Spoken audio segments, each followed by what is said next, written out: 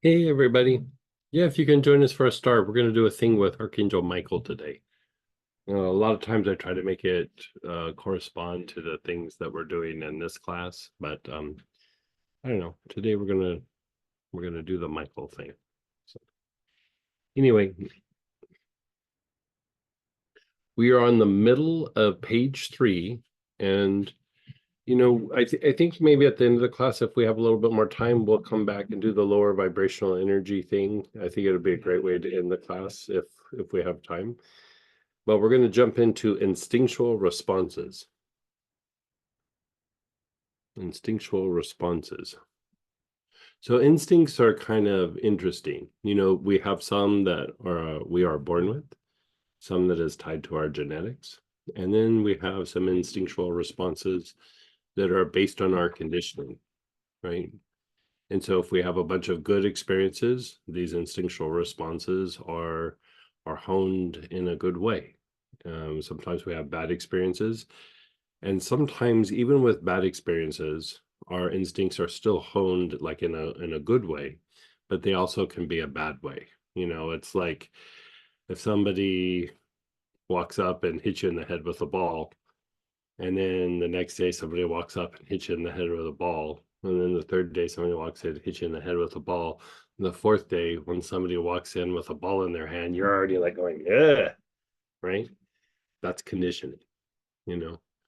And things that happen in society, even in management styles in the workplace, in the corporate setting, sometimes there is a kind of conditioning that's put forth to, you know, have people be afraid or have people super stressed out, or it's usually more fear. Like, you don't do this, XYZ happens. It's a way to try to maximize performance in their heads, I guess. And even if you think about like things in society, marketing, politics, you know, that's not a conversation. It's usually trying to stimulate some sort of response. That thing about trying to stimulate responses is tied to they're trying to stimulate instinctive responses, survival oriented responses. So, with that, regardless of where we think we're at in our lives, there's been some sort of negative conditioning, be it that it's um, been directed at us or just in society in general. Like say you grew up and people in your family are like, you're never going to amount to anything. You're not going to do this. You're not going to do that. Oh, so and so, they always do whatever. And pretty soon, without really thinking about it, you start kind of playing the role, you know, you start playing the role. And in psychological situations, like when somebody thinks they're going to be abandoned, like there's this thing called a self-fulfilling prophecy. They treat everybody like they're going to abandon, and they kind of push them away and defend themselves. And eventually what happens is the thing that they're afraid of, or the thing that they're trying to avoid, is actually the thing that is what happens. But it's because they were they had a hand in that creative process. Like sometimes those instinctive responses, or the need to try to avoid something so hard, we end up producing what it is we're trying to avoid. And this is a lot of instinct. And instinct is, again, automatic behavior, automatic thinking. It's not that the person chooses it. It's not that you have a feeling that you're acting on. It's just a triggered response that just happens. And we'll be going deeper into this, like how to unwind these triggered responses, um, in the healing spirit class. Like, basically the idea of enlightenment or being awakened. The question that I was posing a few weeks ago was like, if you're becoming awakened, what are you awakening from? Right. And the awakening is you're awakening from your instinct. You're awakening from your instinctual responses. You're awakening from the automatic behavior, the automatic thinking. We all have them. Like it's not like, oh, do I have them? Do I not have them? Everybody has them. As long as you're in a body, you are not getting away from them. But you start to process them in a very different way, right? So here, let's do a little bit of this. So in the first application, black cumin, frankincense, German chamomile, ginger, milfoil, myrrh, yarrow.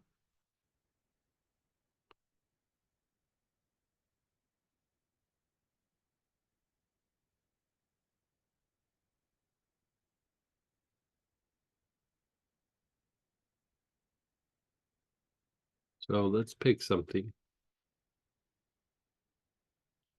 And then when you have it, let's begin inhaling with your awareness on the heart.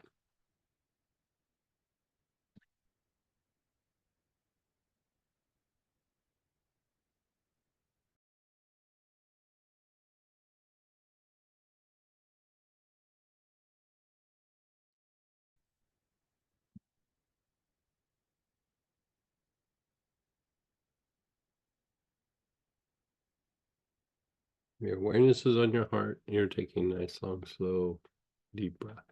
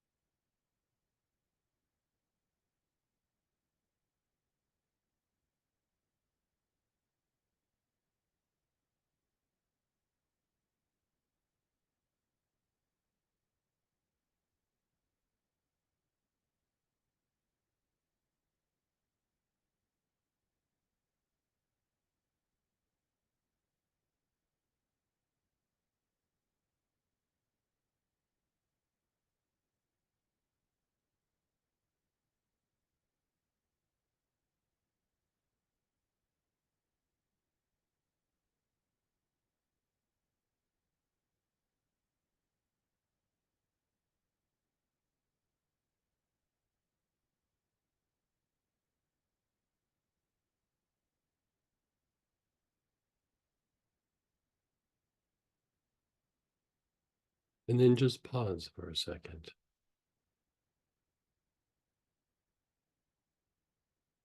Your awareness is on the sex chakra, where the sex organs are. Don't start inhaling yet. Just be aware of your sex chakra.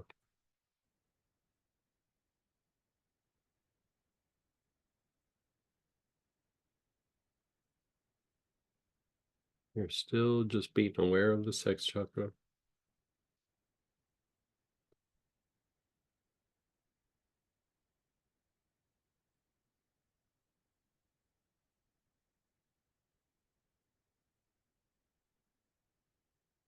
Begin inhaling with your awareness on the sex chakra. Nice, long, slow, deep breaths.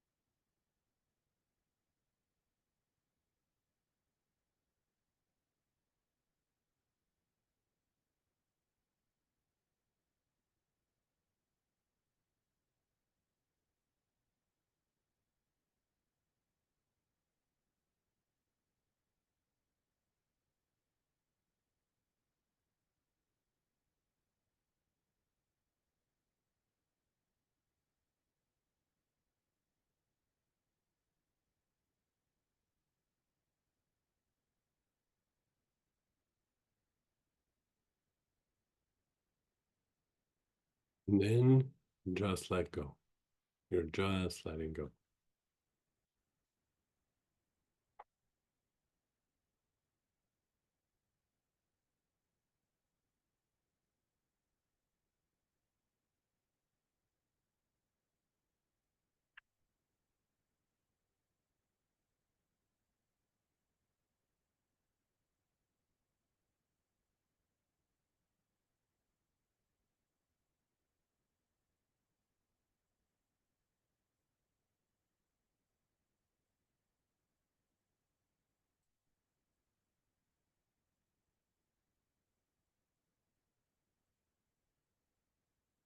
Your awareness is on your temples. Don't start inhaling yet. Just your awareness is on your temples.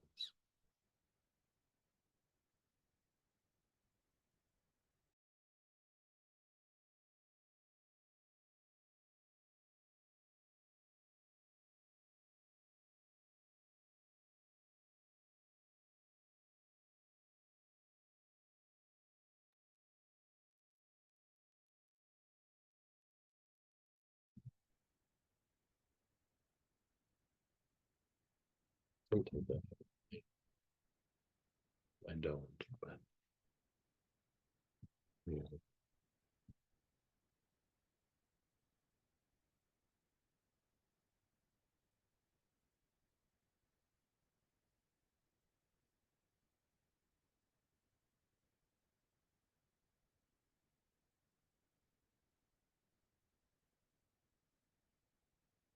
You're inhaling with your awareness on the temples.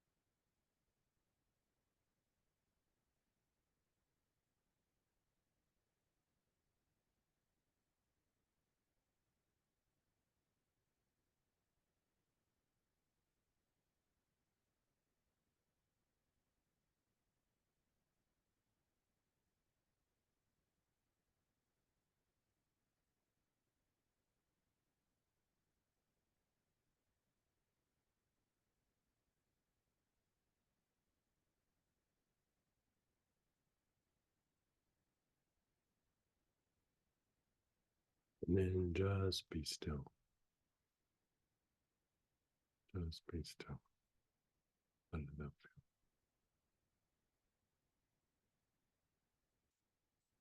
Yeah.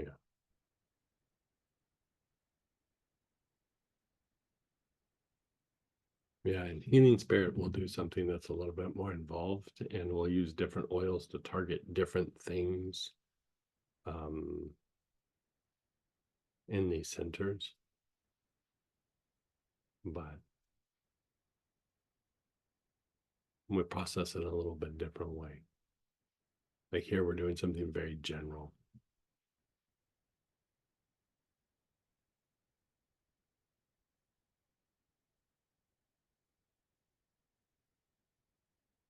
Again, your awareness is on your heart. Don't start inhaling yet. Just let it be on your heart.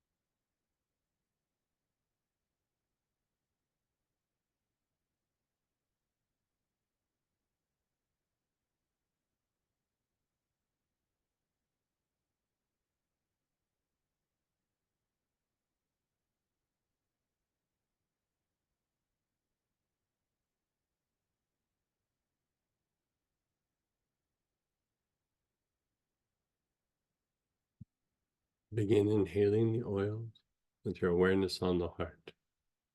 Nice, long, slow, deep breaths.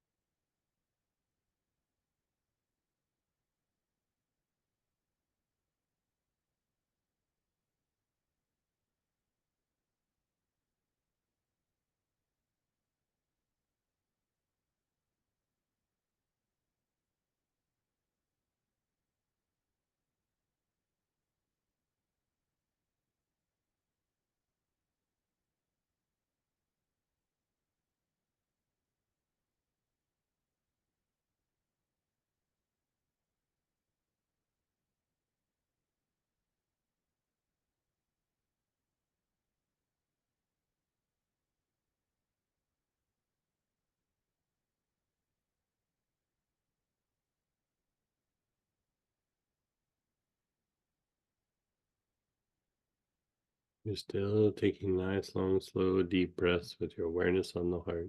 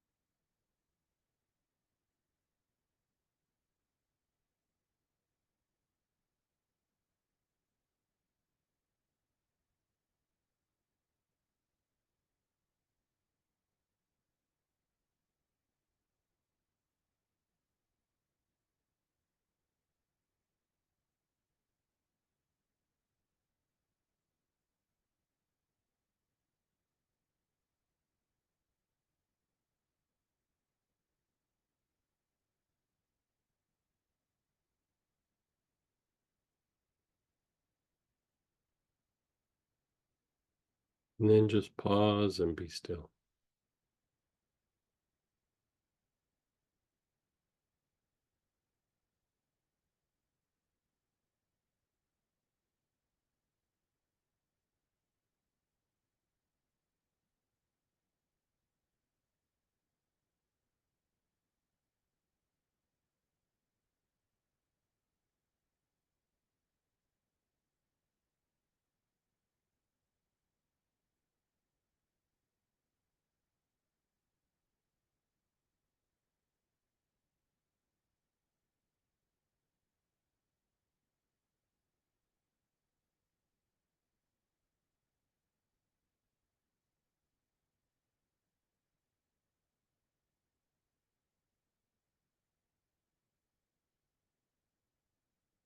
Your awareness is on the sex chakra. Don't inhale yet. Just put your awareness on the sex chakra for a moment.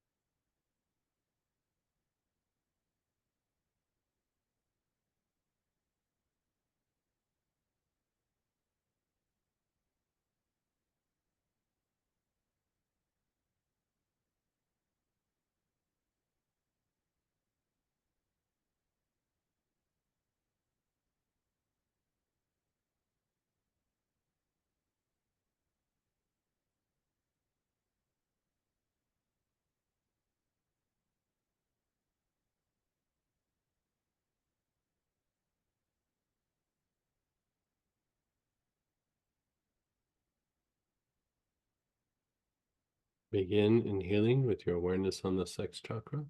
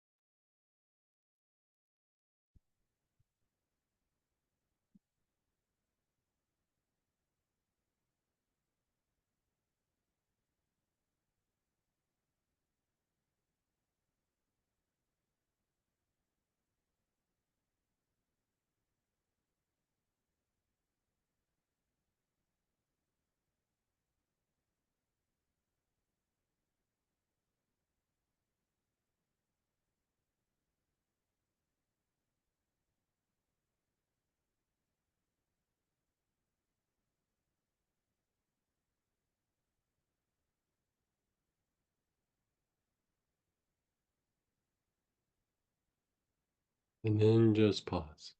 Just pause and be still.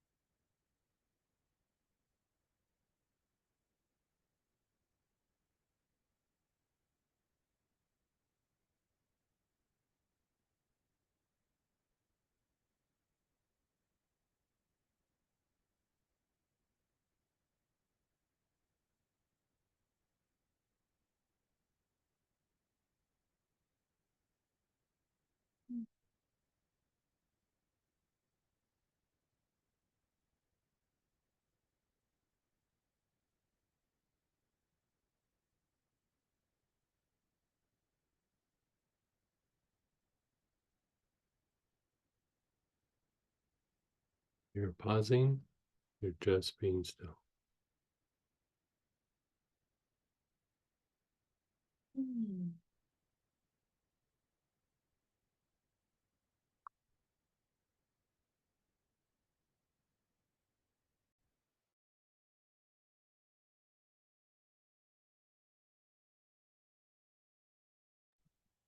Let's do awareness on the temples. You're not inhaling, you're just doing your awareness and attention on the temples.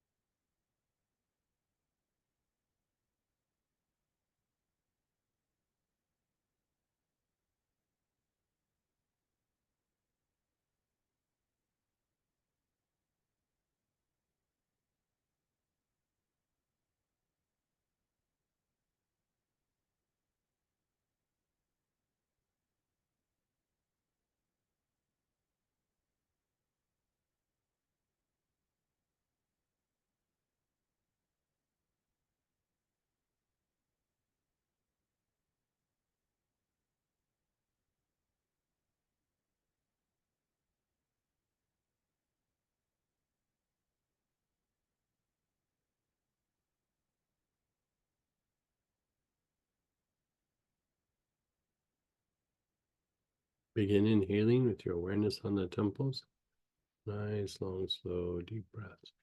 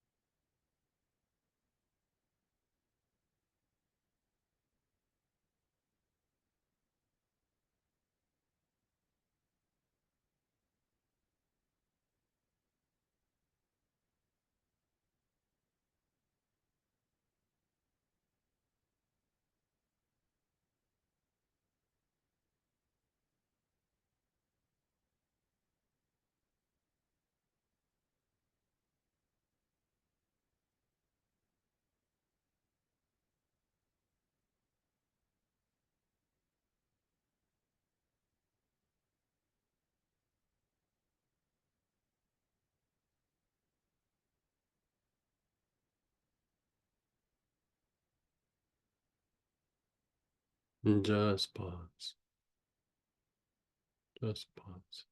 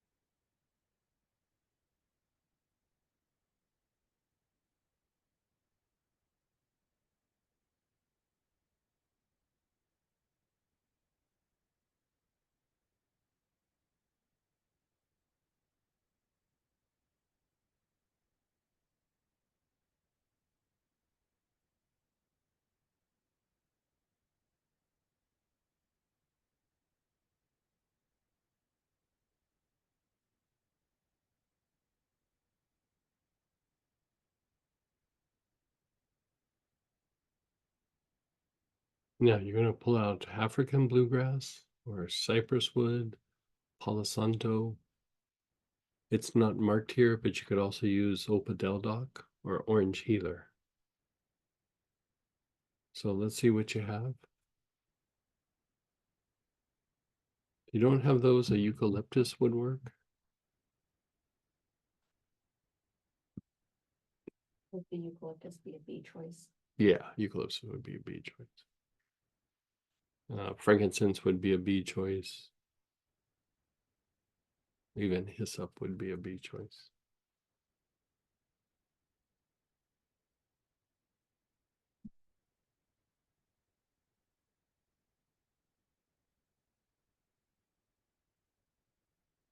So then this one was the last one. So, Frankincense is a B choice.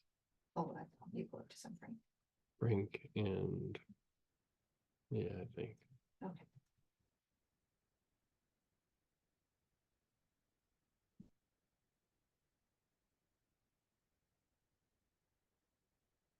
And then Opadeldoc and orange would be Yeah, A. put those on B.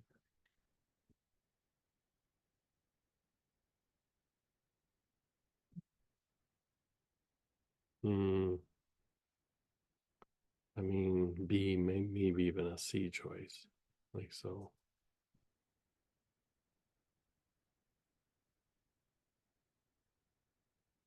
But if that's all they have, that's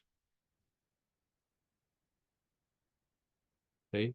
So here we're going to do the 4 quadrants of the aura, but we're only going to do it from the hips down. We're wanting to clean up that lower aura, right? So you're going to start with the left side of your body at the top of the hips, all the way down the left leg to the bottom of the left foot. So your awareness is on the left side, from the top of the hips all the way down to the bottom of the foot. Start taking nice, long, slow, deep breaths with your awareness on this area.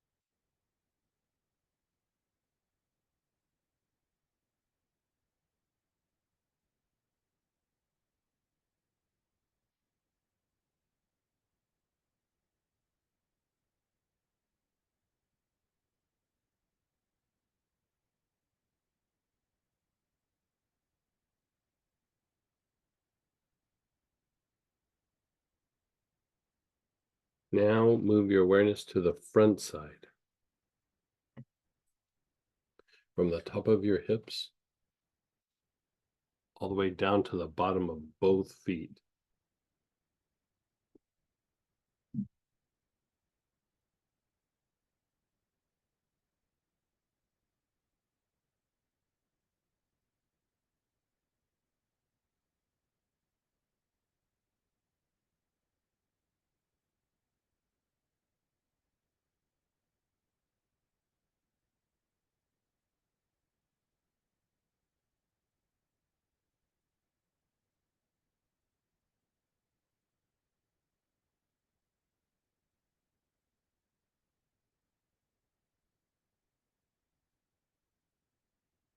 Down the whole front side, top of your hips down to the bottom of both feet.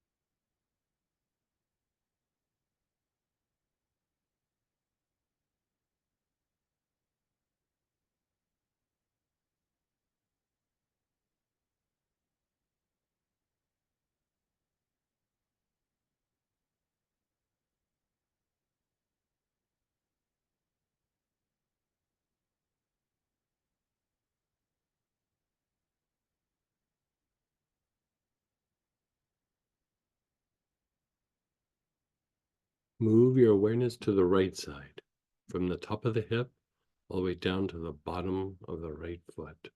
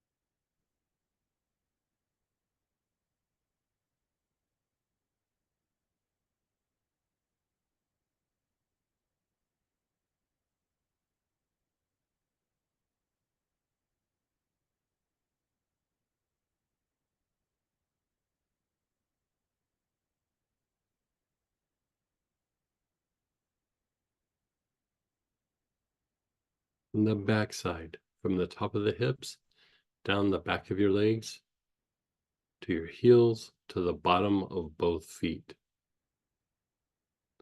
Nice, long, slow, deep breaths.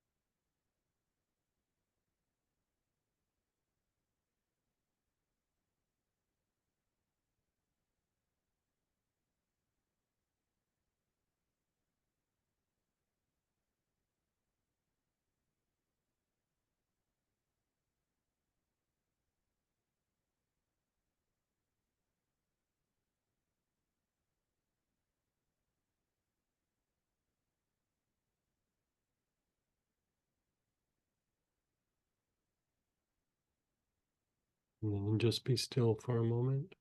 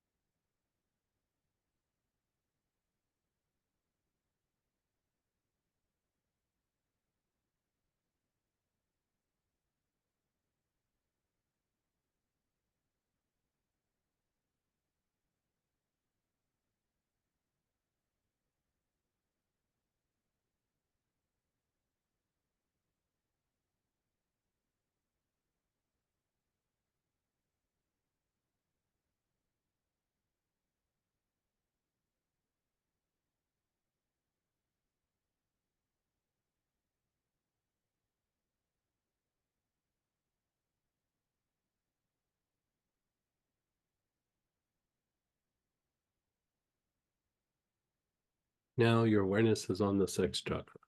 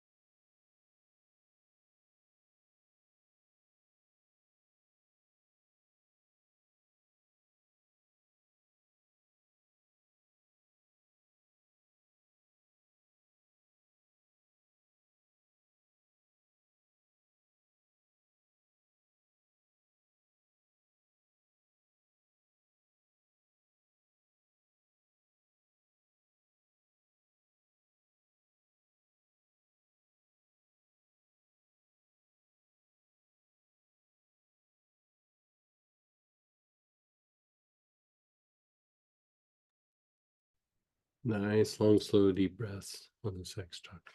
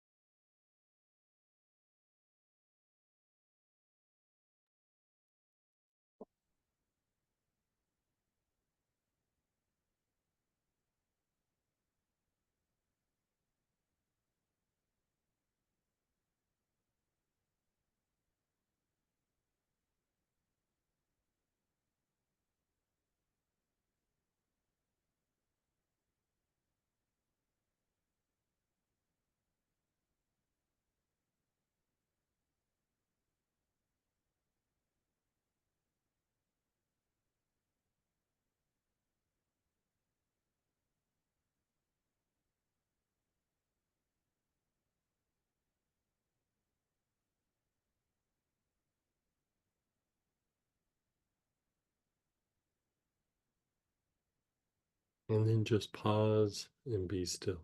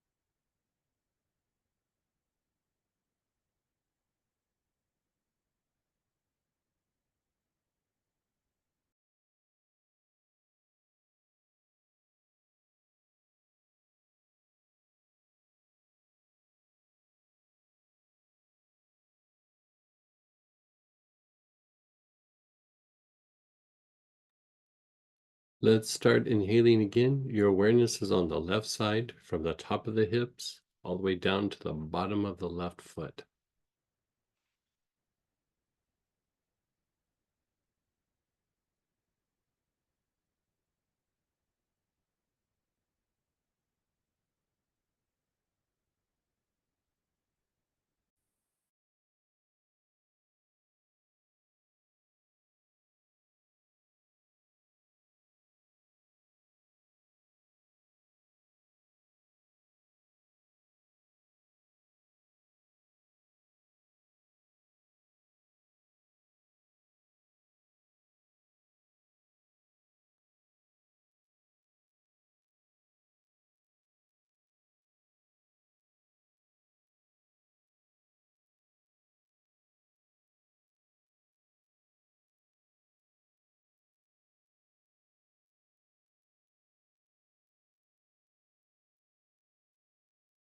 Your awareness is on the front side, from the top of the hips all the way down to the bottom of both of your feet.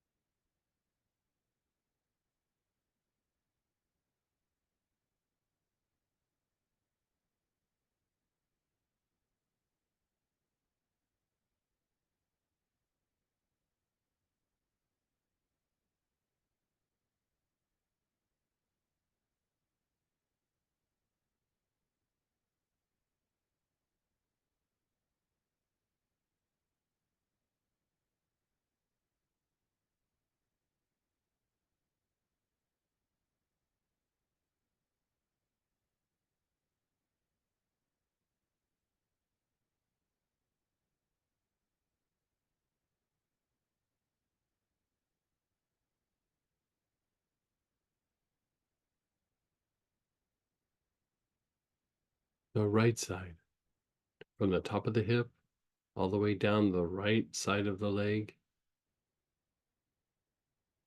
to the bottom of the right foot.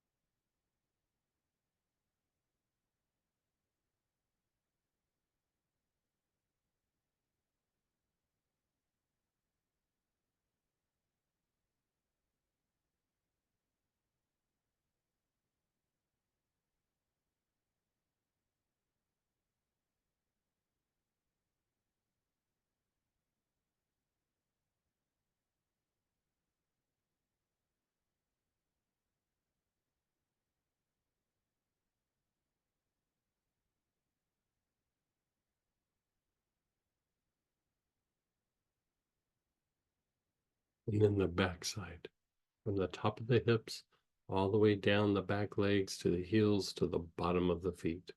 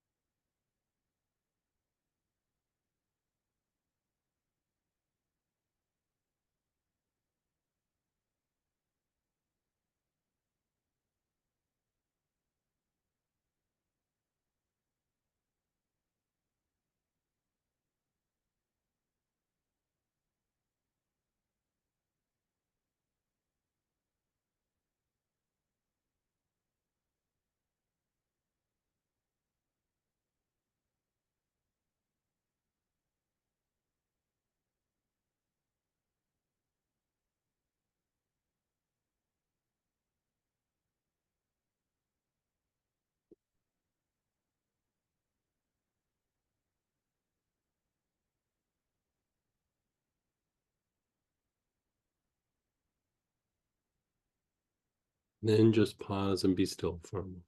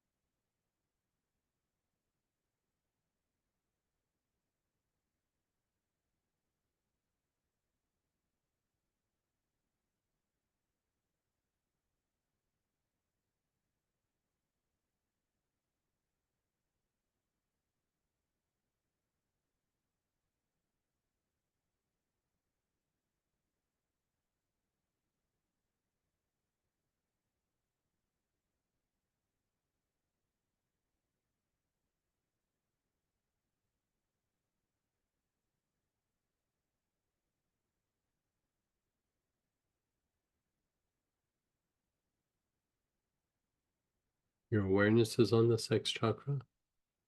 Just let it be there for a moment.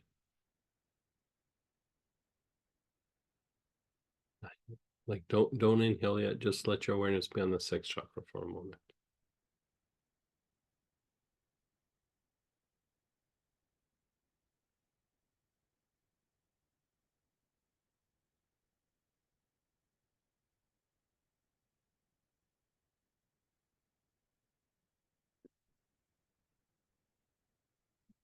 Go ahead and start inhaling with your awareness on the sex chakra.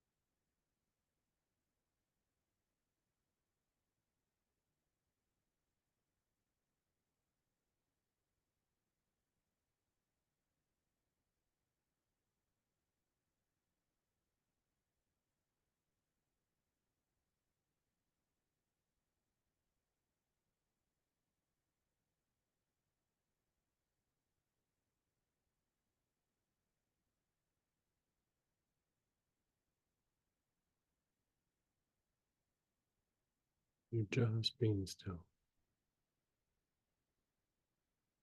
Notice how you feel. How do you feel?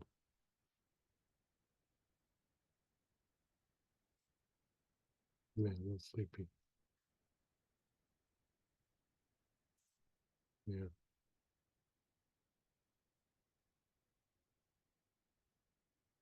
So like in general, this would kind of, you know how like sometimes we get a little triggered by things it would help to unwind that.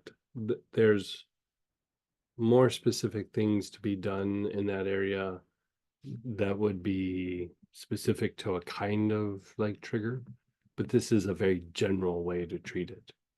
And so anyway, let's go ahead and share experiences, ask questions, process it. You can unmute yourself, you can type in. Go ahead and fire away.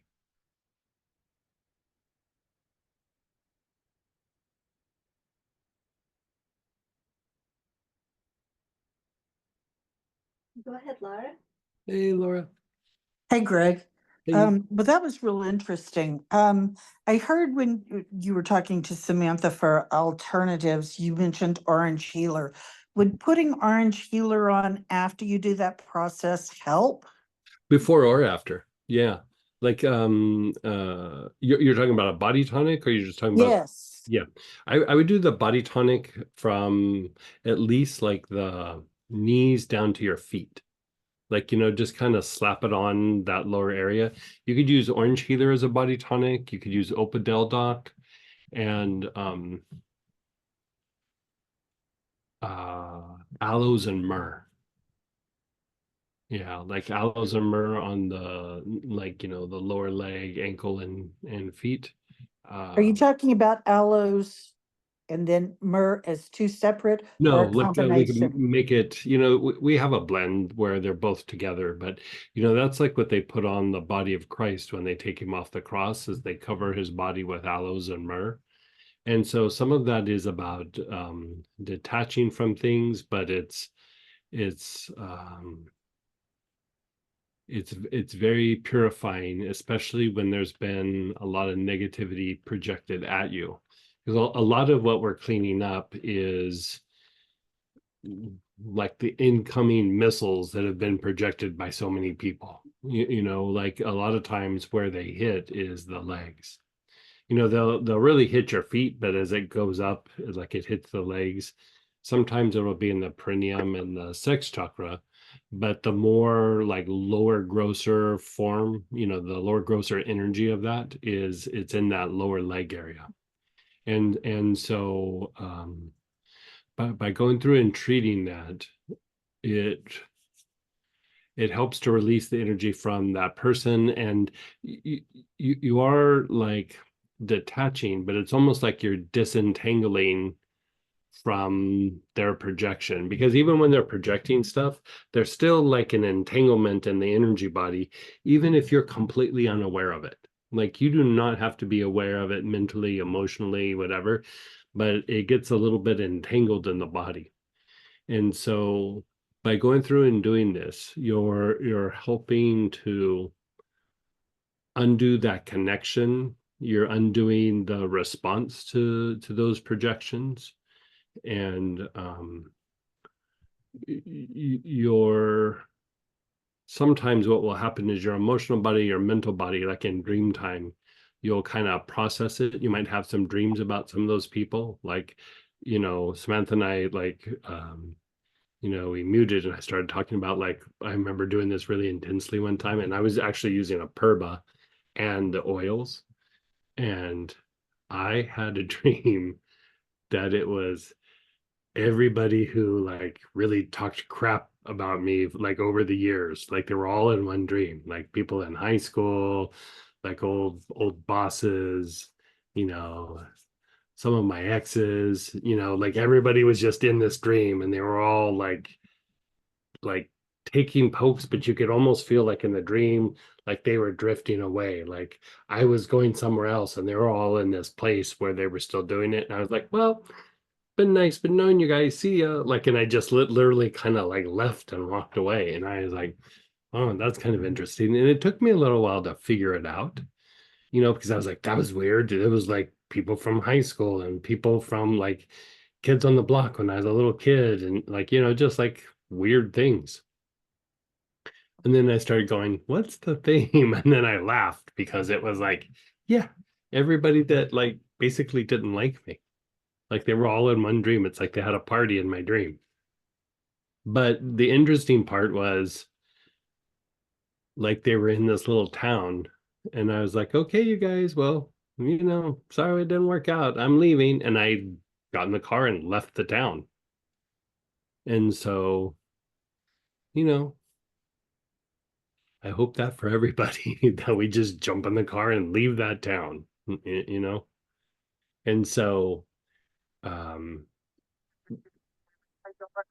any of those will work. Like, in the early days, I used to use sandalwood on the lower leg and the feet, and that works good too. But I think the orange healer, the Opadel dock, the frankincense and myrrh, or not frankincense and myrrh, aloes and myrrh.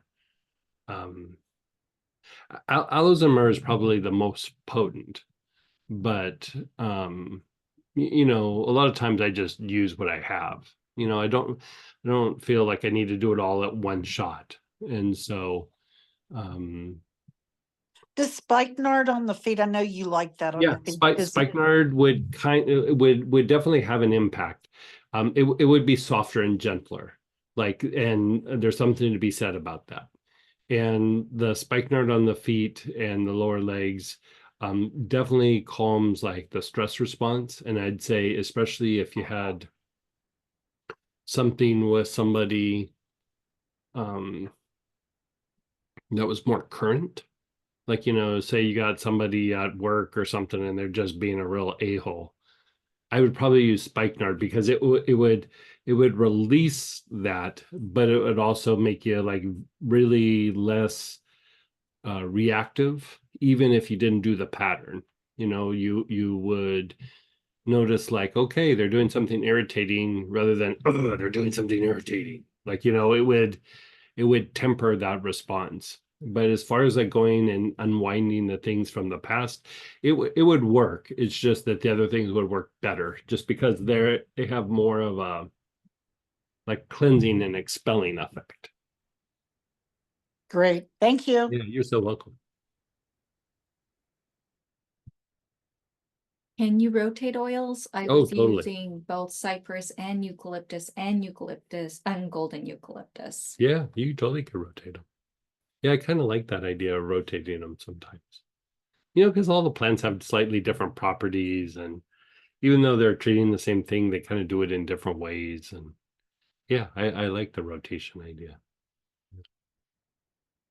Go ahead, Dan. Hey, Dan. Hey, yeah, I had some African bluegrass, so I decided to use that. Hmm. It's really a different one from cypress Oh, wood. yeah.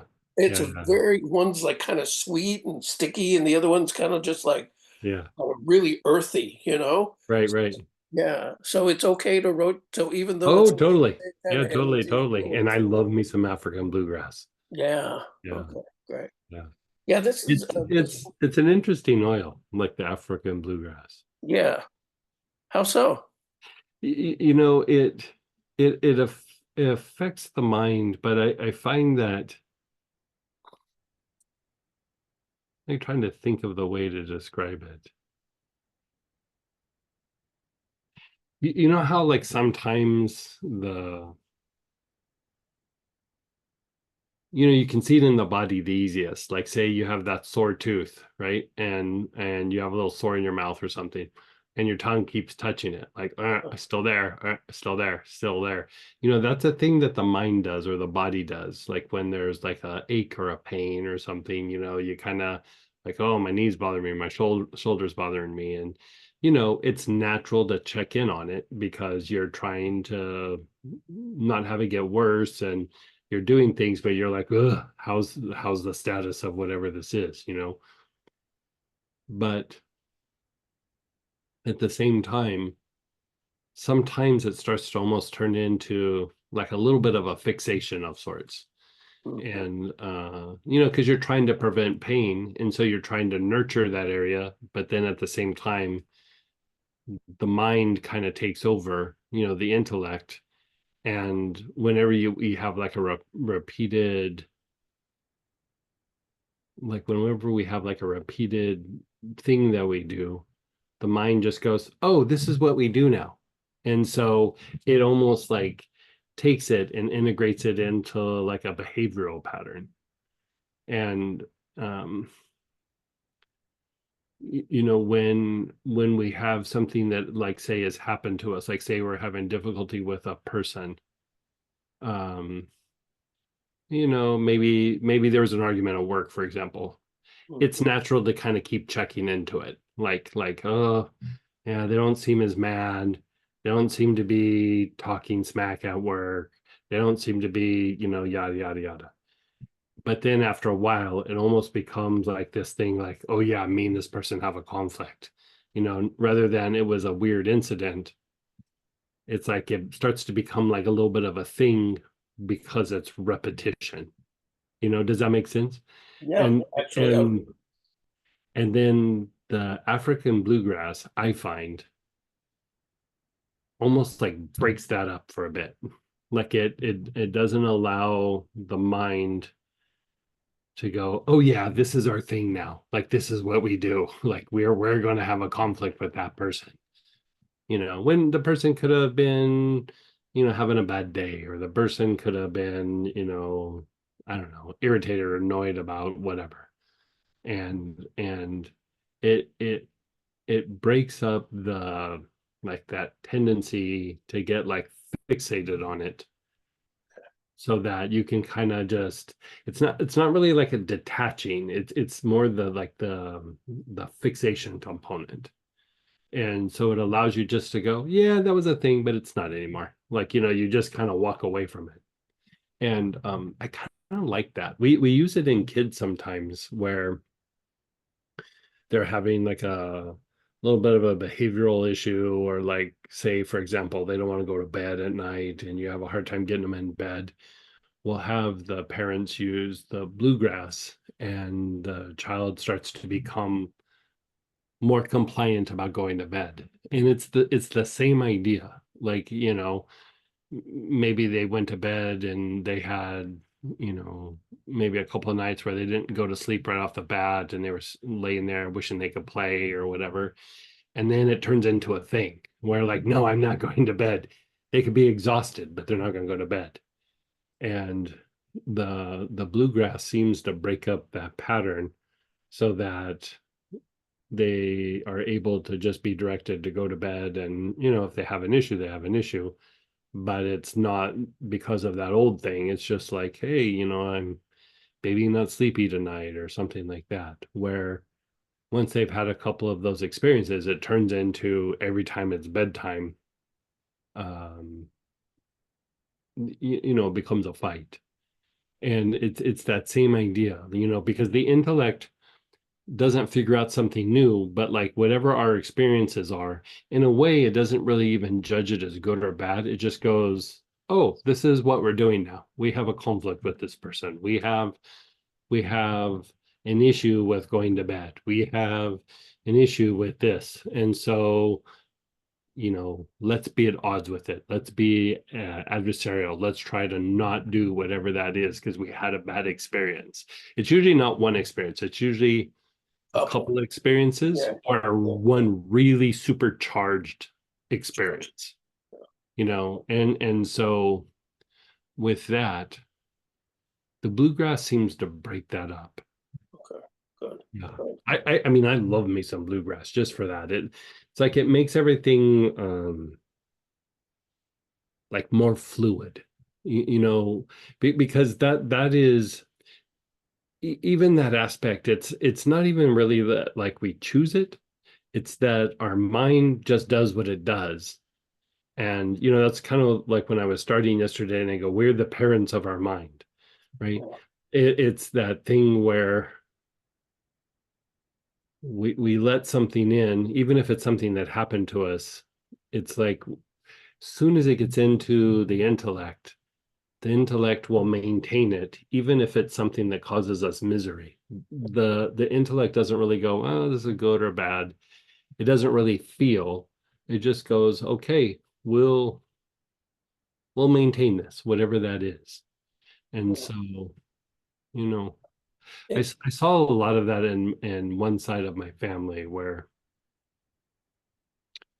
they could hold a grudge over something that was just a weird interaction. Like, say you ran into somebody at the store and somebody said something, and maybe a snotty little comment, that one side of my family, a few people, 40 years later, they'll still grind on that. I ran into him in the hardware store and da da da da, and they said that, and you would have thought it happened 2 days ago, but it was 40 years ago, 50 years ago. And I was like, whatever goes on in my life, I have to not be that person. Like, oh my God, I have to not be that person, you know? And so I don't know that I could have even have put words to it other than like they seem to have like grudges. But like if you look at how like something like that happens, it begins with that fixation, like your tongue touching that sore in your mouth, 2 or 3 times a minute. And then after a while, it just becomes almost like obsessive, almost like a fixation. I don't know that I'd use those words, but that's probably the best that I can come up with right now. But Sounds like an MO. You know, it's yeah. interesting. We're having this dialogue because I'm so kind of on that page right now because Mhm. as a result of like this class or the current thought processes, I've seen how just my thoughts kind of go to this situation, that person, this situation, and I kind of Yeah. Oh yeah. I'm seeing myself. Well, this is how I judge, if you will, or how I Yeah, come up totally. with these. Totally. Yeah, these, Yeah. this is this way, this is that way, that's because of Right. this, because of that. And it's like I get really tired of doing that and being in that kind of frame of mind, Yeah. And I And so the thing that I will say about that, like since you're kind of like really hyper aware of it right now, and because that's what happens for me too, is like I'll become very hyper aware of like that mechanism or that behavior. And I'm like, okay, let's just clean everything up. Because the issue is your mind's always going to do that. Like that is actually part of the nature of the intellect. And so it's not about trying to make it stop. stop that. It's just like I know that it's going to do that. So from time to time, I got to vacuum the carpet. I got to go in and clean the cobwebs out of the corners.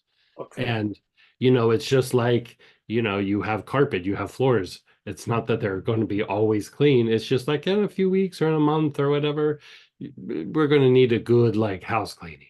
Okay. Because And that's it might not even be that often unless you're in situations where there's a lot of tension. If there's a lot of tension, I do it regular. If it's not so much, I do it from time to time. If there's been an incident with somebody, like you give it a few weeks and then go through and do it again, just go through and like flesh it out.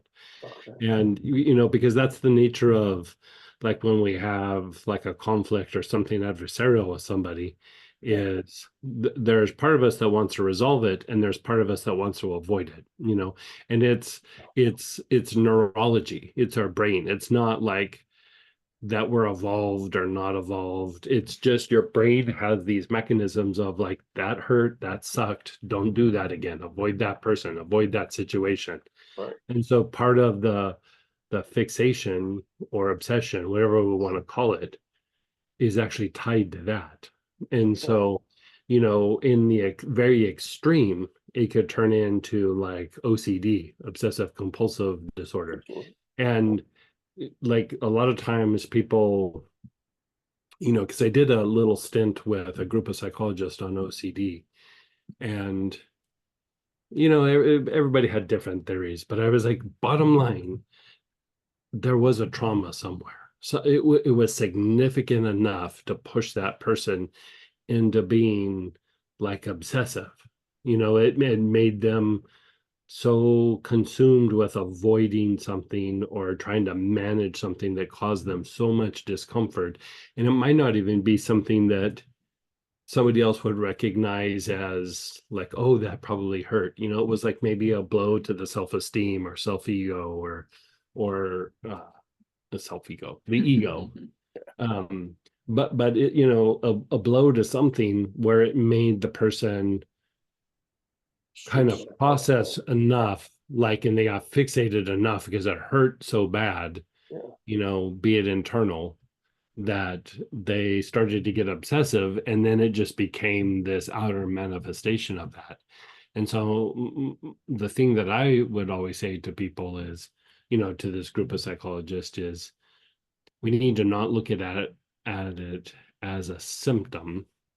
We need to look at it as a trauma and then the effect in the neurology, not a behavioral issue, like not a psychological issue. Like yes, there's a trauma, but it's not like the OCD itself is Okay. the psychology. Like there's just an underlying trauma somewhere.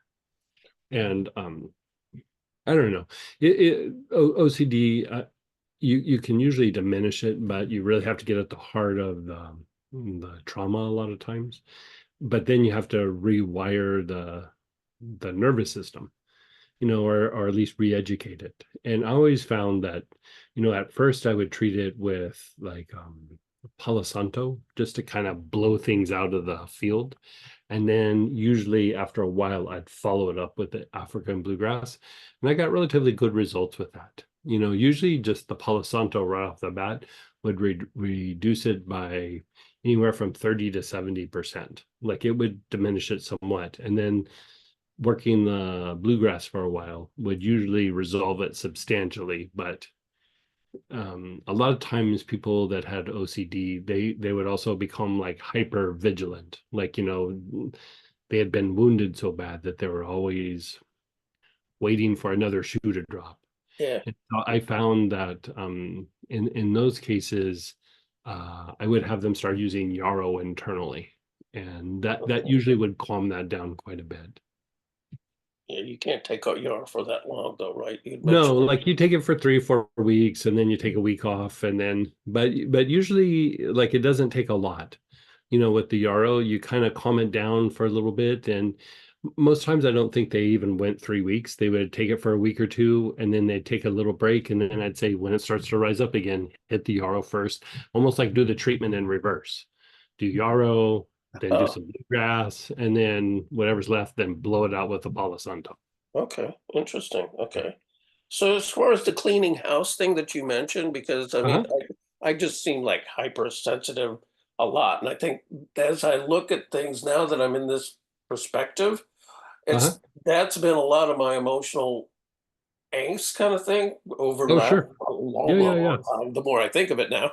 So Yeah, yeah. just as a maintenance to keep it clean, then there's this protocol that we just went through this morning, or what Yeah, else you can can we do this do? protocol. I would definitely for that, I would definitely use the bluegrass for the second part. And for the first part, I would use Okay. I would probably use orange healer or Opadel doc, or if you happen to have the aloes myrrh, you could do that. Like I think it was in a couple of classes or maybe a class. Mhm. Yeah, but So, yeah. If it was a long time ago though. Okay. Yeah, I'm Yeah. not sure if I have the, well, I honestly, if you have orange healer or Opadel doc, just use that. yeah, I just came across, I think the last time you were here, I got a couple of Opodel docs, and Yeah. that's actually pretty cool. I Yeah, did it's that a on my nice wrist blend. for one It's practice, and it's like, yeah, wow, that really made yeah, an impact there. Yeah, yeah. yeah, I like it because it cleans things up, but it relaxes like the diaphragm and the psoas and yeah, sternocleidomastoid. yeah. That's like as soon as you started talking about it, I started smiling. I was like, yeah, this needs some Opadel doc. Yeah, that stuff's really cool.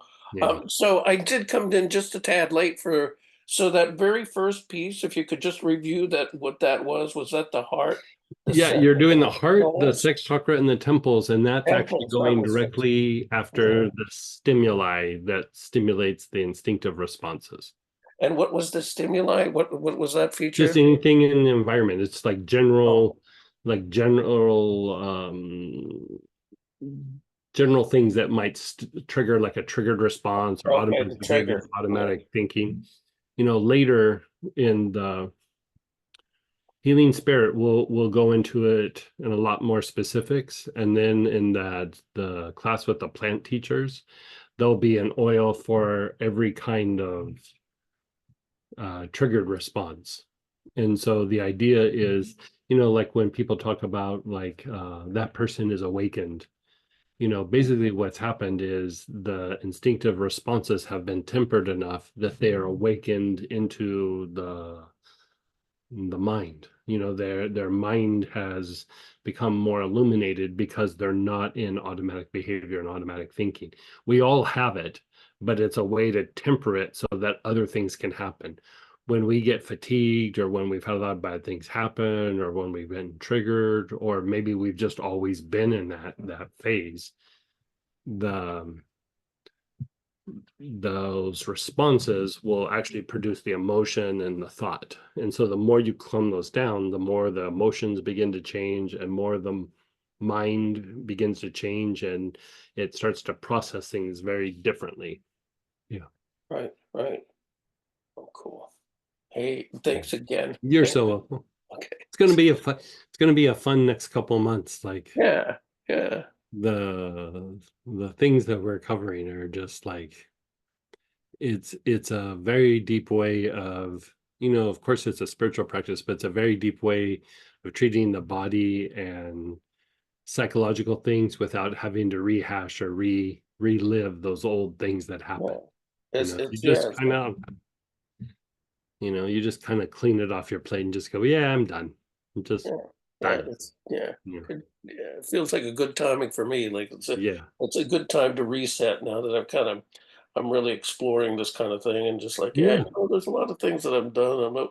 I'm not keen on that anymore. It's not me anymore. So I just want to kind of move on, kind of thing. Yeah. And if you think about, like, you know, just like how we talked about it with the mind, is you know, that automatic thinking, that automatic behaving, it's part of our wiring. We're not going to make it go away, but here we're just trying to keep it like keep it calmed down so that it's not hyperactive or hyper reactive. But on the flip side, in a positive way, it is like what you would call a devotional practice. You know, you sit and you think of like a deity, or a teacher, or a set of teachings, you know, even if it's not spiritual, and you just go, you know, this person in my industry is the goat, and I want to be like the goat. I want to be the top of my field, or, you know, some philosopher where you go, you know, I want to live by that philosophy, or, you know, whatever it is. The more that you reflect on that, it also generates that automatic thinking and behaving that then affects the heart and the mind, but in a way that you choose. You know, like you're choosing, like, I'm going to be devotional to Christ. I'm going to be devotional to Padmasambhava. I'm going to be devotional to Rama. I'm going to be devotional to a particular guru or Swami. I'm going to be devotional to, you know, because sometimes the the spiritual practice for some people is actually in business. You know, there's people who are just doing business, but there's people who are really refining themselves in their craft, in their field. And you know, you see them like working the virtues, and you see them like applying themselves and refining themselves and pulling things forth. And you know, I think we get so caught up in a spiritual practice, it has to be about like a deity, but you're just holding space for something bigger than you, something greater than you. And anytime you're doing that, you're tapping into more of your true nature, like the Buddha nature, the Christ consciousness, whatever that is. And it doesn't always have to be sitting, you know, doing a mala, chanting mantras while doing your spiritual practice. It can be very, very different ways. And so that idea is to harness that devotional component on some level, so that you're cultivating something that's bigger than yourself. Yeah. Wow. Yeah. Right. Yeah. I'm seeing it. I'm seeing it. So yeah. And it's not like to the company or something, it's more like an inner drive, like you're filling an inner need. You Right. know what I mean? Yeah, it's kind of more on the path and on the journey as opposed Right. to just yeah, Yeah. just yeah. Yeah. Yeah. Wow, thanks for that share. I Yeah, appreciate that. And then go ahead, Teresa, then Laura. Hey, Hey Greg.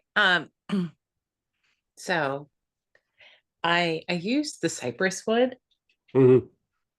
and then I got up and moved around and I almost like have a knot in my back. It would be like the back solar plexus. You have a knot? Is that what you said? Well, it doesn't feel like a knot. It's almost like there's all of a sudden, I have not experienced this before, but like maybe tension. It, yeah. It's on the You're spine. yeah, you're letting out a bunch in the back solar plexus. So if the cypress wood kind of stirred that up, let's have you use something that's a little cleansing, like chocolate root cleanser or Opadel Doc or orange healer, something Okay. like that, and just put your awareness either on your whole body or on your back solar plexus and just blow it out. Yeah. Okay. Yeah. Interesting. I just put some Opadel Doc body tonic on it. Mhm.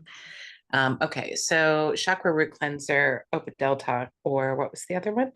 Orange healer. Okay, great, Yeah, perfect. yeah. Thank you. And then keep me posted. Yeah, I will. And then I was going to ask a question that kind of, oh, it brought up. So I've been using the yarrow tincture. Is there any Mhm. restriction on how long I can use that? I'd use it for 3 or 4 weeks and then at least take a couple of days off or something. But you'll notice you probably don't use it every day. Like I use it every day for a little while, but then I start like, oh, I'll do it a little later or something. And Okay, so even if you just do a day or two break in there, that's enough. okay.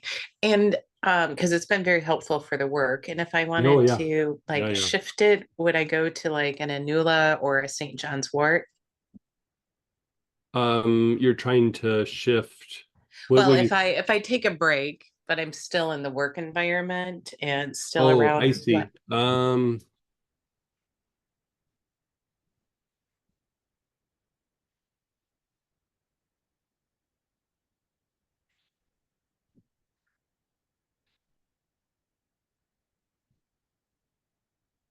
And are you using Melissa at all? yes, I have Melissa, and I the three combos that work really nicely together, like throughout the week, is Melissa, Blue Lotus, and Yarrow. Yeah. Okay.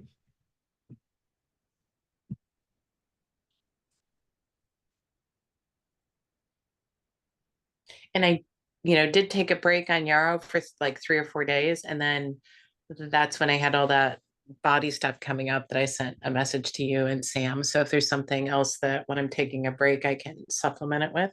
Yeah. Well, let me see here. Maybe spikenard. Okay, spikenard, You could do the essential tincture. oil or tincture, however you want to do it, but Okay, like internal. internal. Okay, Yeah, yeah, super. yeah. Thank you. You're so welcome. And go ahead, Laura. Hey, Laura. Hey, this is just a quick follow-up on the African bluegrass. When you're working with children, how do you play it to their wrists? Do they inhale? What do you Um, do? we either do a couple of things. We either have them like you could put a drop or two on their wrist, or put like a few drops in lotion and then like rub it on their chest or something like that. But a lot of times we'd have the parents like just diffuse it in their bedroom. Okay, a friend has a child that there's been a lot of agitation in their life recently. So would you also get something with the bluegrass like lavender or something to just calm? Um, yeah, let me look. It's become a 4-year-old toileting issue. Okay.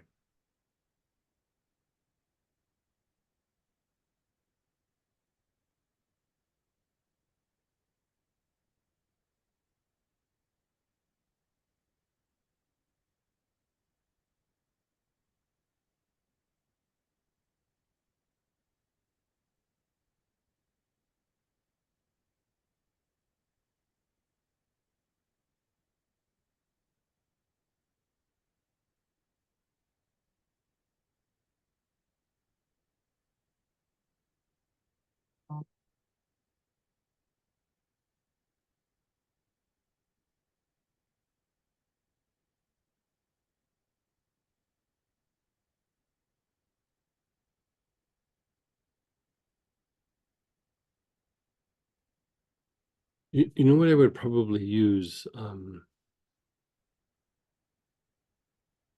is Tolu balsam. And the reason being that the Tolu, like if we look at it from a physical point of view, it's like one of the things that you would use for this thing called croup, like where the windpipe kind of shrinks and the muscles around the windpipe get real tight and it closes down the the airway, and the child has a hard time like breathing and they get this like weird cough and everything. And but if you look at the mechanisms of what it's doing, is like when you have airway issues like that, it throws off the neurology in the body. And Tolu's not just good about opening up the airway, but it helps to regulate the neurological processes. And so if you look at that child, they have like bronchial spasms, and there's already some constriction in the neck and throat. And that is a physical issue, but because it's affecting the breath and it's affecting the neurology, it's turning into like a behavioral issue. And so the combination of the African bluegrass will help the child not be so fixated on the conflict of whatever it is that's going on, but the Tolu balsam will calm down the physiological response so that the body's able to calm down and not just engage in the behavior.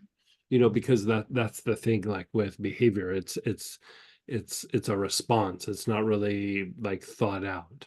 But the more that it becomes a conflict, it's like the behavior becomes greater, the fixation becomes greater, the neurology starts to really engage that conflict. And so it becomes harder and harder. And so you're almost like trying to unwind it so that you can redirect the child at some point. And so like the greater that the conflict was, the more that the neurology has like gotten ingrained, or there's that old saying, nerves that fire together are wired together. And the more that the behavior and the neurology are firing like that, the more they kind of get wired together. So then anything that kind of triggers that kind of behavior, they go into that adversarial or that defensive, whatever it is, they go into that behavior a little bit more. And so that combination is a good way to unwind that issue so that that child can then be redirected and then doesn't carry it on into other things, because sometimes that's what happens, is we end up carrying it into other things. And it's not even so much the trauma of, somebody got mad at them or something, but it's just the conflict of like, here they're being trained to go to the bathroom or whatever, or they're having issues with that. And the more that there is a conflict there, the greater the potential for a fixation and a repetitive behavior because of it. And so you're trying to unwind that so that the child at some point can just be like redirected without having to have like something where it's really super at odds. Okay, so would you do the Tolu balsam on the wrist or in a rub also? I would probably do it like a little bit of an ointment and put it like on the chest, and then the African bluegrass could be on the wrist or diffused in the environment. That's how I would do it.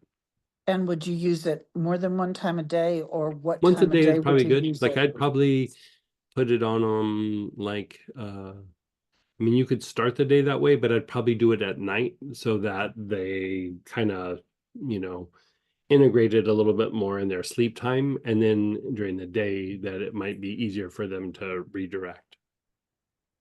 Perfect. Thank you very much. You're so welcome. And go ahead, Denise. Hey, Good morning. Um, I had got some of this yarrow. It's the SPAG. yes, Bajuric. Mhm. Yes. How best to take that, and then would I take a break from that as well? Yeah, I would do it for 3 or 4 weeks. I mean, you don't have to take it every day, but if you end up taking it every day, I'd say take it for about 3 or 4 weeks and then just take a few days or a week off and then go back to it again. But like a dropper full, like I say a dropper full, but I love me 2 droppers at once. Okay. But like a dropper full 1 to 2 times a day. Like if you needed it more, you could do it more, but usually 1 or 2 times a day is enough. But like if I take it, like I'll be feeling fine, and I'll take it and I go, oh, everything just got a little more chill, and like I was already feeling super chill. Like so, times where you're starting to feel agitated or a little triggered, it's a way to calm things down. Like Melissa does it, but in a different way. Yarrow Okay. just does, it's so soothing. And so I find that when I use Yarrow, a lot of times I'm using Melissa as well. But uh either way, that usually will work. Um, thank you. That really is helpful, and Yeah. because it is new to me. All right. Mhm. Have you tried it since you got it? It's sitting on my lap. I just came in. I didn't quite know how to use it. Yeah. So and I wanted to ask about the black cumin. Uh-huh. Because I started with that, and honestly, it almost like made everything dense. I couldn't really cut through things, so I switched over to frankincense. Mhm. Uh, so could you tell me what black cumin is good to use for? Black cumin is very good anti-inflammatory. So it stimulates the healing process in the body and very good for inflammation. So anytime you're dealing with an inflammatory issue in the body, it's good for that. Anytime that there's an area that needs healing or accelerated healing, it's good for that. Yeah. Accelerated healing. Mhm. Okay, I'm really excited to try this yarrow and maybe look into the African bluegrass. Melissa is a really good friend, but I can tell I tend to almost have a pattern after this, after listening and what we've done today. So it'd be Oh, nice we to all got start done patterns. like, yeah, Yeah, be we working all on got some- them. Boy, it's a big loophole for me. Right, So, right. but yeah, Right. thank you so much. I You're so appreciate welcome.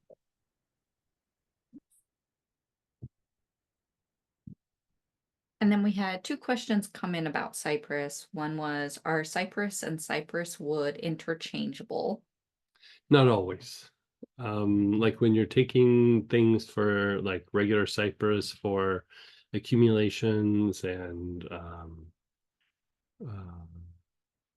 holding on to fluid, like if you had like diarrhea or vomiting, something like that. Um, I would say no. Some of the psychological things, I would say, yeah, they are still different, but they are kind of interchangeable. But for a lot of the physical kinds of issues, cypress would be just by itself there. And that kind of goes into the second question, which is cypress wood the same as cypress?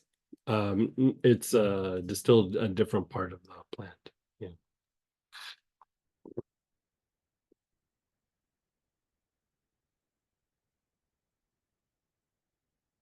Mm. I went somewhere deep towards the end the word anuranga or something like that was spoken to me by someone. Hmm. And then I came back into my body. It could have been Uruwanga, Anuranga. I Mm. Googled it, no idea what it means. Any thoughts? I don't know what it means either. Yeah. I started with Palo Santo and finished with Opadelda. Oh, there you go. Maybe it means you're kind of fancy. You switched over to the Opatel doc, you're fancy.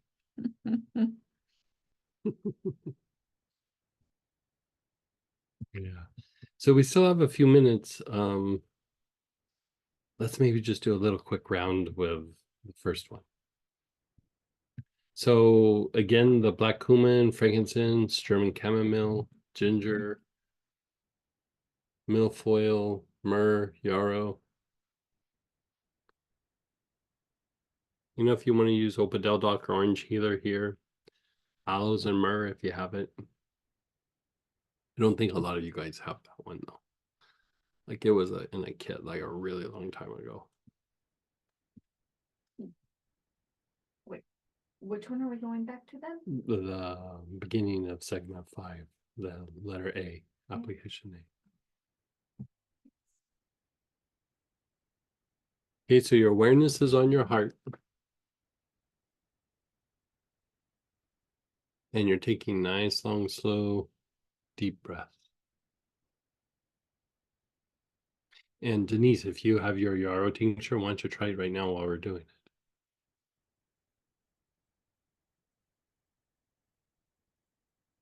Your awareness is on your heart. Nice, long, slow, deep breaths.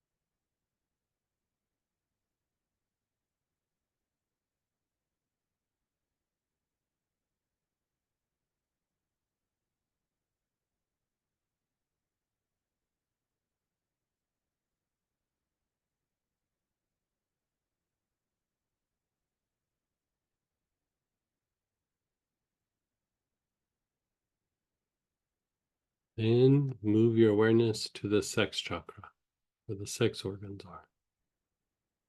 Nice, long, slow, deep breaths.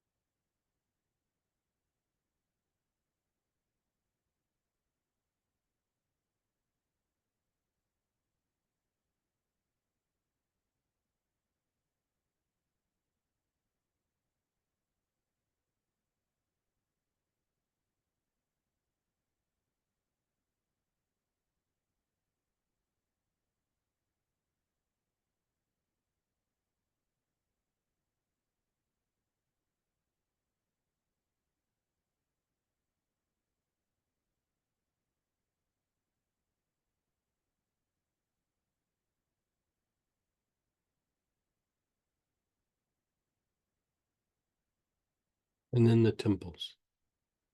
Your awareness is on the temples.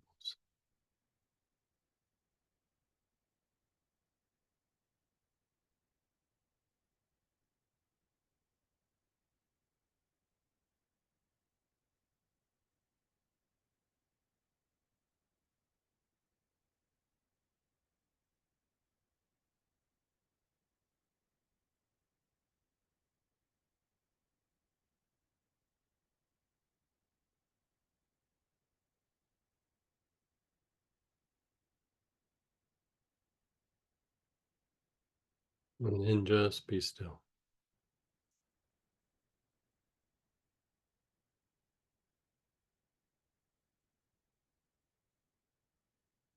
Let's do a mudra just for a minute or two. So your left hand, you're going like so. So this is your left hand. And your right hand is the same way, but pointed down.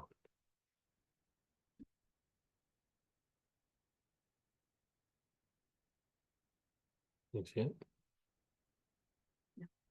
Okay, so it's like that. So left one's up, right one's down. The right one, you can relax down at your side. You don't have to go like this, right?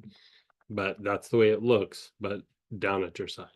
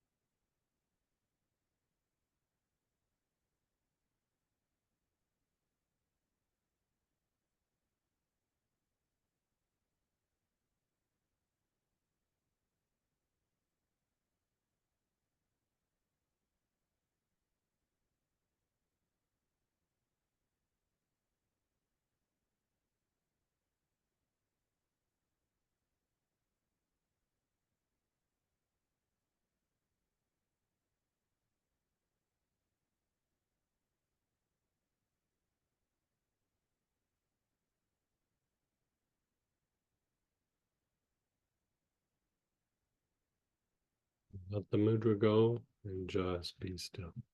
Let it happen.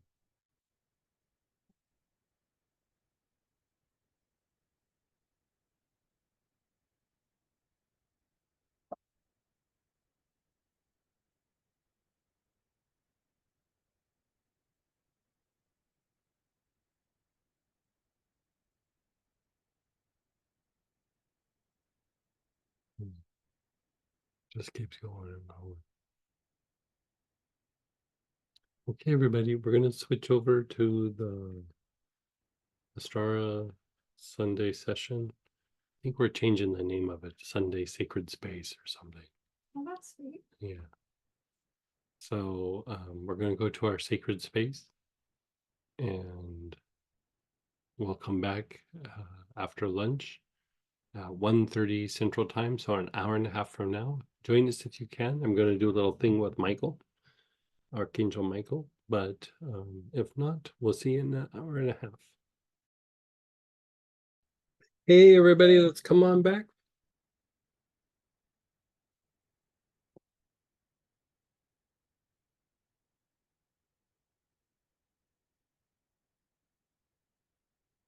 We are at the top of page 4.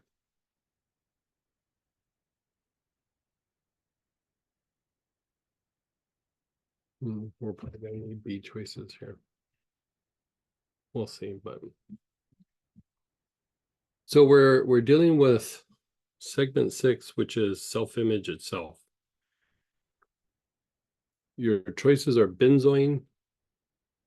If you have saffron, but sandalwood, assemblage point, or self-schema. But I think we'll have to come up with some choices. Um,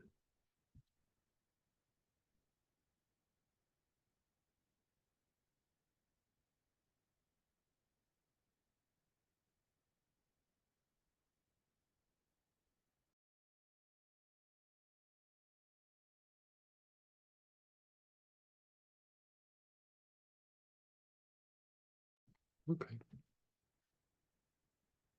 So let's have you just reflect on yourself, the good and the not so good, according to you, not according to other people, but just according to you.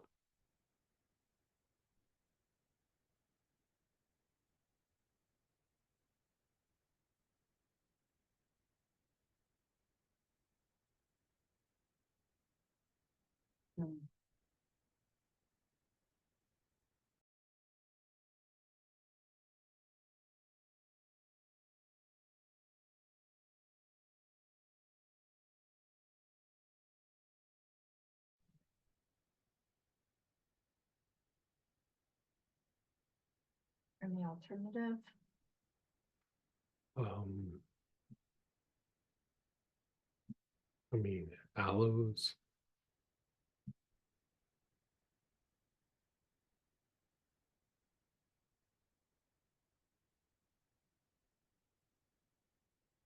Sitka would work.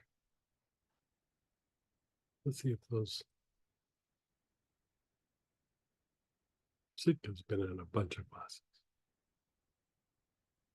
Okay, so you've done your reflection. Let's go ahead and let that go. And your awareness is on your throat. You're not inhaling yet, but your awareness is on your throat.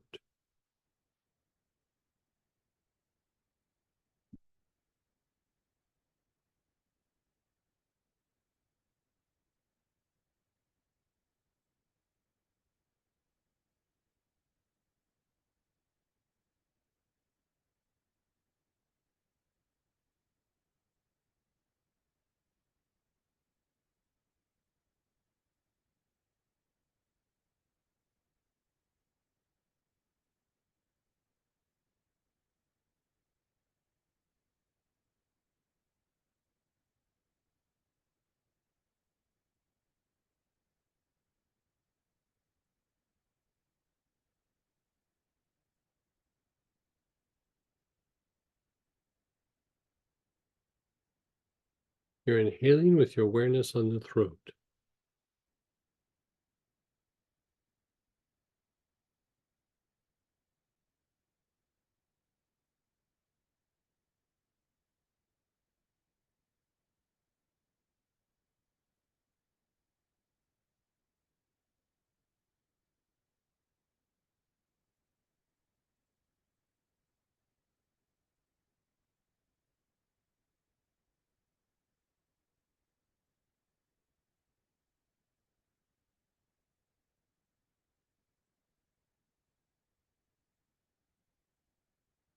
Now you're dropping down to the throat minor, the bottom of the throat.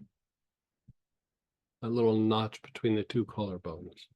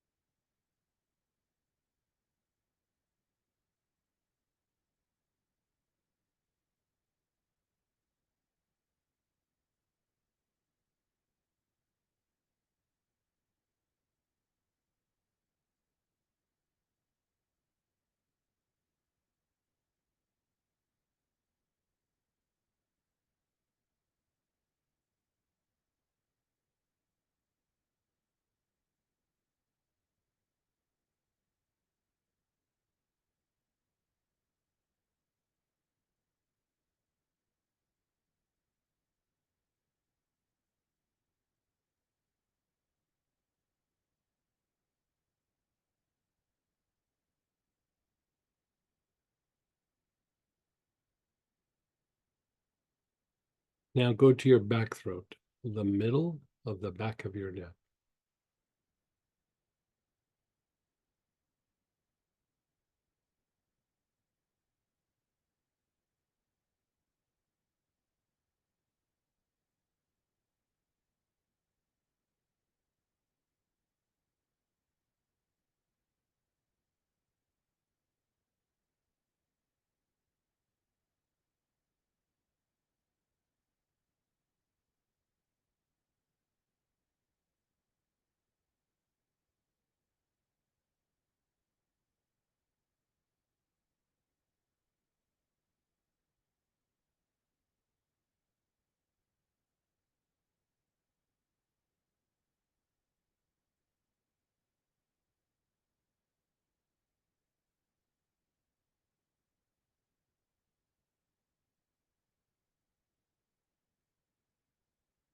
Then go to your jaws, where they hinge in front of the ear.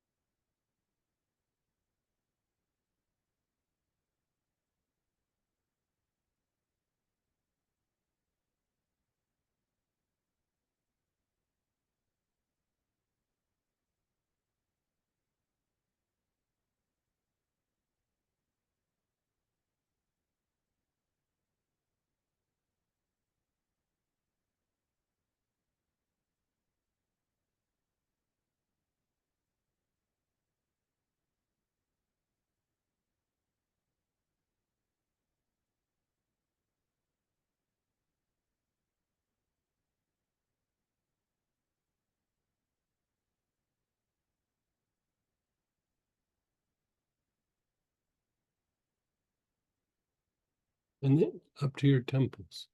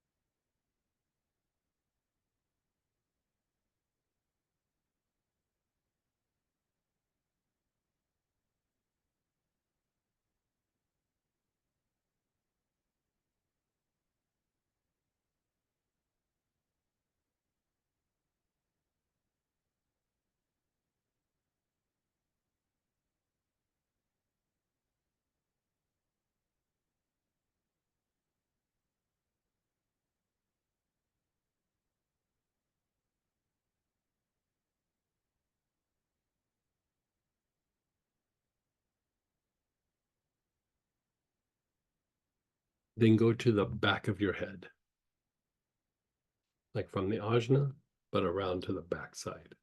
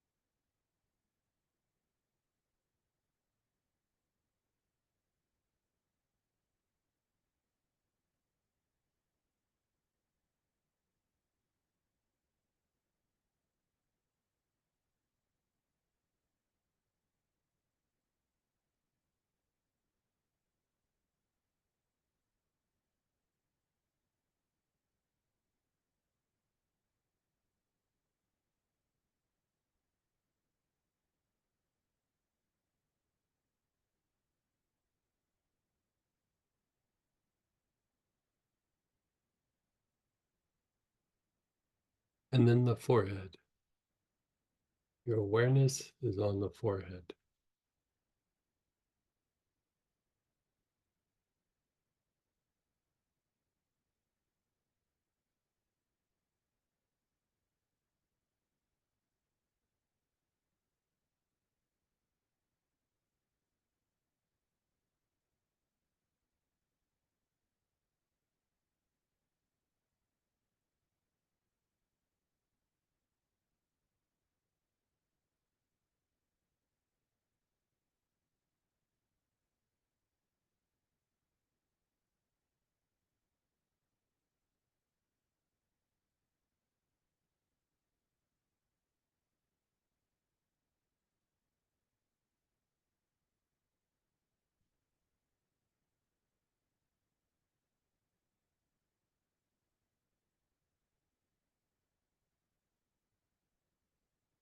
And then just pause and be still.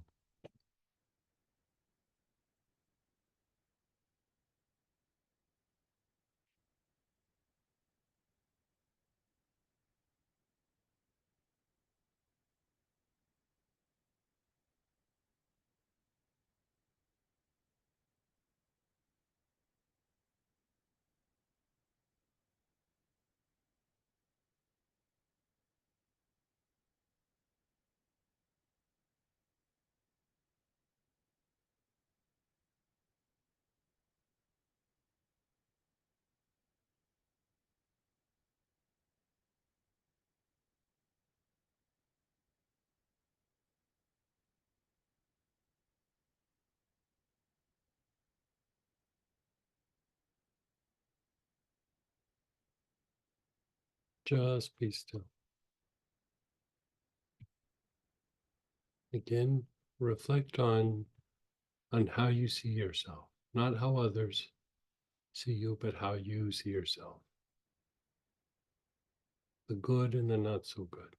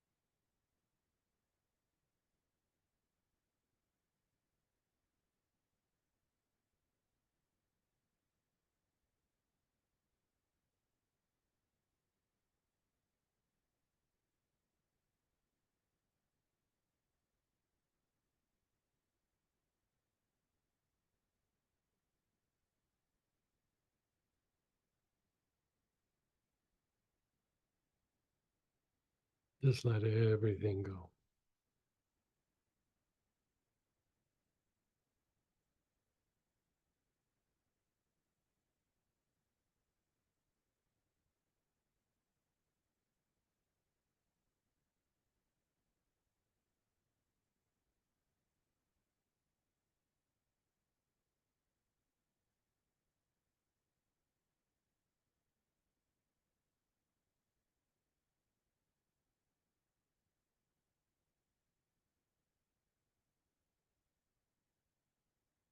Let's do another cycle.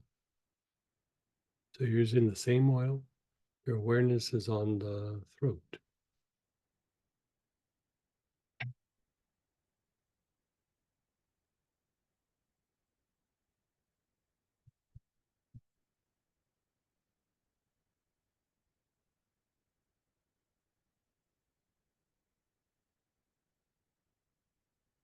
Nice, long, slow, deep breaths with your awareness on the throat.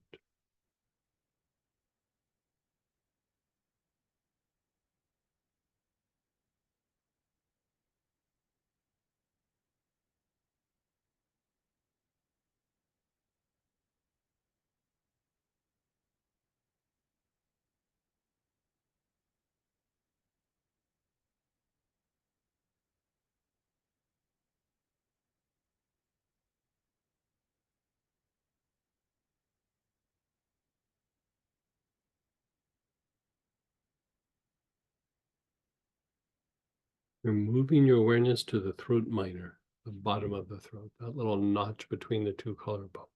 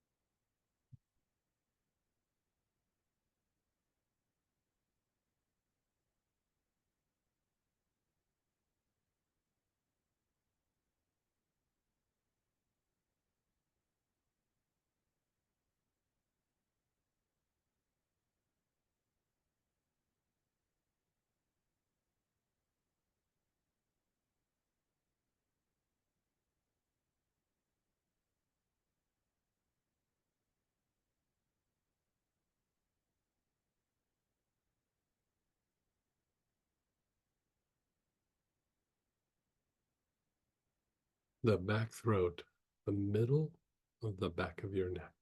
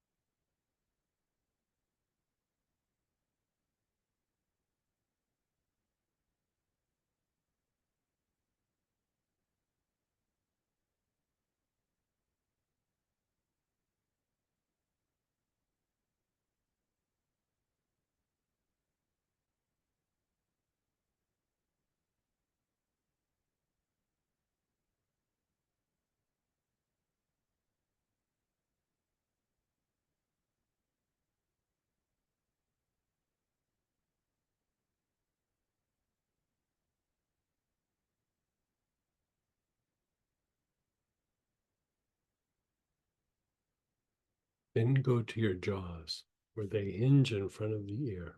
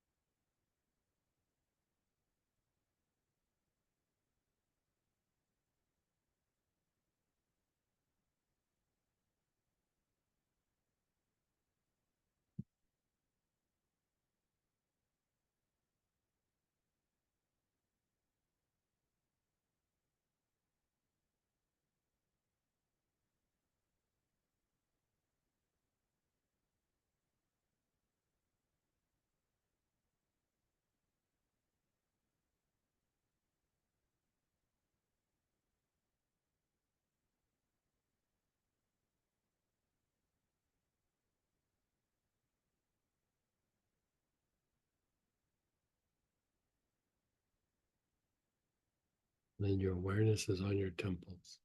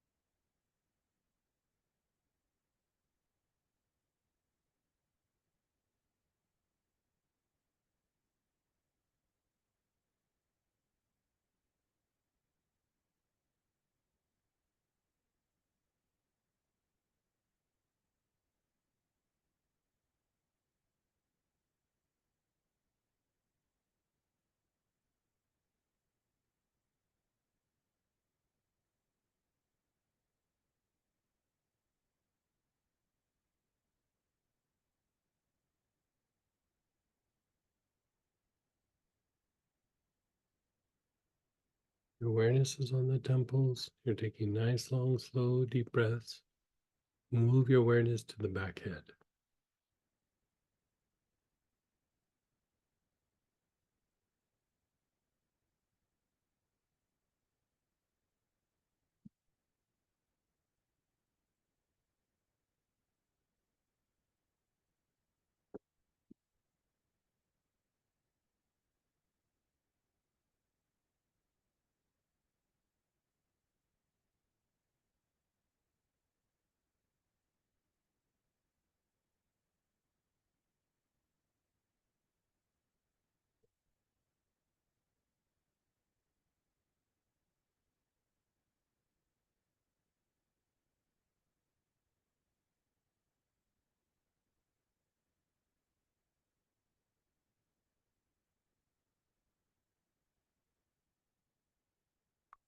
Awareness is on your back head. You're taking nice, long, slow, deep breaths.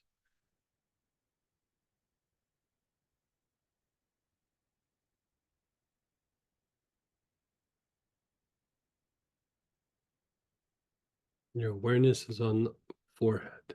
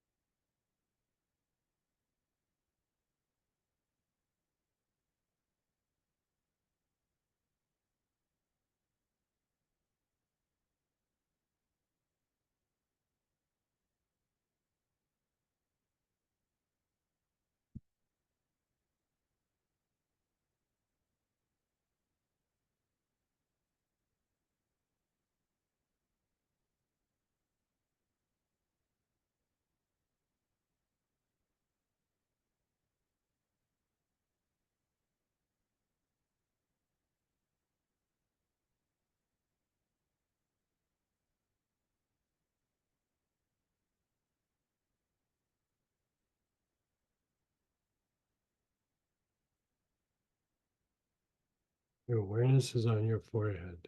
Nice, long, slow, deep breaths.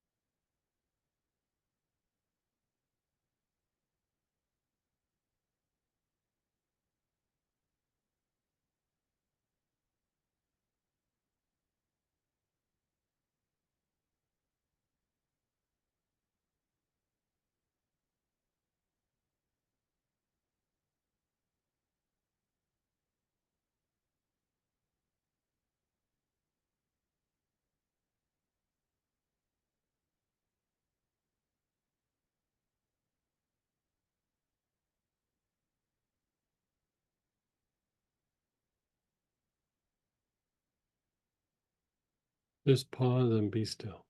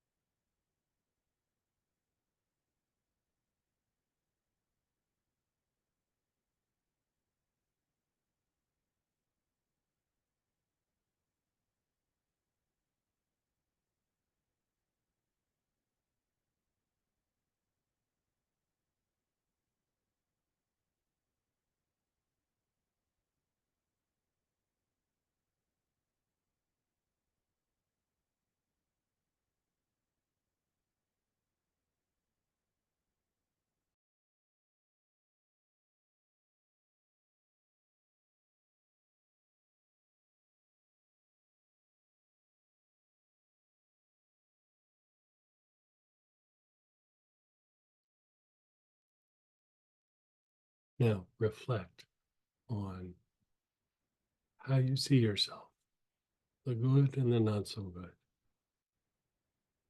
Not how others see you, but just how do you see yourself?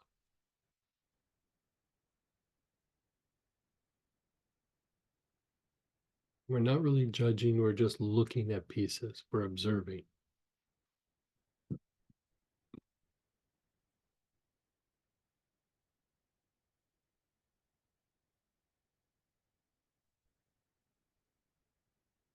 What does this mean?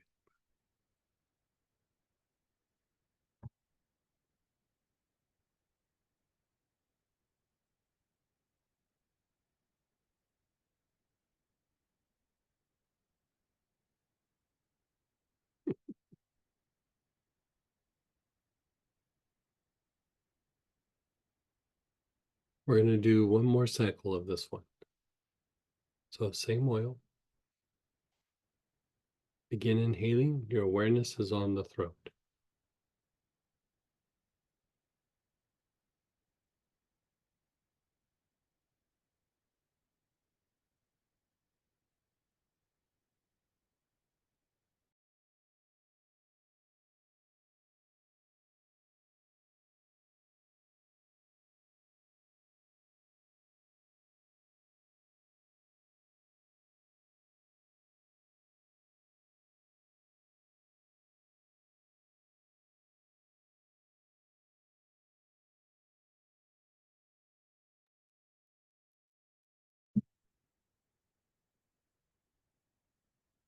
And then down to the throat minor, the bottom of the throat, the base of the throat.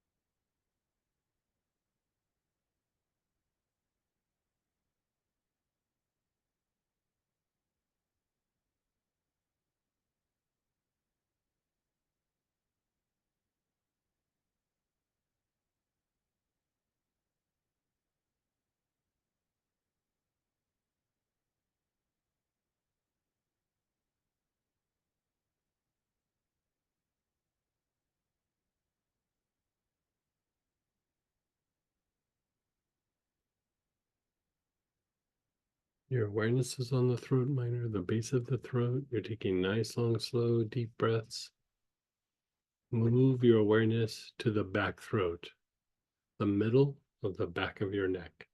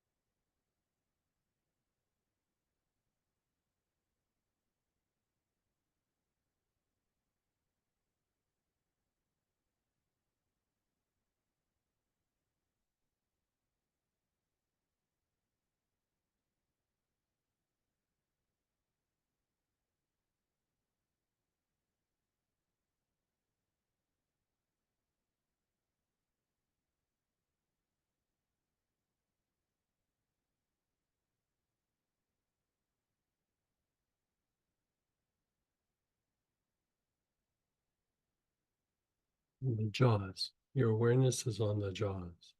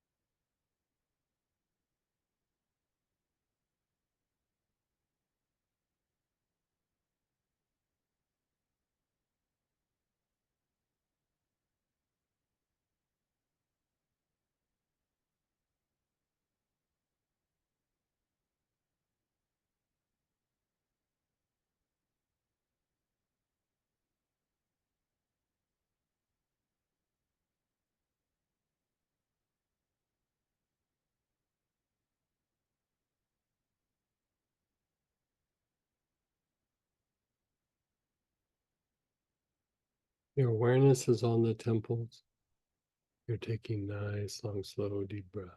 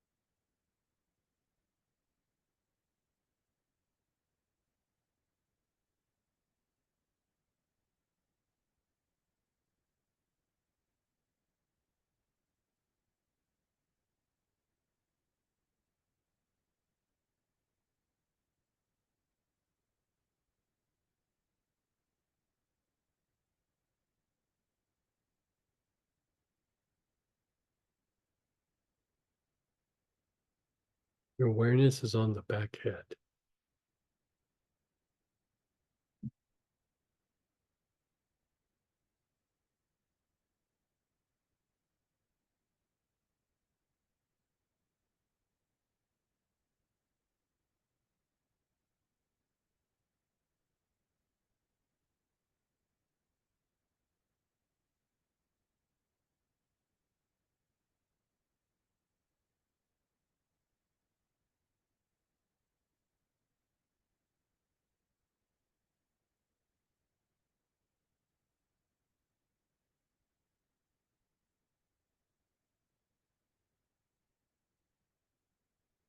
And then from your back head to your forehead.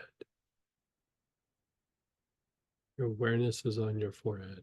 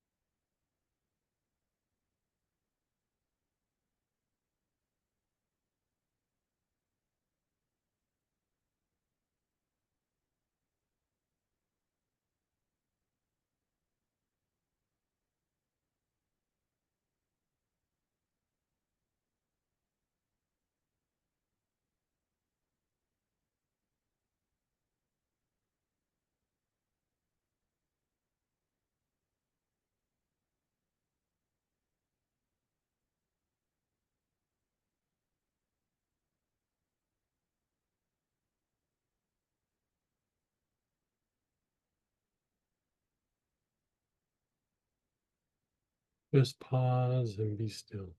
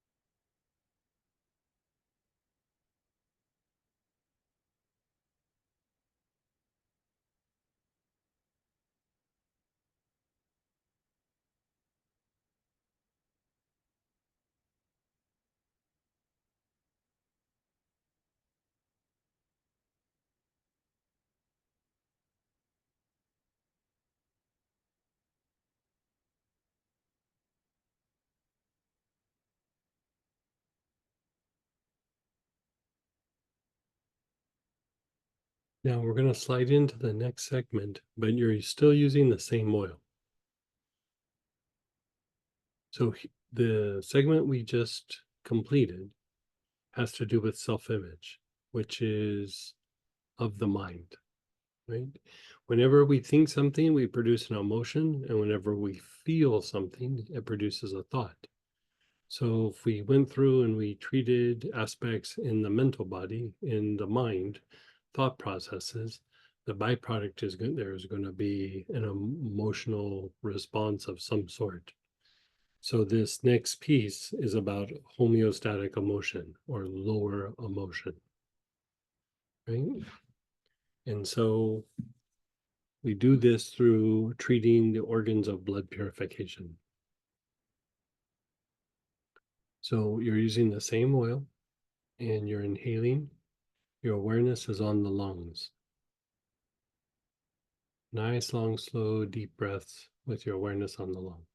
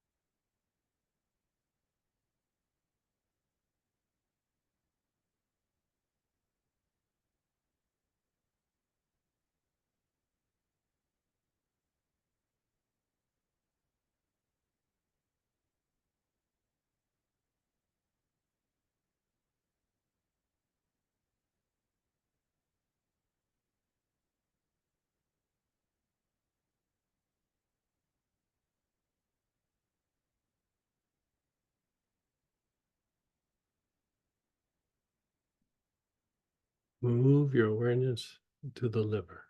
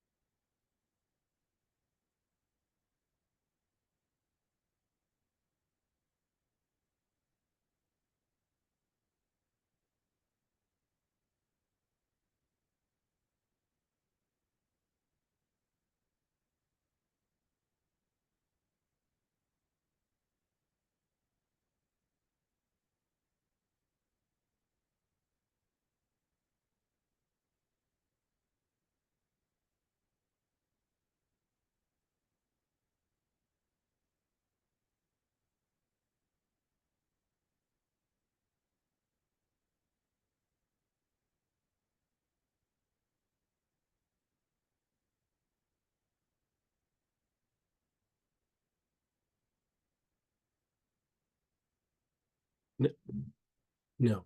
You're going to go to your midline, and then you're going to go a couple inches to your right, below the ribs. So your midline is here, right? Midline is here, going off a couple inches towards the right, below your ribs. So you're over in about this area.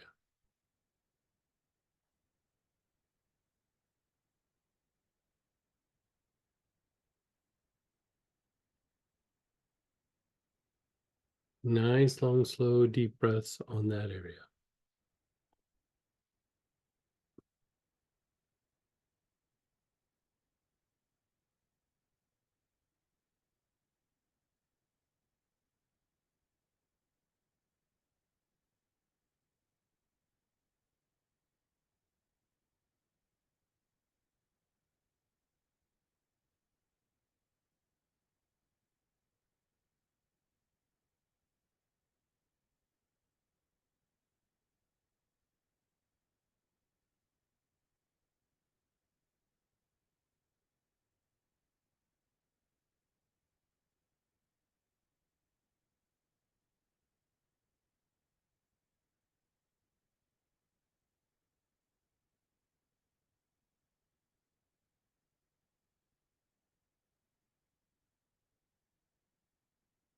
Your awareness is on your kidneys.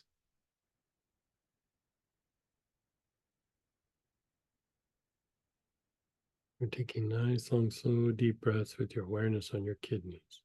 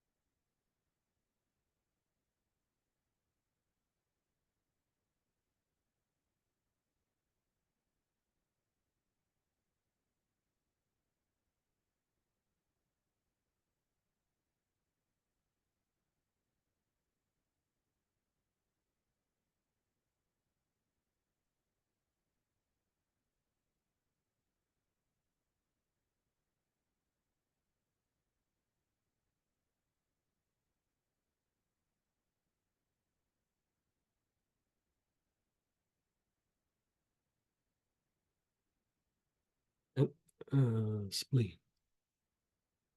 Your awareness is on the spleen.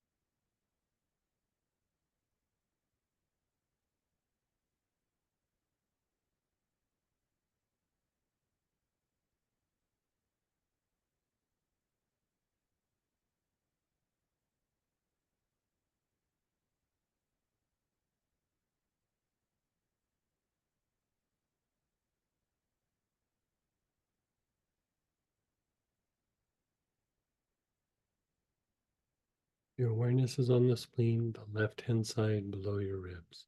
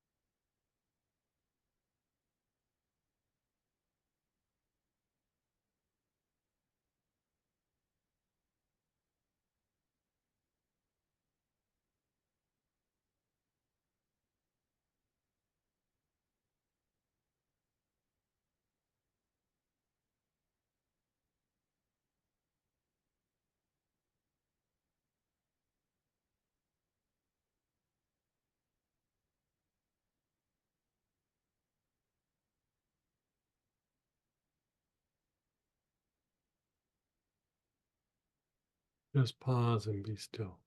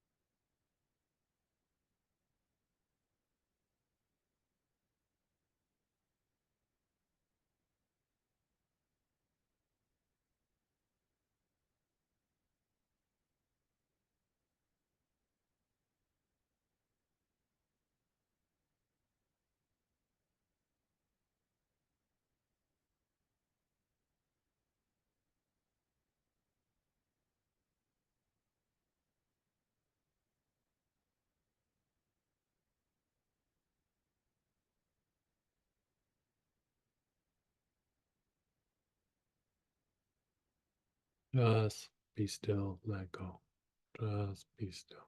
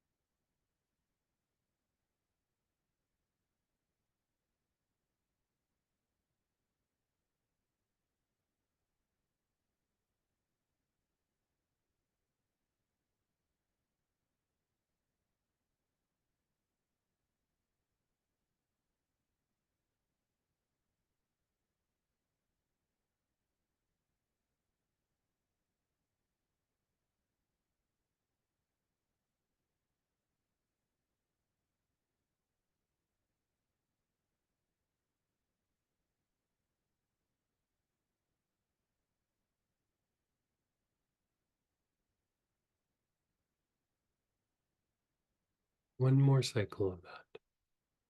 You're inhaling, your awareness is on the lungs.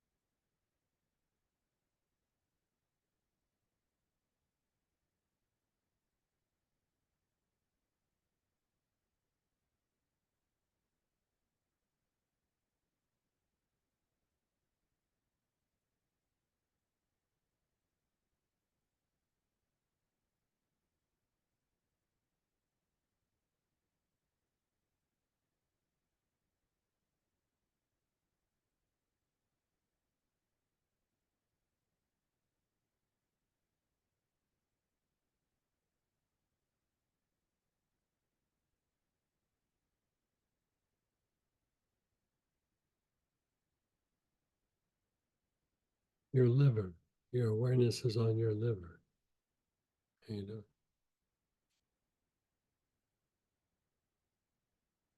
That's it.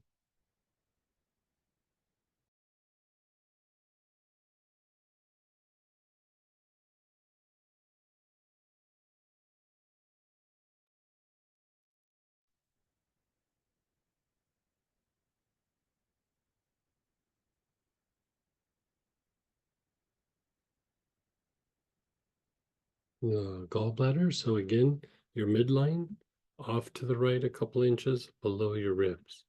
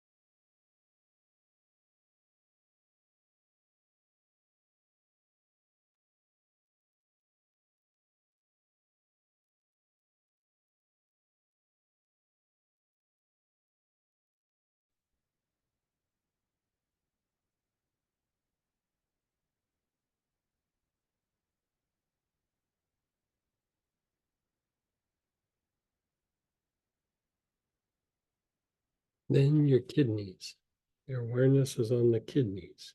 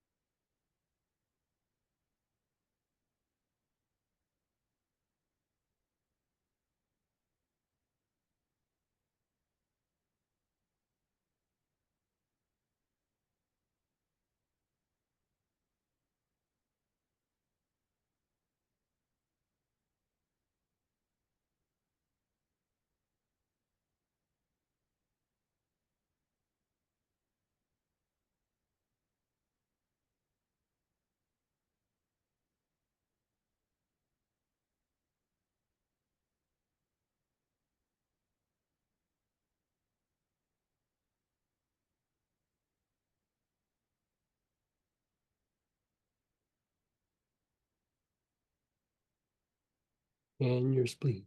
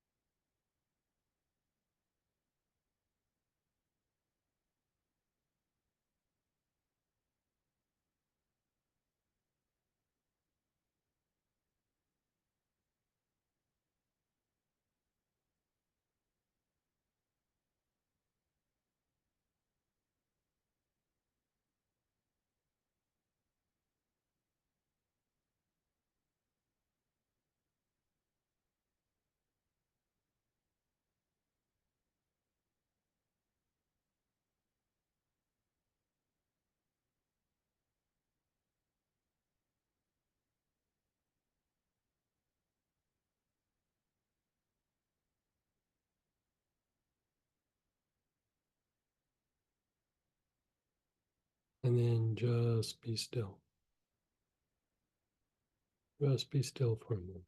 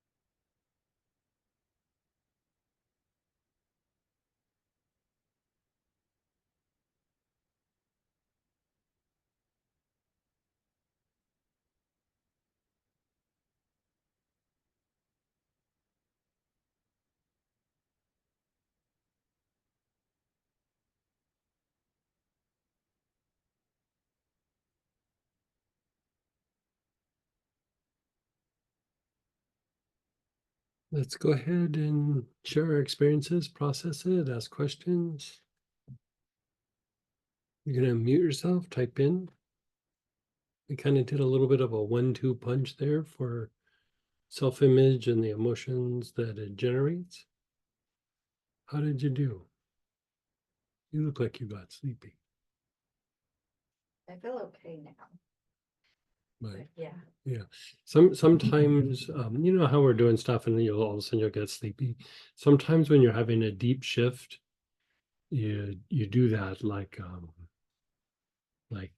when you're sleeping, or you get deeply relaxed, like your energy in your body is being reallocated to that shift. And so, you know, again, going to like a shift happens not in intellect, but in intuition. And a lot of times you go into a deeper state of rest and repair, which is associated with the intuitive state to make that shift. And so I watched Samantha do that in the middle of this. She was like, and then she just went down on the couch. So, Yeah, go ahead, Ralph. hey, Ralph. Hey, Greg.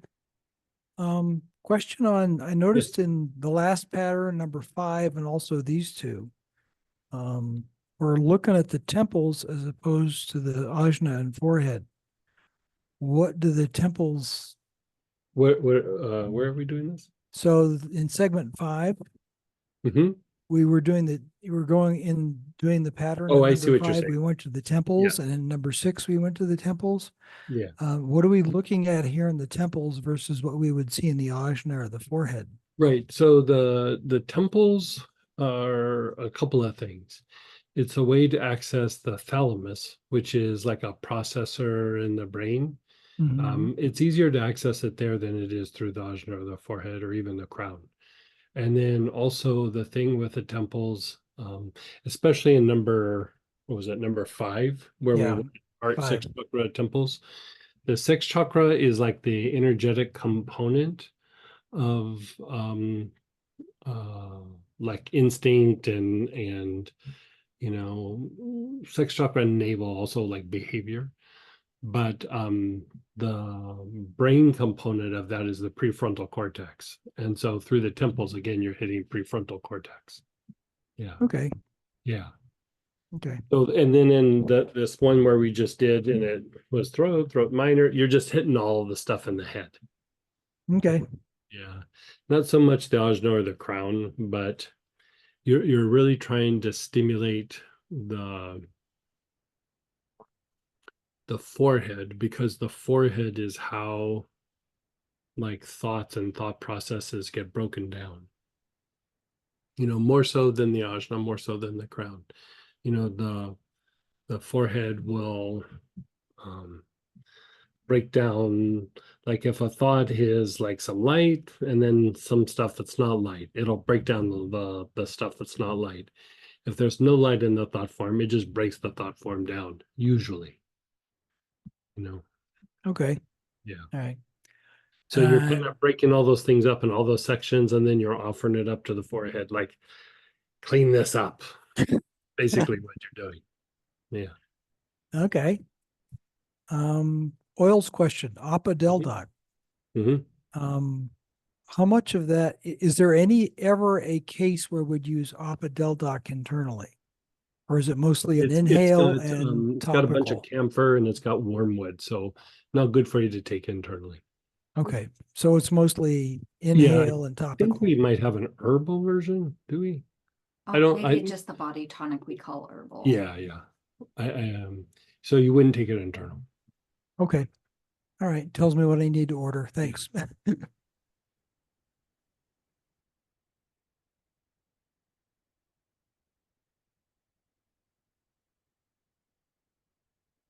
Do the temples help with someone who has ADHD? I mean, it can be somewhat, but a lot of times when you look at ADD, ADHD, the lower centers are a bit overactivated and the upper centers are a little bit underactivated. And so the imbalance in the energy field causes the ADD or the ADHD.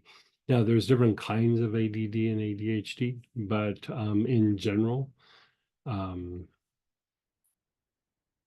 you know, the thing that can help transmute that somewhat is also doing the pattern of sex, heart, throat, crown.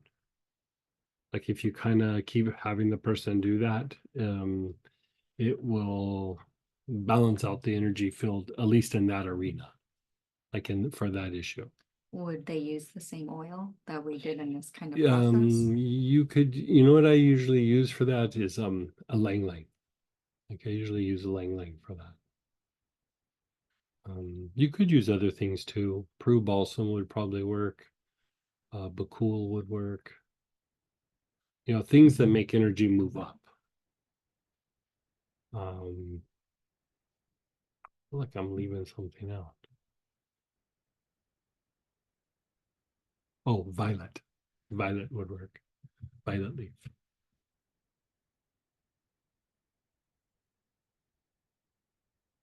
Yeah, violet absolute or violet leaf.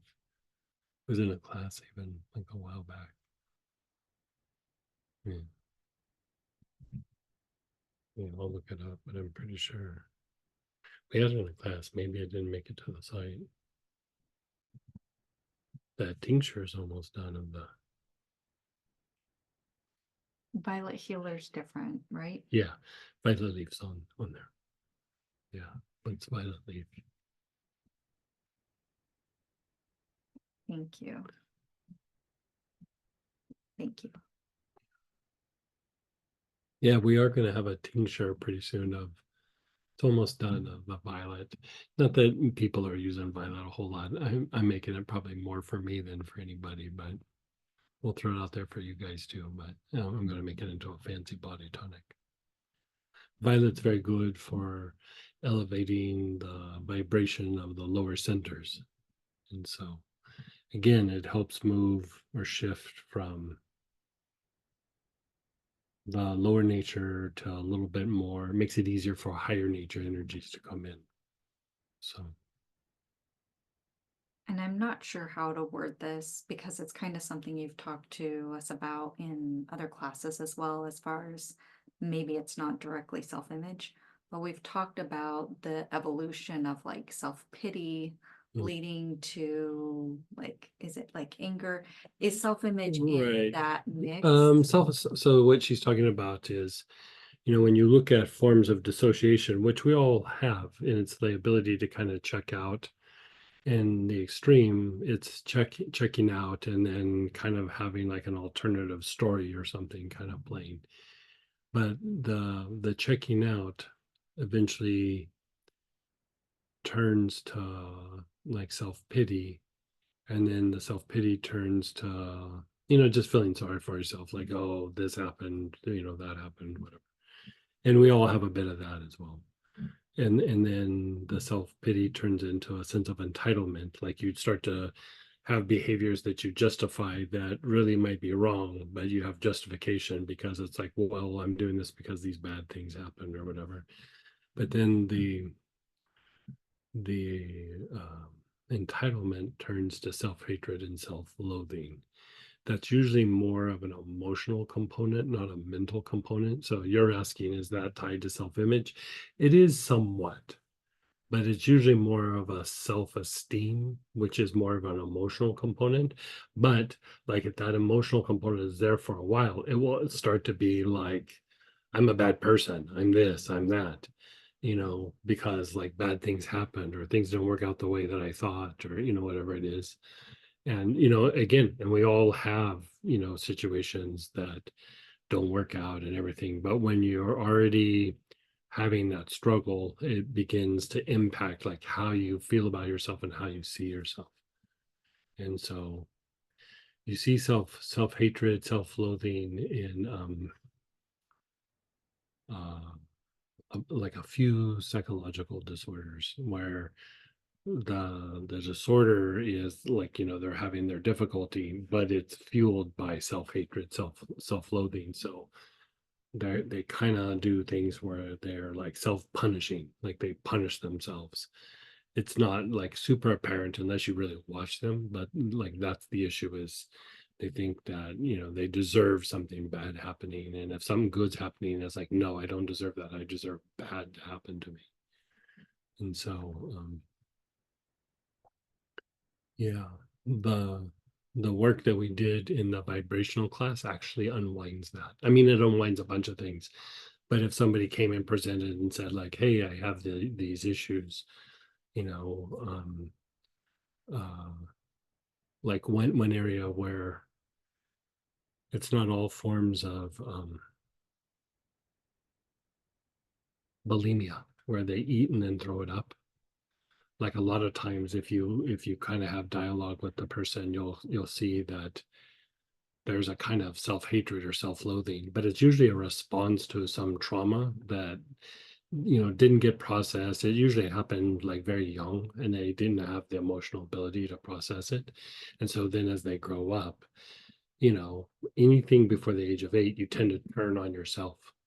And so what happens is they turn that trauma on themselves, and as they get older, I'm not good enough, I'm bad, I deserve this, I don't deserve good things, things like that. But it's the trauma from before age 8. So yeah. And again, just for my clarification, that's still in the vein of more self-esteem. Yeah, I mean, we're splitting hairs, Okay. but like it could be both. But like I in my mind, I put that more under self-esteem. Like it's more of a feeling than it is a thought, but it will affect the thoughts. But I've found over the years that like going after the thoughts didn't really change it a whole bunch, because you change the thoughts, but the feeling is still there. It's really about getting rid of that feeling, because it's usually pre-8. And so at that age, you're not really that cognitive. So you have this feeling, but you don't know why or what it is. And so you try to make sense out of it, but you're really acting more on a feeling than on a thought or a thought process. Like if the trauma happened at 10, it might be more of a thought process. But like before 8, it's usually almost always emotional, or a feeling. Yeah. Yeah. Kind of interesting. Yeah.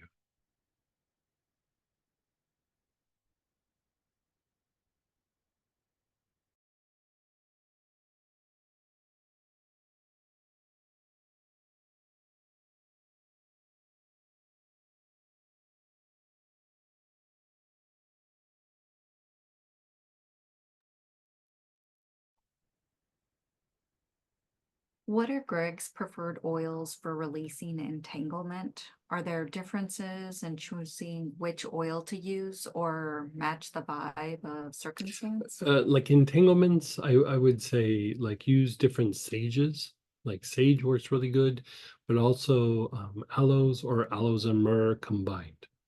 Like those two, I think we were kind of talking about that a couple segments ago, a little bit. So I would go back. For me, I usually use I go back and forth. I'll use like sage. If I'm feeling like, oh, it's real bad, I might go to Blue Mountain Sage. But then I also will throw a body tonic on of aloes and myrrh and help with that. We all have entanglements to a certain extent, but as we get older, I'd like to have less, not more. The tendency is we keep increasing them, not decreasing them. But it allows you to live life more now and not in the past. And for me, I think I'm a little bit more diligent in that, because like growing up and watching one side of my family, um, I didn't have the verbiage of entanglement when I was young, but as I got older, I was like, yeah, there's a lot of entanglement on that side. It just is what it is. But for whatever reason, learned behavior, whatever, that side of the family is, very entangled in the past, and difficulties, and you know, I just didn't want that to be my future or my destiny or whatever it was. So I'm very diligent about that component, because I want to learn the lesson that comes from that side of the family. You know, What does benzoin do? Benzoin is very good for shock. It's very good for calming the agitation in the body. And you could say benzoin, the reason why it's good for shock, it helps to put a little bit of distance between you and whatever the agitating situation is. It's like it makes it like it's like decompressing because of like you're adding some distance, where you're talking about like even an entanglement. Sage and aloes and myrrh helps you to tangle from the things in the past. But if you're in the act of trying to get entangled right there in the moment, you would use like benzoin. Like benzoin, tarragon does it too, but benzoin probably does it a little better. It doesn't undo it from the past. But like if you're in the moment where you're like, ugh, I'm about to get all entangled in this mess, like benzoin would help you there. And so as we're kind of reflecting on these things, part of what you're doing is self-esteem isn't just a thing that happens and is in the past. It's always kind of active. And you know it just helps to unwind some of those pieces that are always in motion. And as you do that, you start to shed it and you start to feel a little bit differently. But sometimes we just need a little help.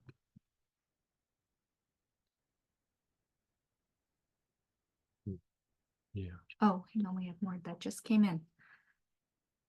I had a hard time staying awake using assemblage point in Yeah. the last two segments. Feel very relaxed and somewhat energized now. Yeah, I would say you and Samantha are going to start a club because that's exactly what happened to her.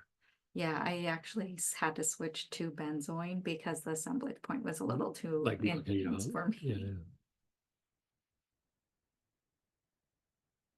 And I love benzoin.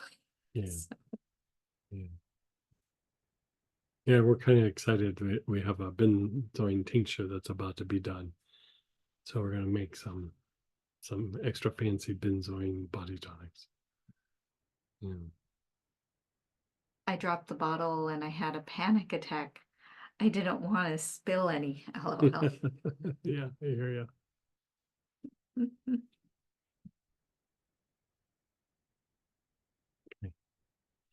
All right. How about we'll take a little break. We'll come back at 10 after the hour and we'll do homeostatic emotion. Or no, what's the next one? Self-reflection. Sorry, I wasn't. What time are we back? 10 after. 10 after. Hey, everybody. Let's go ahead and come on back.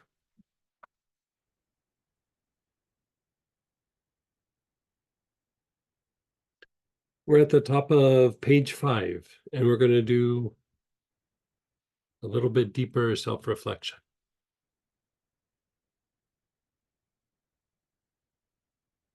So in this, some form of blue tansy, sage, or vetiver.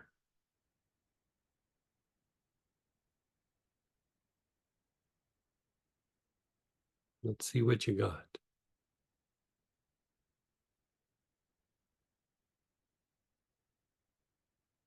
Sage, vetiver, or blue tansy. Now, this is what I'd like you to do. We've been reflecting on, like, the positive self-image we have of ourselves and the negative. This is like if you want to have like a wish list of like how the positive is going to manifest, or like things that you're shooting for. Like think about that right now. So you're like, I'd like to be able to talk publicly more. I'd like to be more confident. I'd like to be more well received. I'd like to be, fill in the blank.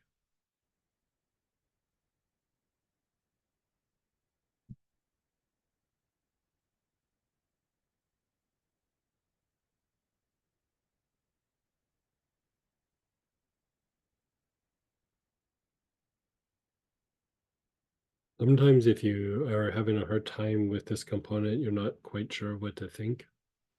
Just see yourself surrounded by light.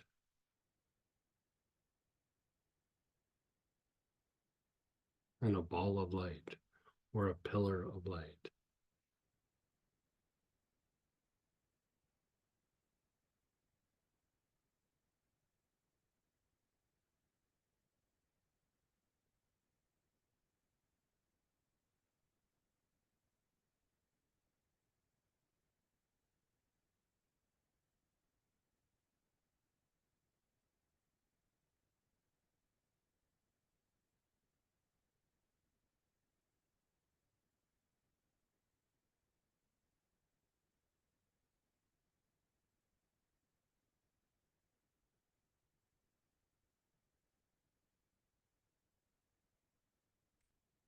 Now you're going to maintain that visualization, but begin inhaling your oil. Your eyes are closed.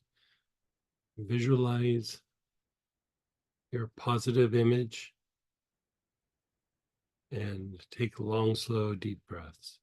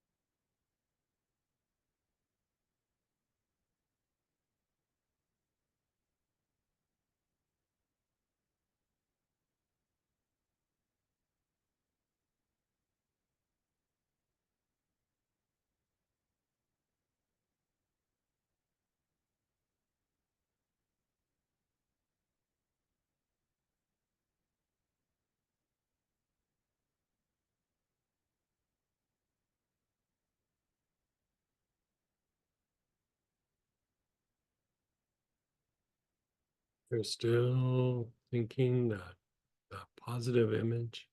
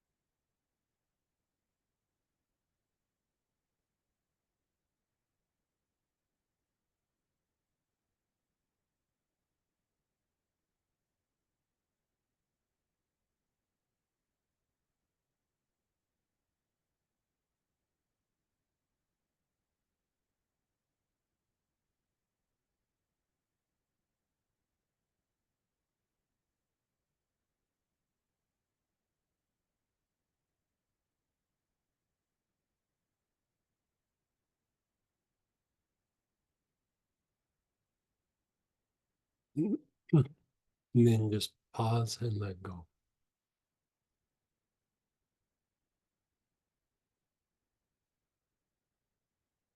Just notice what thoughts arise in your mind.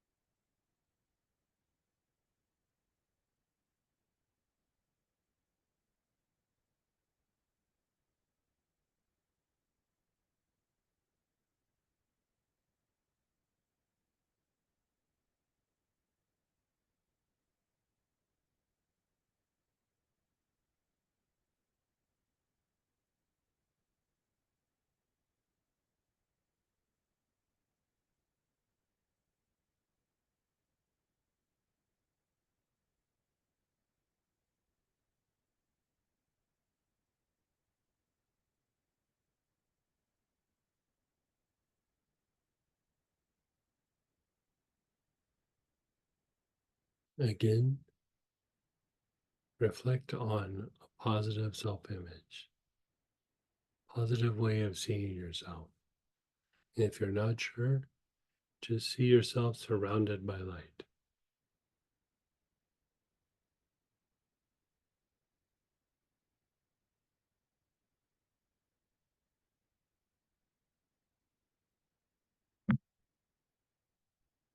As you do that, inhale the oil, keep your eyes closed.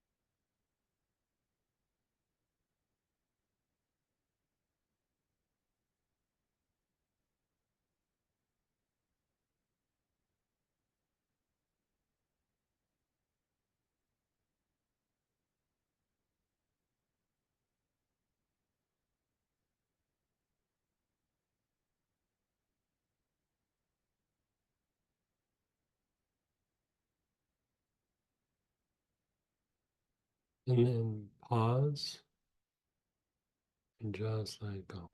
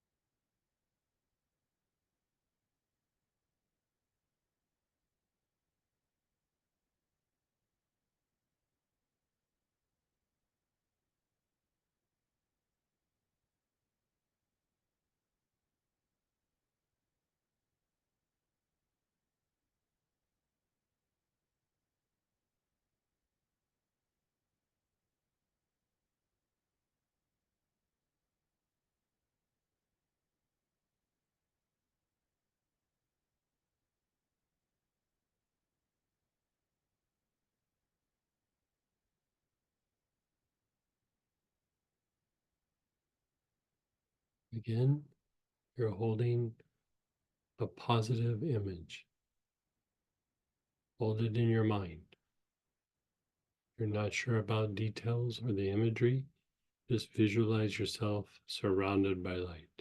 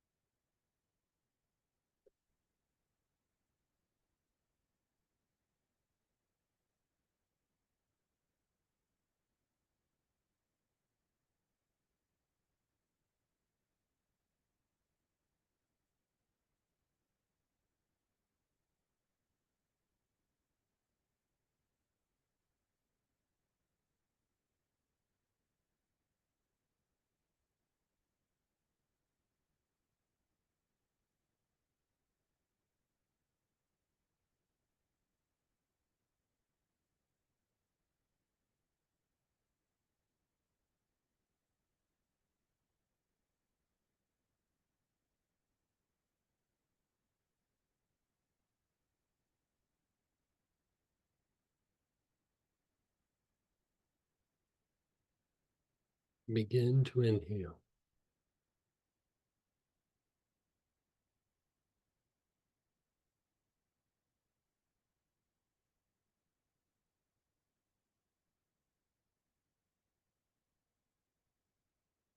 You're visualizing your image as you inhale.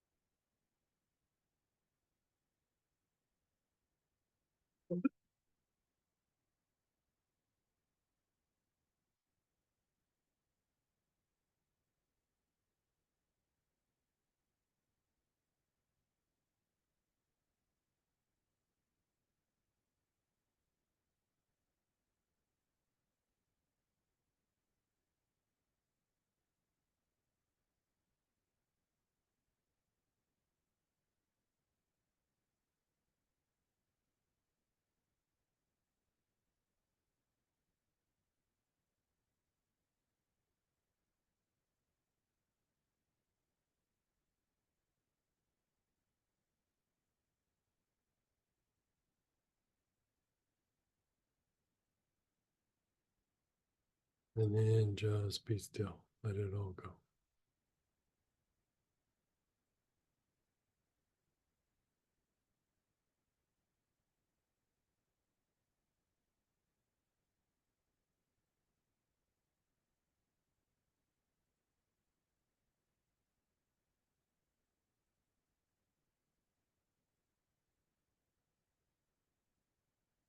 Just let it all go.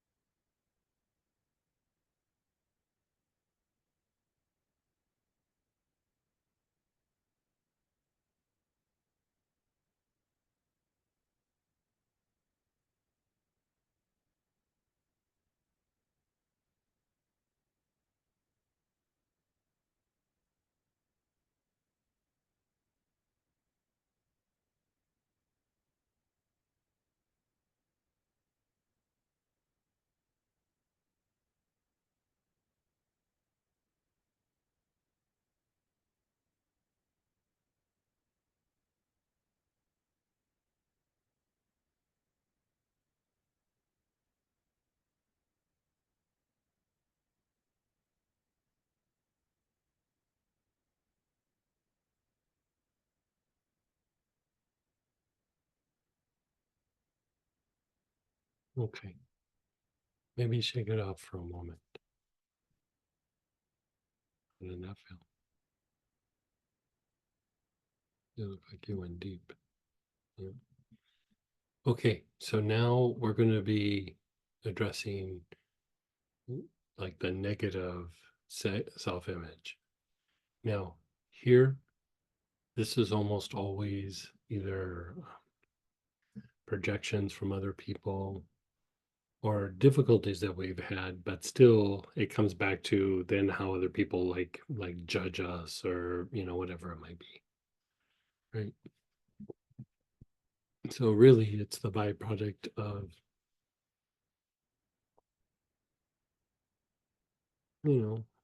could be things in the family, things in the workplace.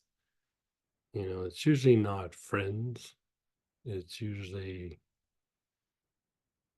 I don't know, when we got them all over the place. Now we're gonna do it with oils, and then I'm gonna show you a little mudra that's for protection. And the idea is the outside influence that has caused the negative self-image to be dissipated. It's already dissipating through the reinforcement of the positive, but we want to flush that out. Right? So here's the interesting thing. So we're going to go through and flush out potential negative pieces of self-image.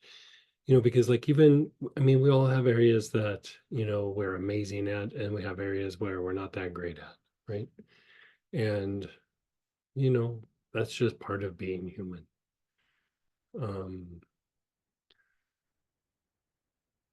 But the negative things, when it's just us, it's like, okay, I kind of suck at that, or I'm not very good at that, or that's my issue, or, whatever it is.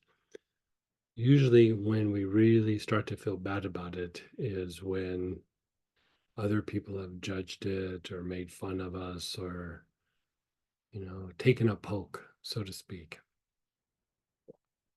So when we look at it from the idea of protection, part of what you're protecting from is like a judgmental kind of energy.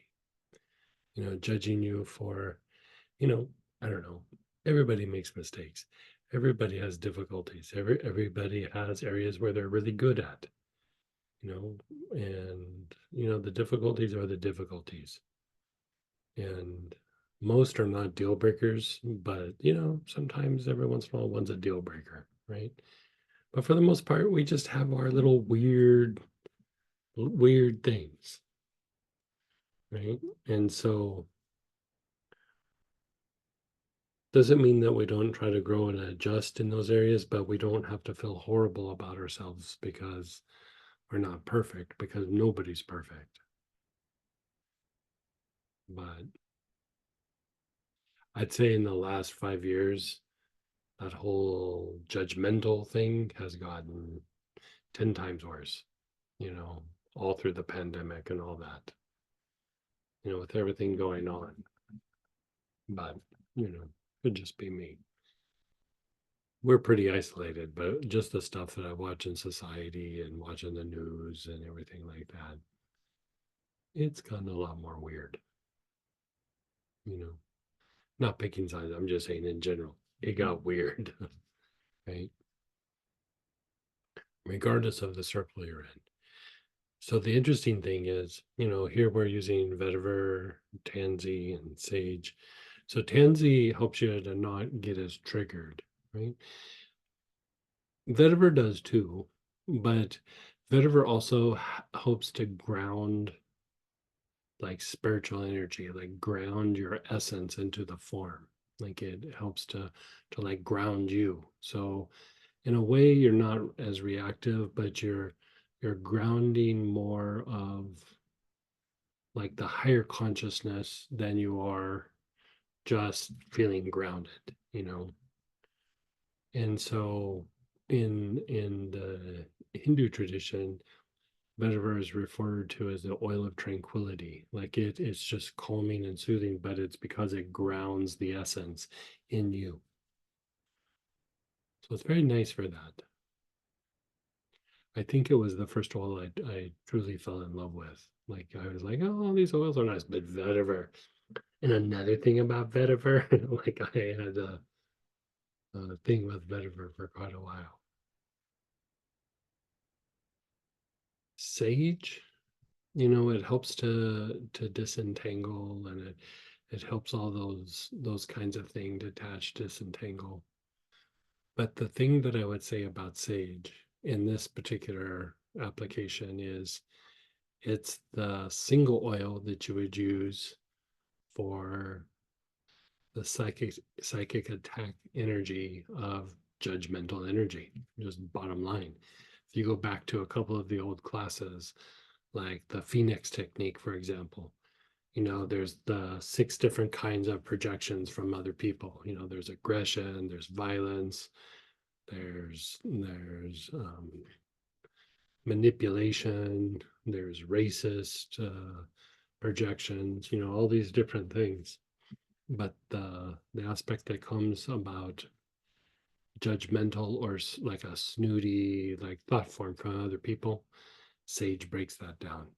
Like it breaks it down, and it diminishes the response in your physiology.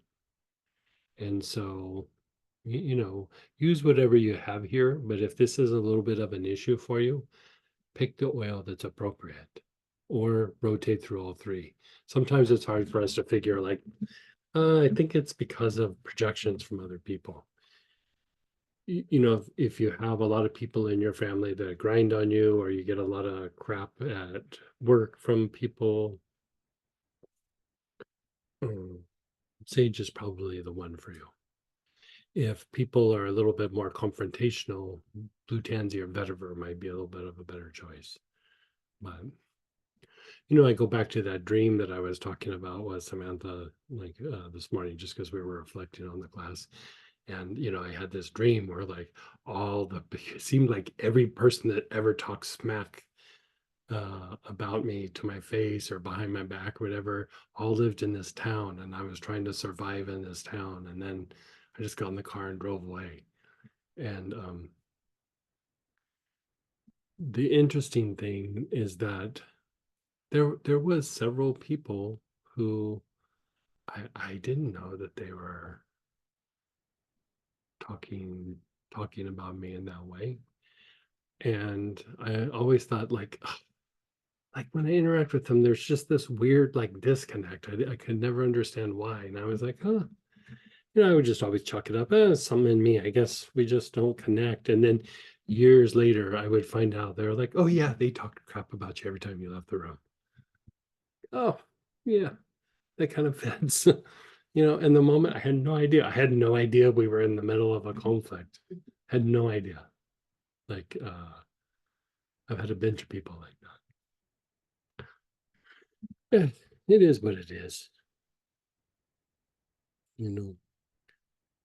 I think we all would like to be liked by everybody, but most times it doesn't happen. So, oh well. So what I would say is think of the negative. We're going to do it with oils first. Think of like a negative image that you have of yourself. And again, it's like how you think of yourself. But sometimes for me, it's easier for me. This sounds weird, but like I'll think of a couple people that I know don't like me. And then I think of myself. And all of a sudden it becomes very easy to think of the negative image of myself. If I'm left to my own devices, I'm like, I really, you know, there's things that I think that are funny about me because they're like goofy, but like I don't really have like this negative thing. But if I start thinking about, oh, some of those people in that town, and then I think about myself, it becomes very easy to see negative things about me. Because it's really more of a reaction to their stuff, you know. Yeah.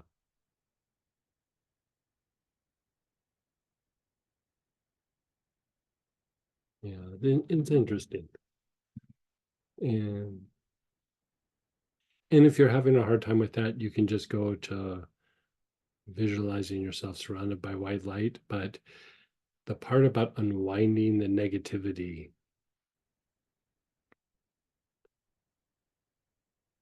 we're being held hostage by it to by a certain extent. Whether we're aware of it or not, it's in our field. It affects our thoughts, our feelings, our behaviors. And the more that we put a little distance between it and us, it makes it easier for us just to be a little bit more accurate of who we are, who we see. Because like a lot of times, it wasn't every time, but some of the people who really like were really super judgmental of me, it's because they were doing something naughty, and I either said something or like stood there and watched them do it, like really. And then, I might not have even have said something, but they could tell I was like, that's against the law, or that's really crappy to treat that person that way, or, whatever it is. So, anyway.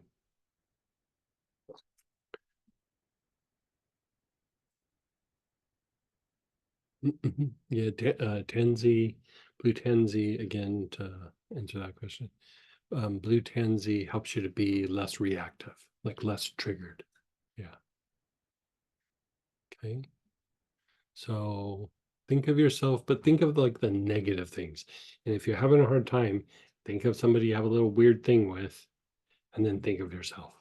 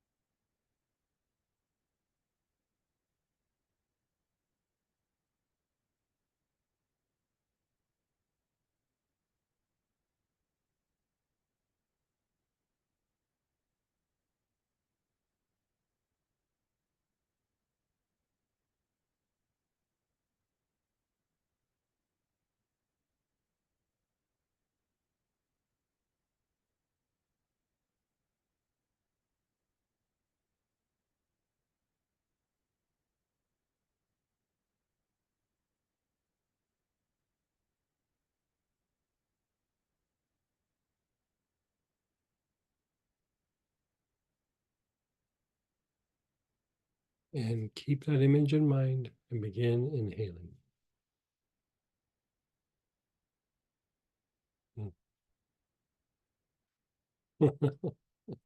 Dear, Samantha said, "Whoa, that made me sad." Yeah.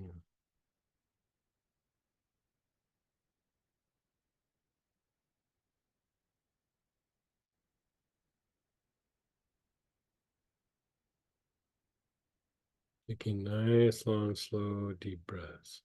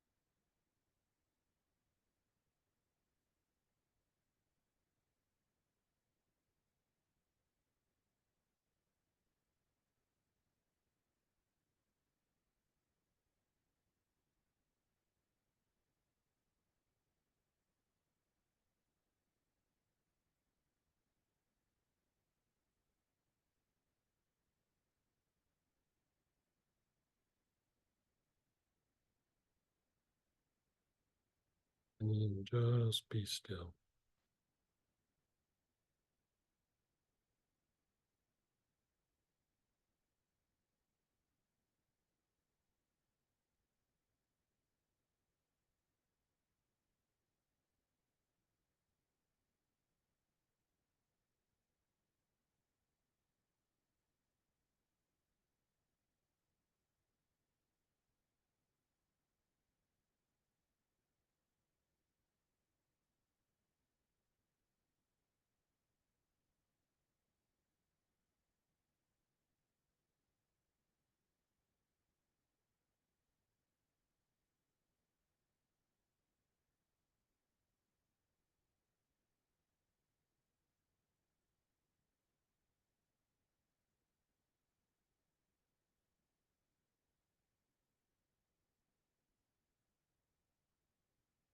And again, you're just letting go at this point.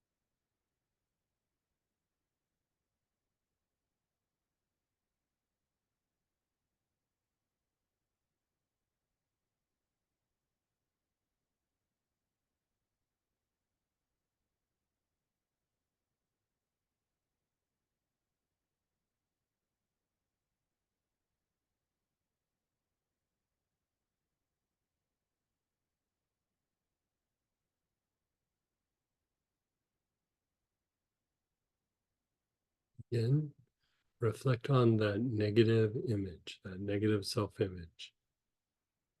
Tap into it. And if you have to think of other people to get yourself there,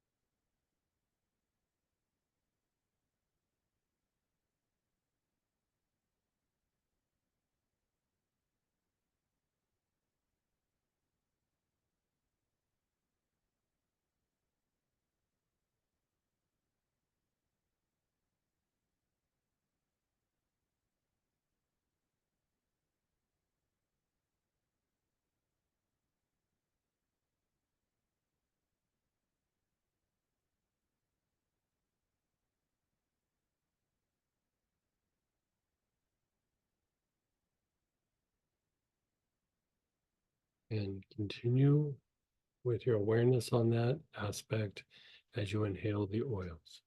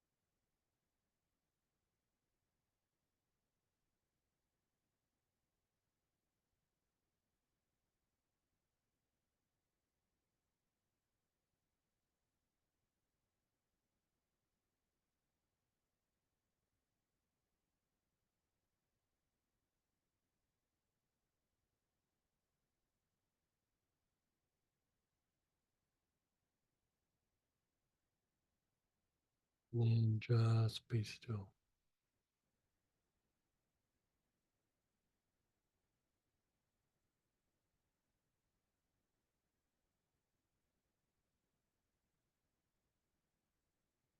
How do you feel better?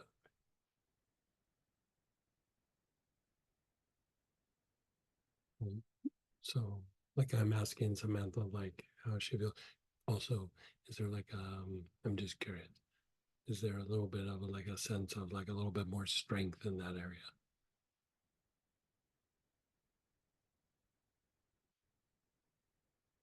Not yet. No, but it feels like something might be moving. Something's happening. So like if you do this enough, what starts to happen is I don't know if strength the right word, but there's almost like this inner resilience or this inner strength that rises up out of the ashes of the weird, negative self-image. And so this is the experiment that I'd like to do. So first off, let's pick two different people where as soon as you think of them, you start to feel like maybe not so good about yourself.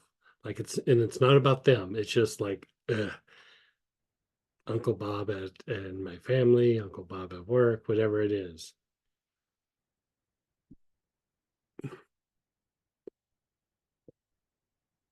Okay. You don't have to dwell on it for too long, but I just want you to check in with it. Okay. So this is the mudra. So you're going to take your left hand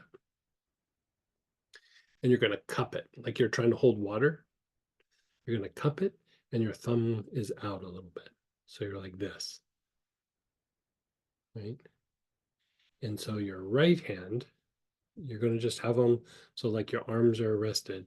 Your right hand, your middle two fingers are together and down, and your thumb is touching the tips of the middle and the ring finger. So it looks like this.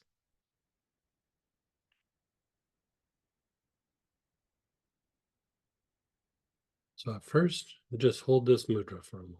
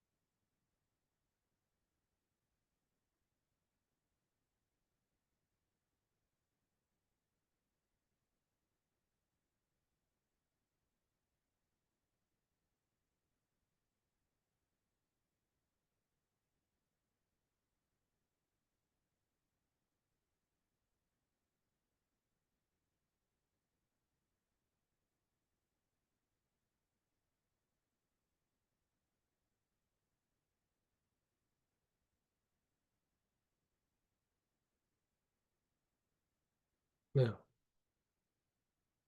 maintain this mudra and think of one of those people you just thought of where it was like, ugh.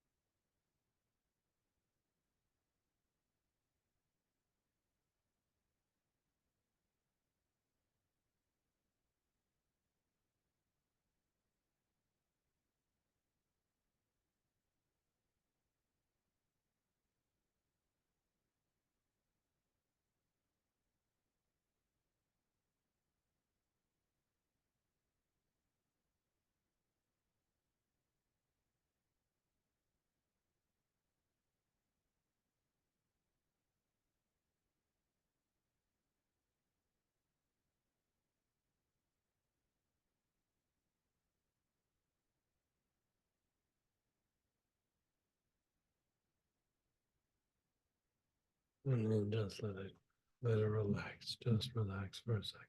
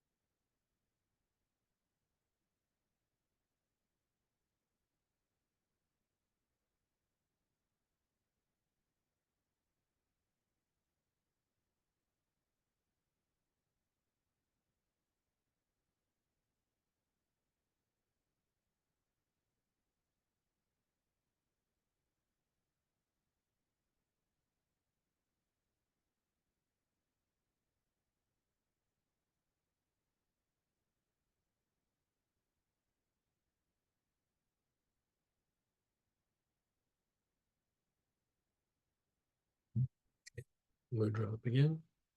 Left hand, you're cupping, thumb out. Right hand, thumb is touching the tips of the middle and the ring finger. The pointy finger and the the pointy finger and the pinky are kind of pointed up on the right hand. Just let it be this way for a moment.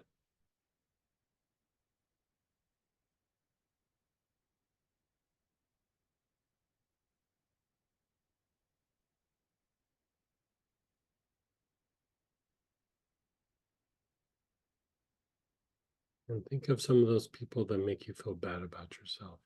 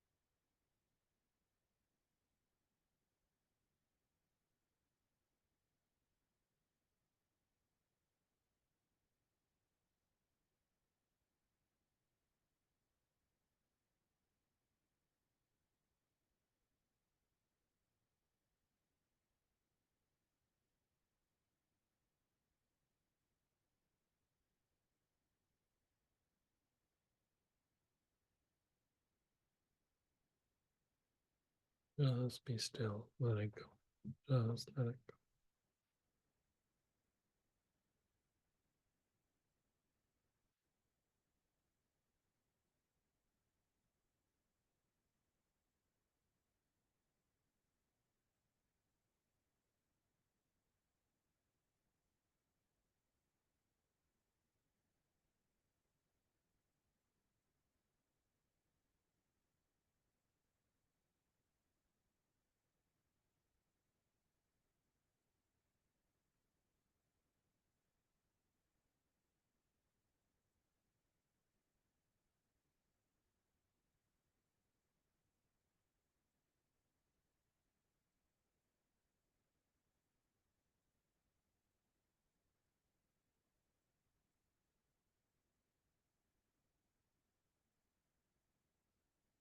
Okay, and just inhale the oil for a little bit.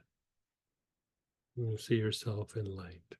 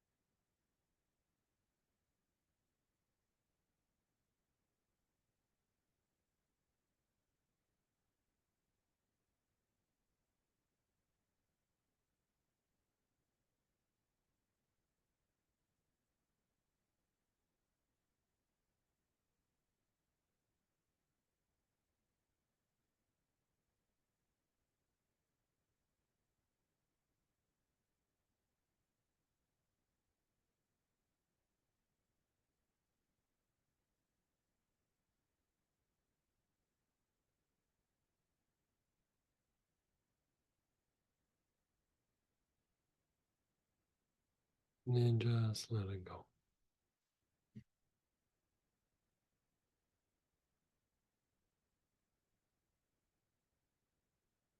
What'd you do?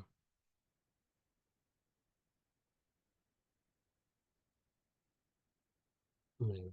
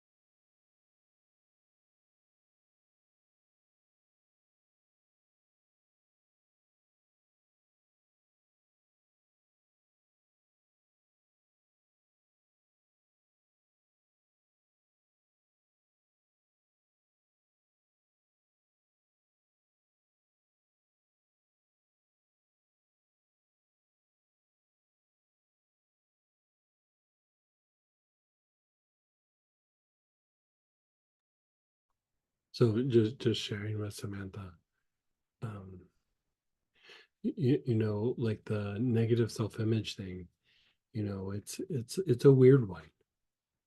And you know, I won't go through like who, but like she was bouncing around a couple of people, and one person that popped up for her was somebody who she loved very dearly, but it wasn't that that person was um thinking negatively of her or something, but it's almost like sometimes, and even like very positive situations, we might have some part of us that feels like I didn't live by like up to their expectations, or I could have done better, or so, you know, it's not that they even had expectations, but you know, maybe they were very kind to us, or they were very generous to us, or you know, very loving to us. And then we were like, but I made some mistakes, and I didn't really pay attention, or I was paying attention, it still wasn't good enough, you know, who knows? But yeah, interesting. So shares, processing, questions, unmute yourself, type in. Yeah, go ahead, Teresa. Hey, Hello. how'd this treat you? Interesting. At some point I fell asleep with the sage, but I woke up with like really heightened anxiety. Mm. Um, and maybe that's like I can feel it also where my back's been bothering me this afternoon. Mhm, mhm. So I don't know if it's just old stuff trying to come It, out it that's could it blocked. could be like, you know, I was kind of like when I was doing the mudra, I was doing it with you guys. Mhm. And I thought of this one situation, and it was this guy that I don't even know his name, but like I would run into him back when I had my office in Central California. Like we all had offices in and around that area. And I just always had like weird interactions with him. It wasn't even like we would chat. We would just like see each other, or we might say a sentence to each other like, "Hey, how's it going?" or something like that. But I noticed that he always, how like you look at somebody and they're giving me a weird look. Yeah. Like I'd look over and I'd see him and he'd be looking at me, giving me a weird look. Mhm. Yeah. As I was sitting here doing this, I never really thought about it too much because, he wasn't really a person that I did things with or I needed to interact with. But it was just one of those things where, all these years, I mean, that was like 25 years ago. Like it wasn't like it Mhm. was just last week and, but it still sticks out on my mind. Like if I start going, oh, people who make me feel weird about myself, and like he comes to mind. Mhm. And he had no influence over me any way, shape, or form, you know. But when I sat there and I was doing the mudra, Mhm. I realized like it wasn't just judgmental. It's like he wanted to dominate me. And I don't even know what that means, but like it was like he wanted to put me in my place or set me straight or but the word he wanted to dominate you kept coming up, and I was like, I don't even know what that means. But it's like I became a lot more aware of his intention, and it made those weird looks. All of a sudden I was like, those looks now make sense to me. Yeah. you know and so it is one of those things, like you're seeing clearer about yourself, but you're also seeing like clearer about some of these other situations, and it might not be their intention, but it's like Samantha had this one where there's somebody who she loves dearly, but she felt like, maybe I messed up a little bit. I feel horrible about it. She Mhm. did, but that's just the thing in her head. And Mhm. I'm sure the person that she loves doesn't see it that way. But, still we get self-conscious about things. But like when we focus on where people have like maybe some weird, they're nice to our face, but they have like, there's a weird energy or a weird vibe. Like you do this practice and you kind of realize, you become much more aware of people's intentions, which you're getting clarity on yourself, but you're also getting clarity on them. And you're realizing it wasn't me, it was them. But it's Yep. not just like, oh, it's them. It's no, it was them because XYZ. Like their Yep. intention was to cause harm, or their intention was to steal, or their intention was to even take pleasure in causing harm, you know? Yep. Yeah. A person And like so, that came up. That's why I yeah. was responding with of like, yeah, I understand that whole domination thing. Yeah. Can you tell me, does the mudra work on certain meridians, channels in the body? I don't know about meridians. It does something to your energy body. Yeah. I Okay. don't know about meridians though. I mean, I'm sure it does, but Okay. I couldn't tell you what that was. Yeah. Okay.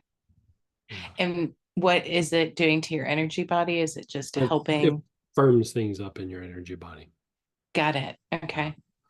So You could left say cap. like, we have these components in our energy body, even though it's kind of always kind of like in a particular way, there's still these like fluctuations. And Mhm. so that's even the idea of like, oh, think of this time and reflect on that, or think of that situation and reflect on Mhm. it. It makes the fluctuations like kind of come to the surface. And so Yep. what you're doing is you're treating the fluctuations. And Okay. so you're minimizing those fluctuations so that it becomes stronger more consistently, rather than like, I feel good except for when I get around, this kind of person, Sure. No, that's like, great. you So know. that practice in itself with the mudra will assist Mhm. with kind of strengthening and fleshing it I, out. I think it's does two things. Like this is my perception. at least for myself, it strengthens things, but it also gives me more insight into what Got they're it. doing, which makes me less reactive. Got Like, it. oh, this is your game. This is your play. This is how you get what you want. Yeah. Yep. Yeah. I just remembered too, through the process, like Anula popped up in my mind, and I'm not really sure why it's popped up a few times today. Do you have any insights It why? probably will help you with the thing going on with your back. Yeah. Oh, really? Yeah, there's a good chance that that is like stuff coming out, but a lot of times stuff, especially when it's coming out of the back, the diaphragm can be impacted. And not Ah, just like for respiration, the diaphragm also plays a role in like neurological function, fight, flight, mhm, rest and repair, all those kinds of things. sure, And um, it can cause the body to stay in a little bit more of a degenerative state. So sure. your back solar plexus is kicking things out, which should help regulate the diaphragm. Hmm. But you might be getting the imagery of like, hey, why don't you work with this to make that facilitate Okay. happen faster? Yeah. So would the tincture be the most effective? Tincture or inhalation, and I gotta say, like when I'm doing something like with what you're talking about, tincture is usually what I do. Okay. Like if Yeah. I'm trying to treat the respiratory system or even like a cardiovascular thing, I would probably inhale or put drops on my body. But for Hmm. what we're talking about right now, the tincture, which has some of the essential oil in it, it Okay. actually has Yeah. 5 Okay. different kinds of anula in it. Oh, does it? Okay. Yeah, yeah. I don't have any on hand. Could I use lobelia then if it's for the diaphragm? Yeah, actually you could. Yeah, sure. Okay. Yeah, I Yeah, have some herbal lobelia. So, yeah. Oh yeah. I okay. love herbal the lobelia. Like it's yeah, Yeah, super. Thank you very much. you're so welcome. And go ahead, Sonia. Hey Sonia. Um, y- y- uh, so do you keep the white light going all the way through the negative and the mudra as well? The white light is kind of like if you have a hard time with positive self-image. I would say with a negative self-image, you could still kind of do white light, but you're wanting to kind of temper like the thing that person stirs. And for me, like a situation or a person, like I'll think about them and then I go, how's that make me feel about myself? And then I'll go there. And so eventually you could go back to the white light. You're wanting to go to that like more negative part in the energy body and in your physiology. So I would let that kind of happen. And you could do it both with the oils and then the mudra, like when you're practicing the mudra, think of the other person and then think about how you feel about yourself. And then you'll notice that that way that you feel about yourself starts to shift. And it, like for me, it seems like it gets like more neutral, or I feel like more resolved, like I feel like I can resolve something, or I feel more resilient. And so, like when you feel beaten down in a particular area, you can think of the situation and then do the mudra. Okay, and No need is to it, visualize anything. Just connect with the person, feel inside, and then you can just kind of like let go. But for me, what I like to do, you can just let go. But if there's somebody who's stimulating that kind of response in me, I stay focused on them. I'll check in with myself, but I stay focused on them until I feel like it's neutral. And then I let it go. okay, Does and that make sense? yeah, yeah, is the brilliant white light okay? Yeah. Oh, yeah. Yeah. Yeah. Sure. And then what what about clear light? What does clear light do? That vibration really wouldn't work here. Yeah. Yeah. Stick with just like visualizing pure white light, or white light. Yeah. What does clear light do? Sometimes it's just light that your mind's not able to perceive. Yeah. So it's just a different vibration. It, it how is it compared to, No. Like whatever you're about to say, I would say no.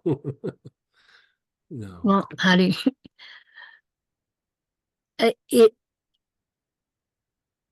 how different is it from like brilliant white light or the, the brilliant violet? Is it comparable? No.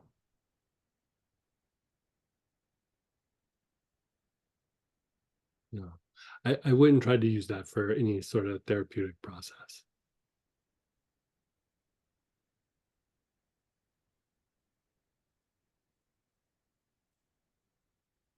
And then go ahead, Lucinda.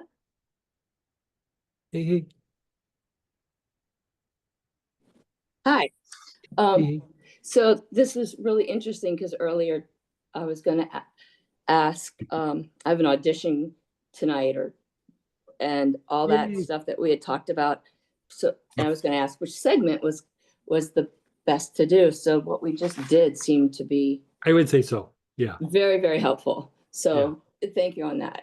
So Yeah. that And like there, like you could even do like the version of the positive self-image is I'm on stage, I'm performing, I'm on top of my game. You see yourself like doing that, and then let it go, and then go, okay, times where people have given me like kind of like sabotaging kind of influences, people who are like, whatever, that you'll never do whatever, like, and think of them and do the mudra. well, that sort of leads into my question because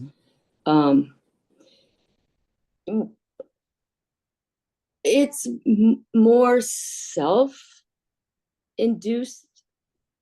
Like I can't put people with those things because there's this um the negativity, it has been there for since as early as I can remember. Sure. Okay. So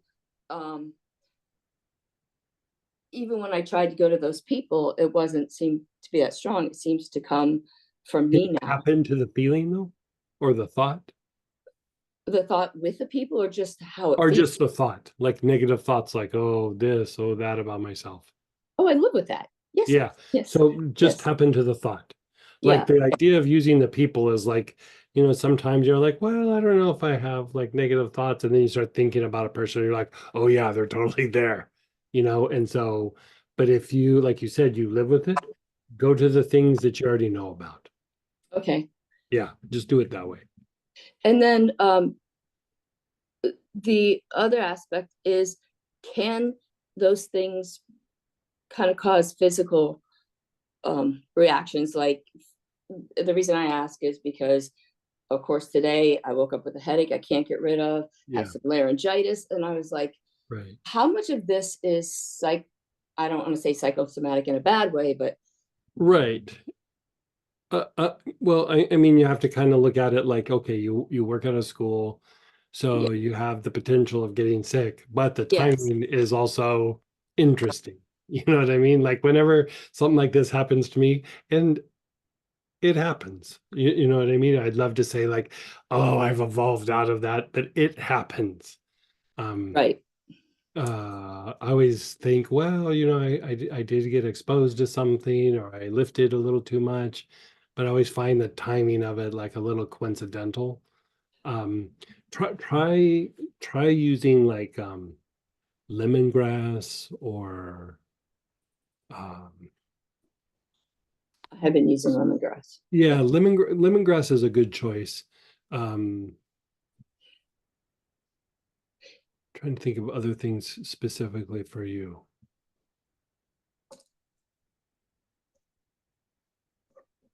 Well, that's okay. It was more of a question of how possible is it to create a physical response?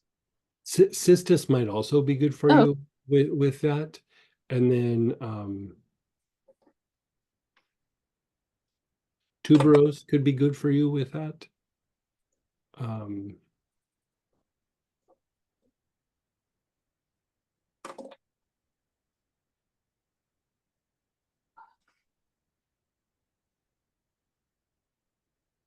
And the angel for Pisces. Let me look something up real quick. What sign are you? I'm just curious. Cancer. Scorpio rising, I think.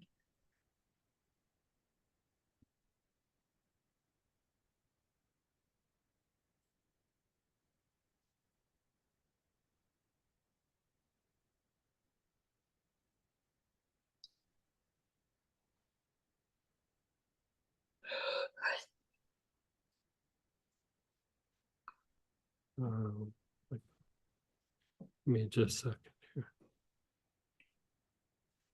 Oh, thank you.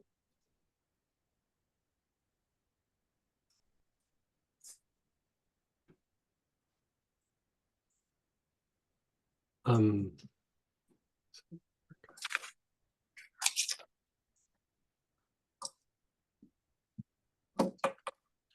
if you have like if you did that old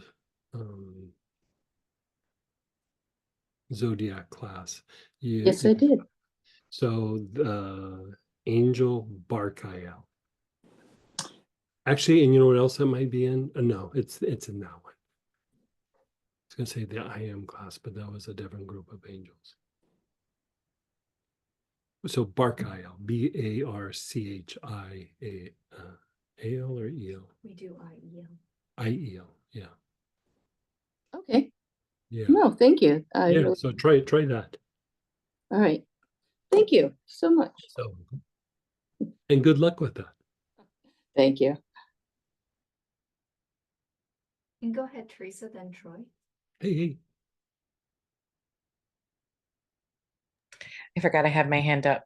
So just a question on this one. Kind of, it's interesting how I zoned out and then I'm remembering a bit more. A lot of projections around just feeling, how do I say this? Like when I was tuning into a couple of the groups of people, like the way we perceive the world has always been different, but there was judgment projected that I wasn't good enough or smart enough. But in fact, I was seeing a completely different perspective. To just kind of neutralize that, would you just keep working the sage? Yeah. Okay. I mean, because the thing is like you're not gonna necessarily change them. They have whatever reasons, but you want to be less impacted. And you know, this is the thing. You know, I was thinking about like earlier in the week. You know, because I had something from my past kind of resurface.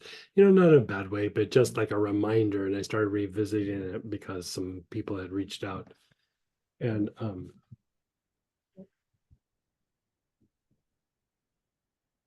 you know, it was like how I see myself, and you could say like the results that my actions, my behaviors, the results, the things that I had produced were like completely ignored, and they had a very different perception of me, you know, while I was there and then after I left. And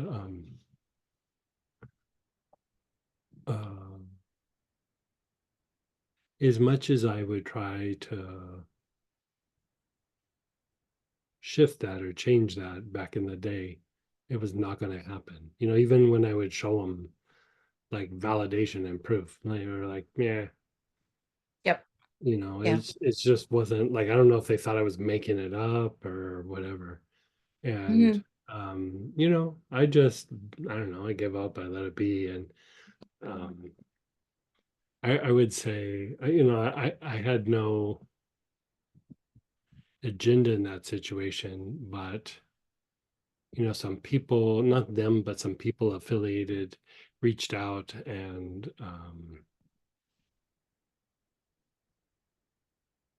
I don't know, let's just say their perceptions came crashing down this week. You know, it wasn't my intention, but it's just what happened. Sure. And so like in a way it's a good thing, but even after they came crashing down, now there's a whole like another wave of now I have to protect myself because of this. Like, you know what I mean? It's like Yeah, yeah, you want to be able to perceive the things in the outer world so that you can make proper judgments and not be like stuck with how you think it is. You want to perceive them as well. And sometimes it's a little bit of a tough pill to swallow. You know what I mean? Like when I realized that about this group, it was very hurtful and very upsetting. But the yep, more that I came to terms with it, I didn't have the problems that I used to have. sure, yeah, And so you know,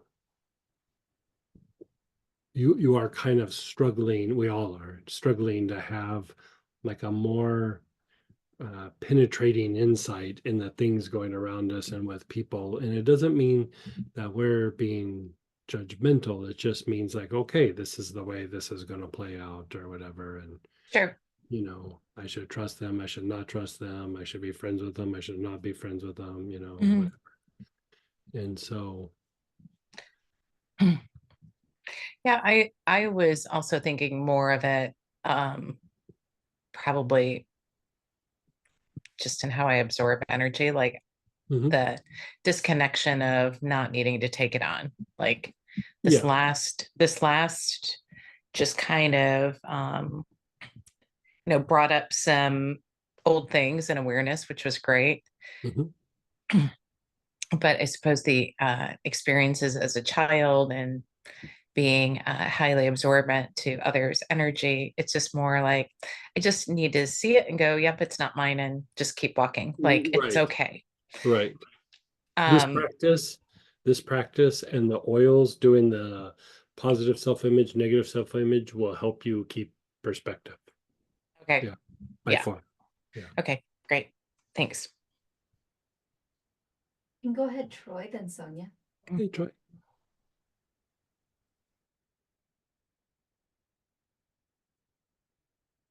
Get you unmuted. Can you hear me? Yes. Hey, I was just wondering if you would tell us a little bit more about the mudra and the mechanics of it and exactly what's going on there. Yeah, I mean it's a Buddhist mudra used for protection. Like, you know, here we're talking about utilizing it for things with people, but even as you do meditation and you do practices, your energy field's expanding, and so it's a way to keep things like firmed up as you expand. And in a way, as it as you apply it, you're also like protecting the mind and the influence of like the collective unconscious as it would influence the mind. So it helps you with uh, like integrating teachings, like you're protecting like from ignorance, you could say, or darkness. I mean, darkness just means ignorance, like, you know, lack of light or whatever. It's not necessarily evil, it's just lack of essence, or, you know, it's just a lot of repetition. And so by doing that, it allows your field to expand, and it firms up the aura and the energy body. And, you know, part of the firming up is increased soul energy coming in. You know, it's like how we talked about it in the divine protection and the seven soul rays. When that soul energy comes in, it has like a very active, like protective quality to it. And, you know, in Buddhism, they don't really talk about soul energy, but they would talk about Buddha nature or things like that, which is basically the same thing. Um, so it's increasing consciousness or the Buddha nature like within, which makes you like a little bit more invulnerable. You know, your sometimes our tendencies that we see as like a negative behavior, a negative pattern, or a negative tendency is not so much us, but how we react to certain stimuli in the environment. And it's like the more you keep like expanding and firming these things up, you have less of that reactive quality, and you get to be more of like who you are, and like choose actions and choose behaviors and things, rather than just having like that reactive nature in the field. And so if you do that on a regular basis, you'll notice that, for one, you have more insight with the people around you. It's not always pleasant, but you do have more insight, and you find that you'll be less reactive when the time comes. And so you can do it like, you're doing it like this and like this, and you could also do it like this, like you'll hold it like that, like with a darje, you know. But it's like for this one, a lot of times with the dorje, we're touching like the side of the finger. This one, you do have to like touch the tips, because like here is movement.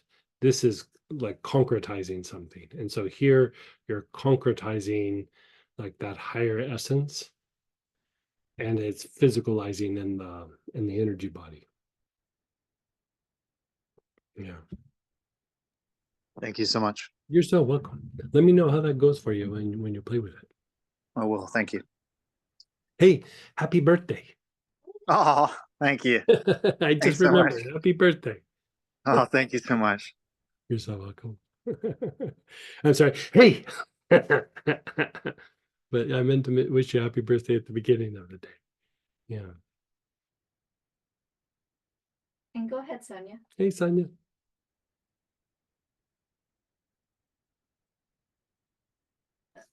Okay. For the oil in this last piece, did it just go to the end of the positive, or is it used all the way through? The oil for positive self-image and negative self-image. Yeah, Yeah, the you would use it for both. Yeah, you would use it for both. Okay, and then the other mudra with the right hand up and the left hand down by the side, and the thumbs and index finger touching. That does what? It's purifying to the mind. Okay. Yeah, and especially the part of the mind that's been contaminated by instinct. A lot of what we call mental processes is processing instinctive responses, or a lot of like emotion. And so it purifies the mind's being influenced by instinct. Yeah. Okay. Yeah. It's very powerful. Okay. And then somebody's asking, does that mudra have a name? It probably does. I would have to go back and look at my notes, but it's usually associated with white Tara. Like we did a mudra, like this is associated with green Tara, right? Like if you see,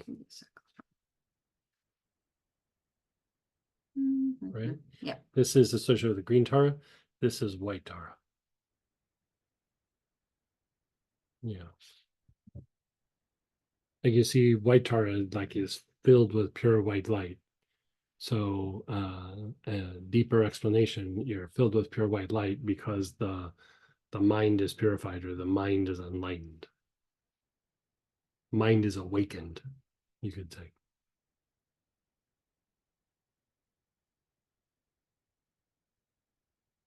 Can Greg show the mudra again with the dorje, please? Yeah. It's just you kind of hold it like so.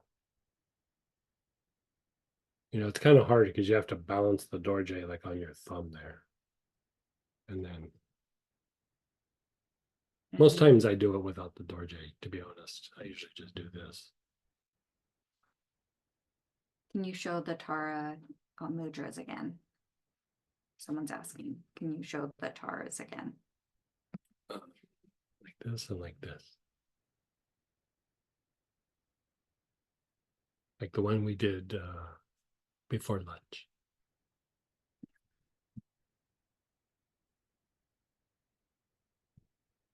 So I just wanted to do a quick share as well. And when we did the mudra and we thought of the first person, I had this like movement down in the sex chakra area. But then what happened was my ajna got super like, oh, felt like charged or felt like it was shielding. And usually when I get very emotional about that person, my ajna super shrinks. And it really just felt like it was exactly what it does, right? The mudra. And I was like, oh, it just felt like it was super strong and I was keeping non-emotional about it. And No, very good. yeah. So you felt more resilient, or you felt like there was like something being resolved there. So sometimes the thing being resolved is just the disconnection. Like, you know, as much as you're connected to something, as much as you try to resolve it, you're still, you know, like, sometimes people will ask me, like, you know, either in session or sometimes on the thing, they'll go, you know, there's a pregnant woman, she's having a lot of back pain and everything, you know, what can we do? She's about 7 or 8 months along, and it's like, we can try to manage it, but the thing that's going to resolve that back pain is she got to have that baby. Like, you know, as soon as she has that baby, the back is going to be very different. You know, so of course you try to do things to help the pregnant woman, but getting that baby outside of her is what resolves it. And sometimes the best thing to resolve some of these feelings inside of us is to disconnect from the source. You know, it's just, if it's like you have an IV of something coming in all the time and it just won't stop. Even though you clean it up, it just keeps coming. So the more you do this, the more you realize, I'm cutting it off. I'm done. I'm walking away.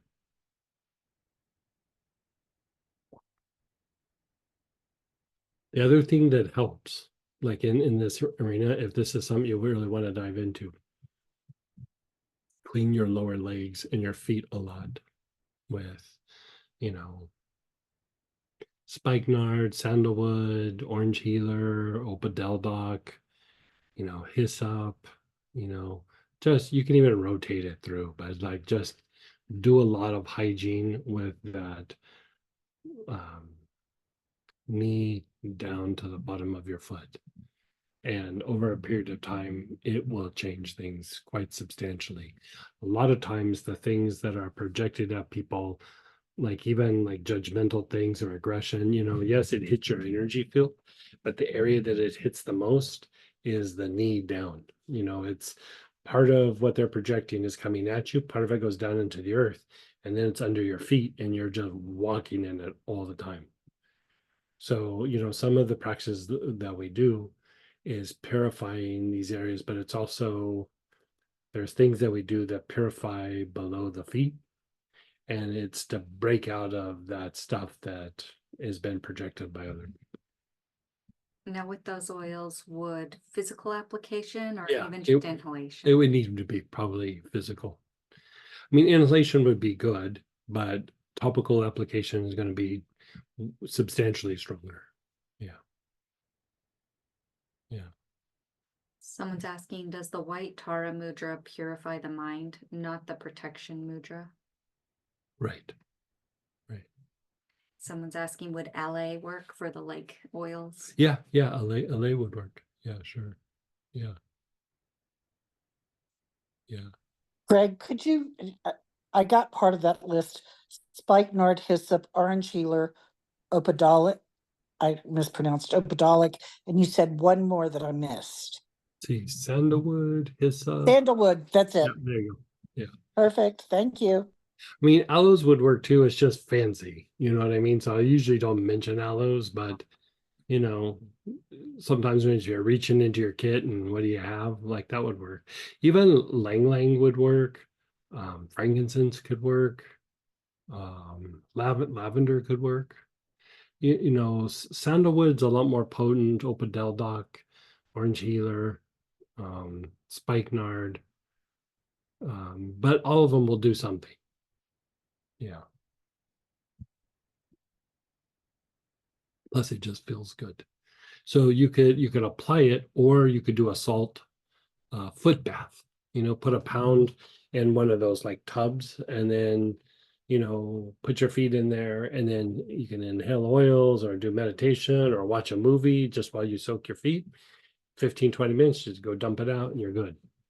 So yeah. And we still have a little bit more, yeah? So take a break and then. Yeah, come we have back. one more to do.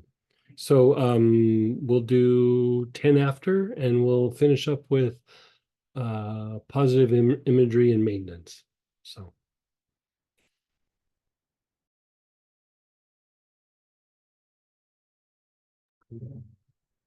hey everybody, let's come on back. And so we're working with some form of cassia or cinnamon.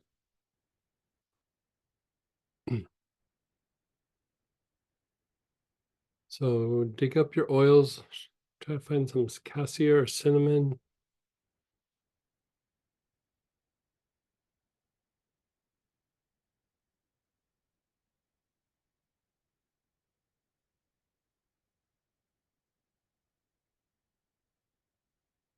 How are we doing with that? Yeah. Okay.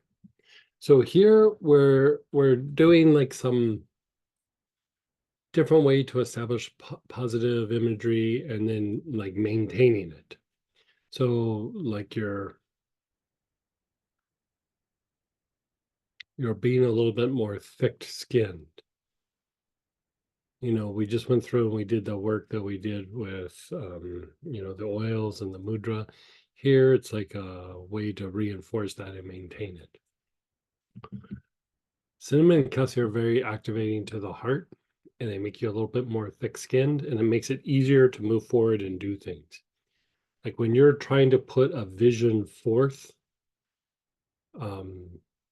cinnamon and cassia are actually really super good at that. You know, sometimes the mental body has a hard time putting something forth to bring something in, but cassia and cinnamon are the things that are used even in anointing oils and things like that for that very purpose. So with that, you have your oil, your awareness is on your heart. If you want to reflect for a moment and just think of your image or something that you'd like to do in the world. It can be a project, but I even say like, I'd like to be a more dynamic speaker. I'd like to, you know, go to more interviews. I'd like to, you know, like Cindy's getting ready to go do a tryout for, what do they call that? Like, it's not a tryout, it's a audition.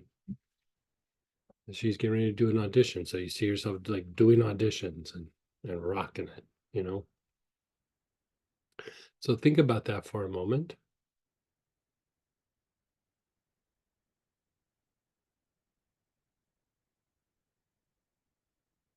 And then your awareness is on the heart.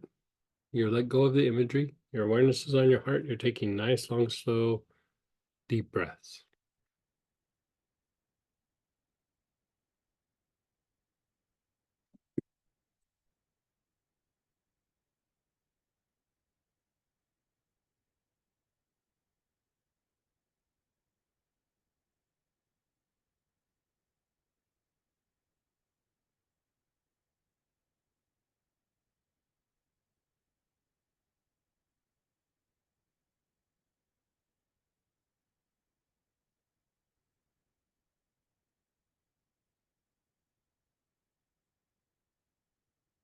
Mhm. Mhm.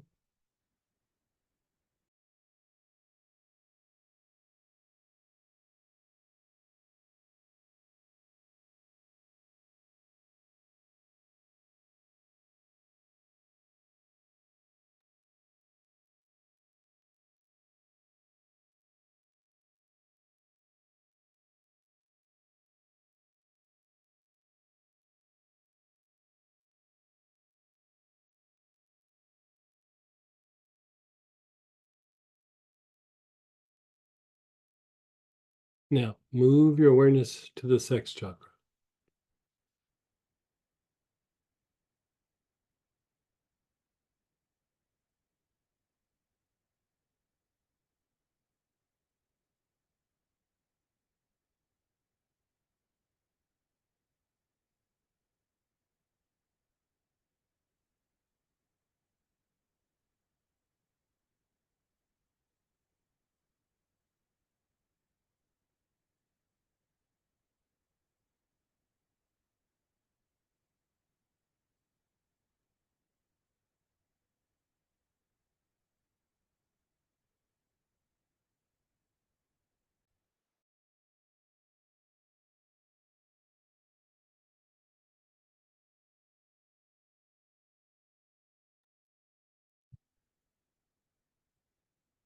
And then your awareness is on the temples.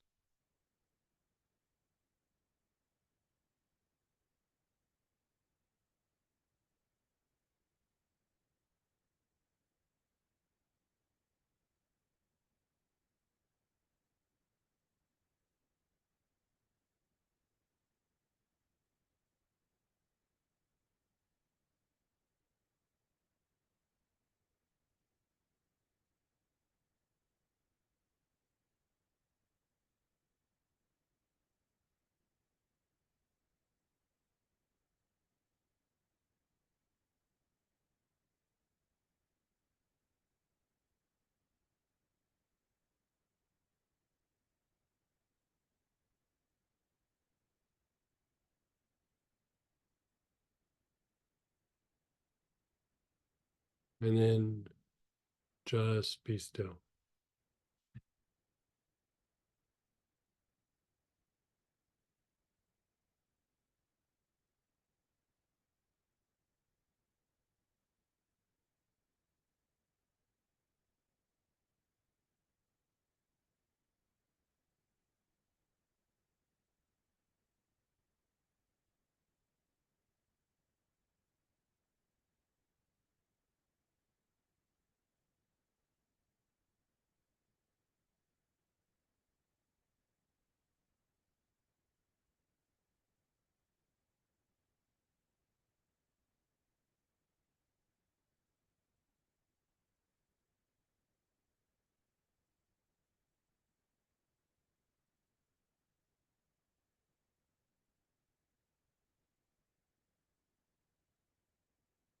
Again, begin inhaling. Your awareness is on the heart.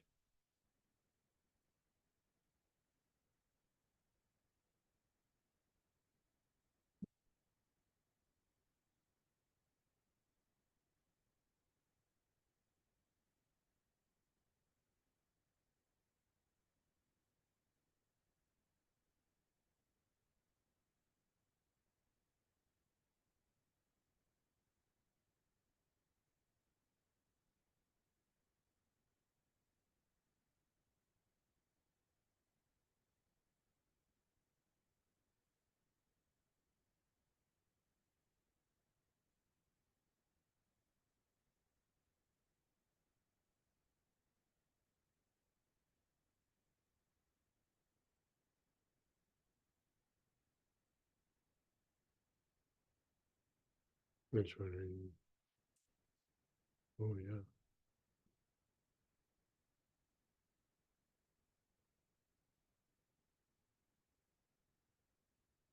Your awareness is on the sex chakra.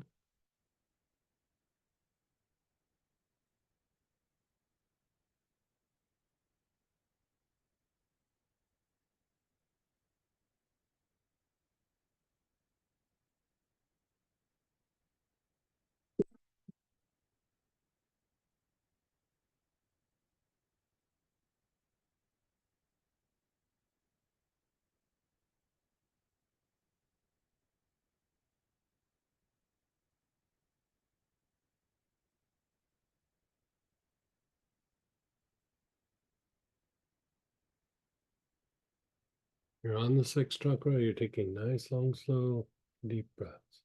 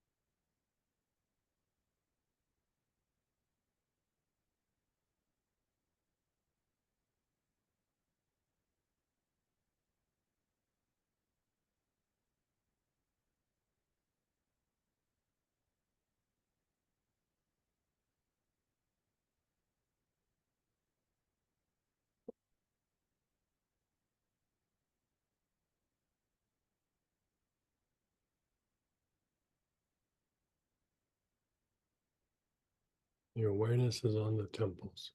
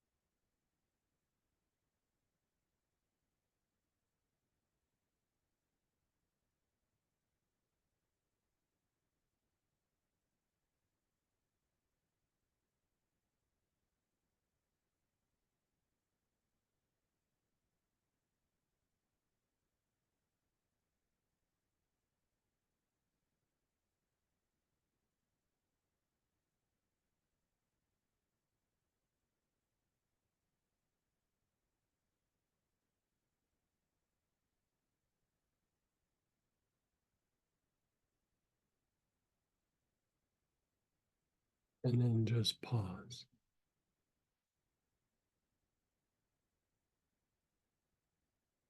I always find it to be strengthening and relaxing both at the same time.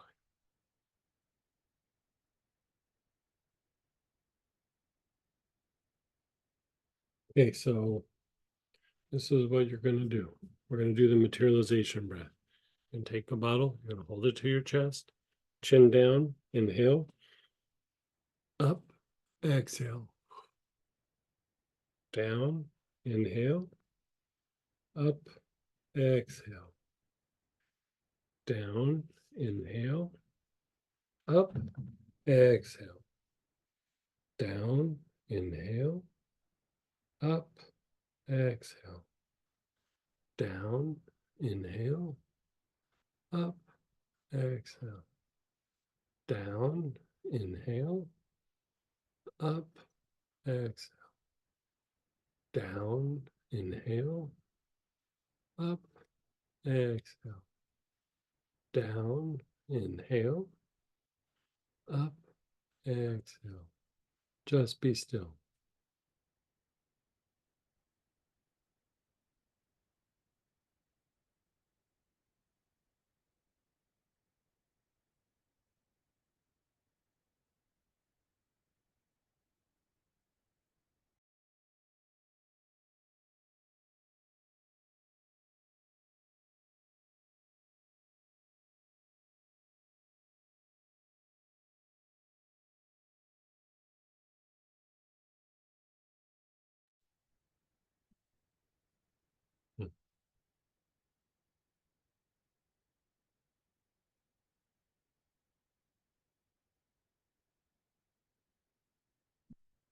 Okay, bottle to your chest, chin down, inhale, head up, exhale, down, inhale, up, exhale, down, inhale, up, exhale, down, inhale, up, exhale, down, inhale, up, exhale, down, inhale, up, exhale, down, inhale, up, exhale, down, inhale, up, exhale.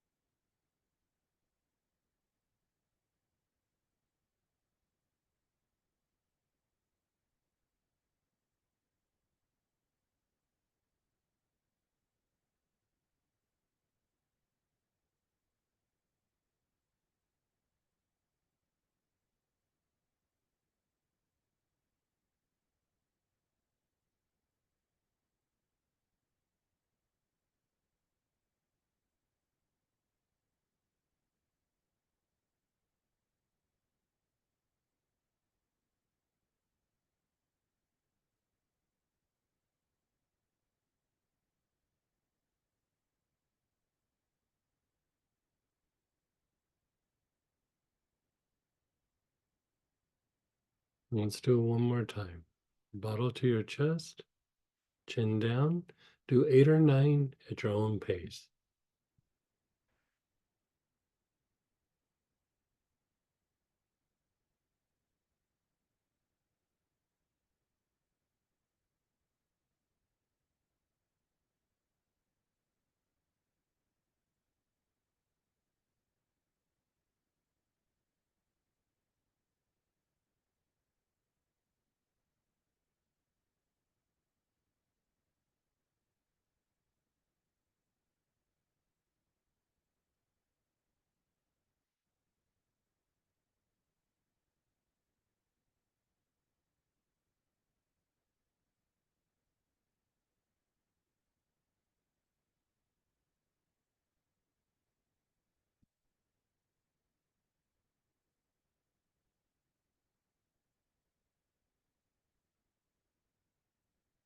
Just be still. So what you're doing here, you know, different oils do different things, but you're doing a process with the materialization breath where you're physicalizing or materializing light. Depending on what oil you use, that will dictate what you're materializing, right?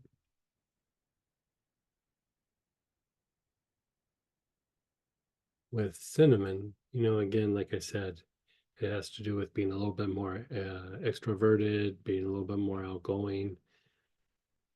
But like if you were to boil down, what is the, like from a point of view of like if a plant is teaching you something, what is cinnamon teaching you? Cinnamon is teaching you to be outgoing, to apply yourself, to refine yourself. And sometimes the issue with self-image is like, you know, we have our interactions that cause us to have like, oh, I have this issue, I have that issue, I don't feel like I did well, or, you know, I just have negative things about myself. Well, one of the ways that you can refine it, you know, we looked at all these different ways of refining it over the weekend. But one of the ways you refine it can be by being outgoing, applying yourself, and in that application, you keep refining yourself. You know, it's like I did well here, I didn't do well here. I'm going to keep trying until I get better. And so, you know, we looked at in the last segment, like kind of going internal and treating it. Here, you're going external and refining it, not by trying to change people's thoughts or feelings, but by applying yourself. And in that application, you're refining yourself. And so, you know, one of the ways to undo like a negative image of yourself or old traumas or, you know, things that you're having a hard time with is to be successful a bit in that area. And the more that you have success, the more that you don't have to keep standing in that soup of, I'm not good enough. I didn't do this. I didn't do that. I don't measure up. I'm, you know, whatever it is. And so, you know, there was times where I was like, I don't like feeling this way. But when I would sit and be really honest with myself, I was like, but the negative image, at least in that area, kind of justified. Like I wasn't that good in that area. It wasn't like I was being a bad person or something. It just was an area that I didn't give a lot of attention to. And so I was like, well, I can keep trying to manage how I feel or the image that I have about that, or I can put my attention on that area and step up my game. And so you'll have to decide sometimes what it is. And if you're not sure, do 8 and 9 together. Like just do boom and then boom. And it's a way to go through and refine it.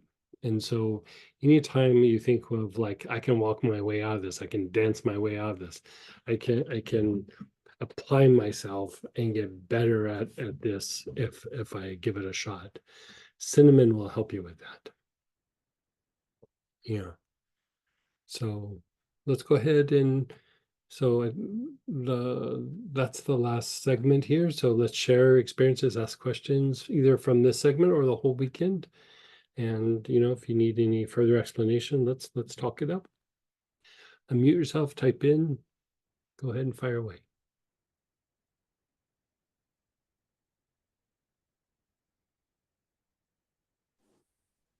Go ahead, Peggy. Hey, Peggy. Well, you just saved the best for last.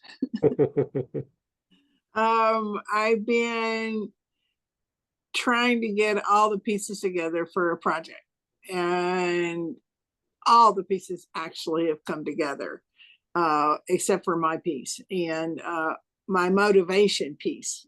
I mean, the pieces are there, and so this was the one piece I needed to get my motivation to get it just where it needs to be. So thank you for reading Oh, good. for reading my mind as usual. Yeah. Thank you. That was really, and so just do that. And I really don't have the problem with the self-image as much as this very last get your ass in gear piece. Mhm. I think that just doing that last one should like be the piece that I need, if that's what I need. No, good. Yeah. Thank you. You're so welcome.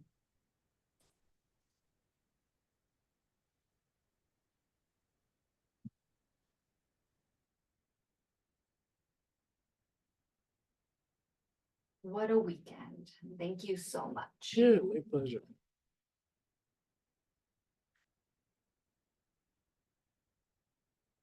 Wonderful class, very helpful in the way I Good. process and understand. Yeah, good. Yeah, very, we were talking on the break, very different than the last time I taught this. In fact, I think I was in Birmingham where Peggy's at last time, and it was a little bit more, if I remember right, a little bit more left brain, a little bit more intellectual than, I'm never super intellectual, but I mean, more so than this one. Yeah, you weren't sneaking any mudras in on us Right, or right. No, anything. no special mudras. Yeah. Anybody else?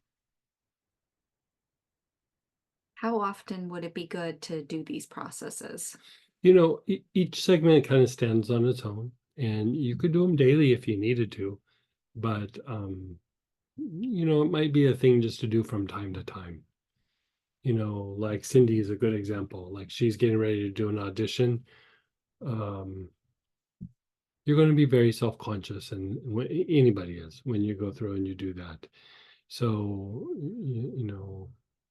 some of these processes, especially this last one, might be the thing that she does as she's going through and doing auditions. But if you don't have, things going on and everything's just kind of like the same old thing, from week to week, then tune it up from time to time. But it's not like it's got to be a practice, but it's helpful. Like, a lot of times with stuff like self-image, self-esteem, this sounds weird, but like all the times that I'll think about it is like usually around the holidays. I have a little extra time. I'm probably going to see my family. I laugh, but it's not funny. And so my mind starts to go there a little bit more. And so that's when I tend to do it. And so you might find that something like that works for you. Great experience. Galbanum and cinnamon are my friends. Yeah, no joke. Those are two good ones too. Yeah. I still need to do vibrations class. Should I do that one first before repeating this one? The vibrational healing, I don't know. You might want to do that one first and then come back and visit this one again. It's the vibrational healing is like just a core class. Will make everything a little bit more potent. So, yeah.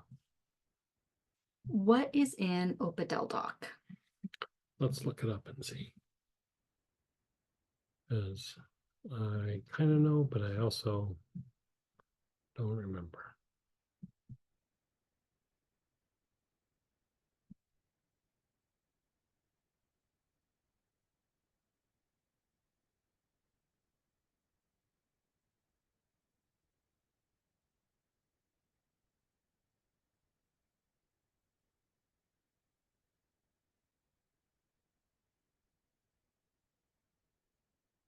It's absinthium, opopanax, Google,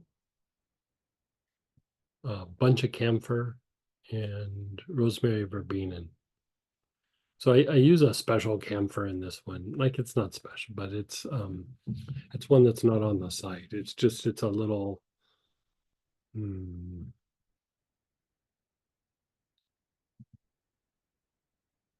I don't know. I find it to be just a little tiny bit more potent. So so it's got that special camphor in it and then all those other things.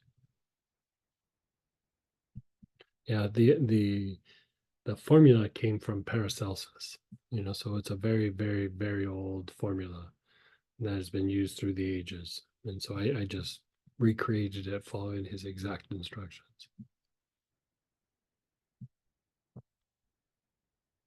Could we do that last part with a tincture? And if so, which one? Boy, that's a good question. I'm gonna add in incense. Incense, I would probably do arbor melon. Tincture. If you're going to do a tincture, I'd probably do myrrh, like a myrrh tincture. Yeah. Like, let me see something here. Just so we tie things together.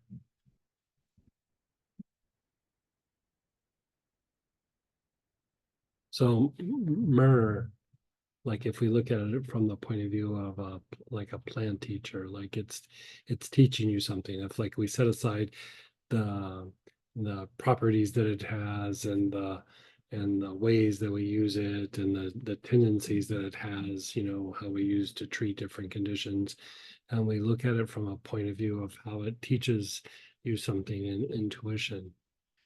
Myrrh, cinnamon is about being outgoing. Myrrh is about rebirth, like being born again, like a phoenix rising out of the ashes. And so you're outgoing and you're trying to refine yourself. So if you want to refine yourself, there is a little bit of like the old you dies off and a new you kind of rises up out of that, like is born again. And it would accelerate the refinement practice as you externalize your efforts. Yeah.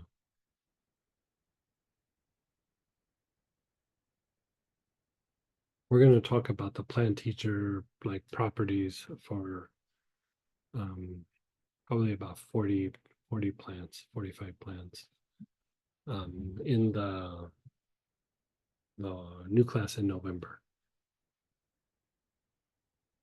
Yeah, it's another big kit like ORIC programming, like another like 50 oil kit. Yeah.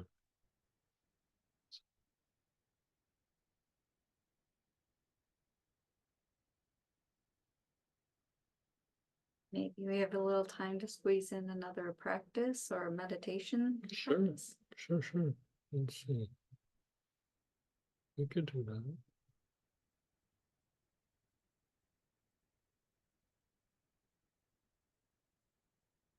Someone said a heart one. Yeah, that's what I'm thinking too. That's where my mind went.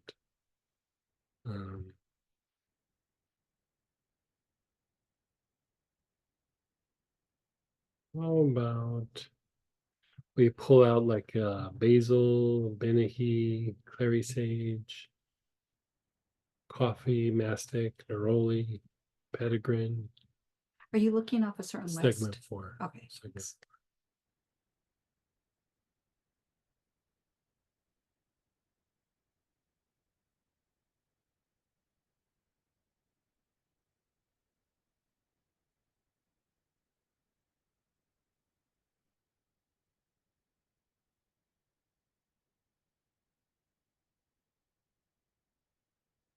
Okay, so you have your oil ready. Don't start inhaling it yet, but let's start exploring the heart. So move your awareness deeper into the heart. You're starting the journey within.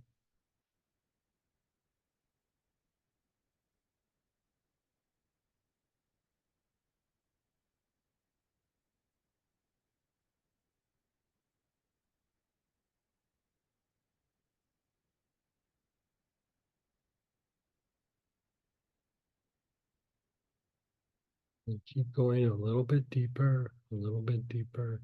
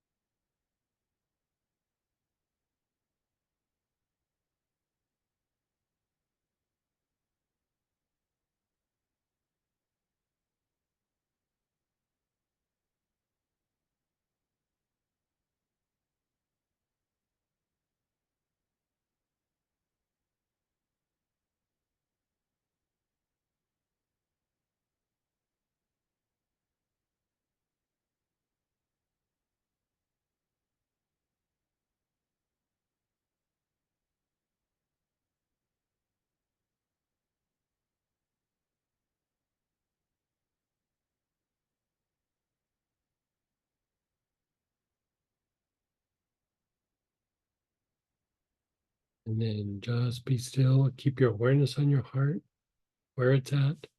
But let go of the inhalation for a moment.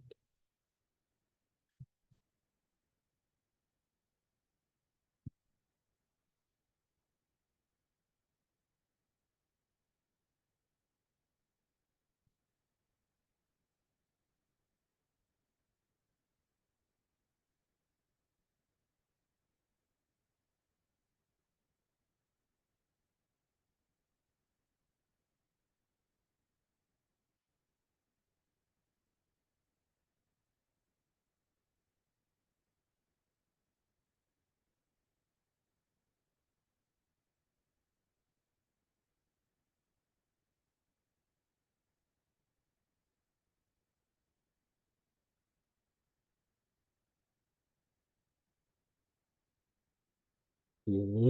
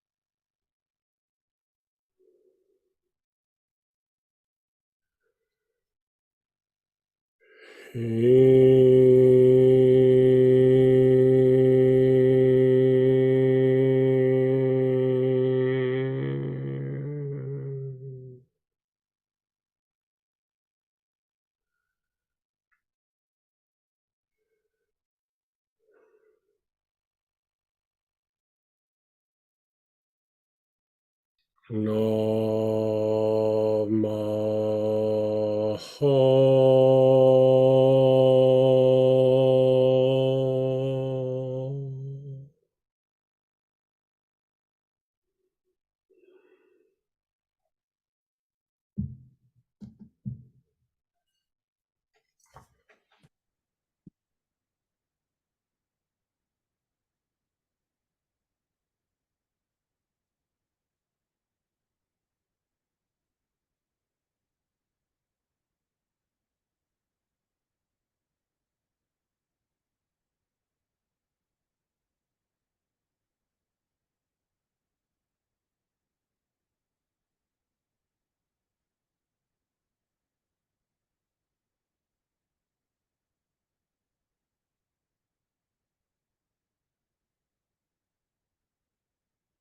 Just let go.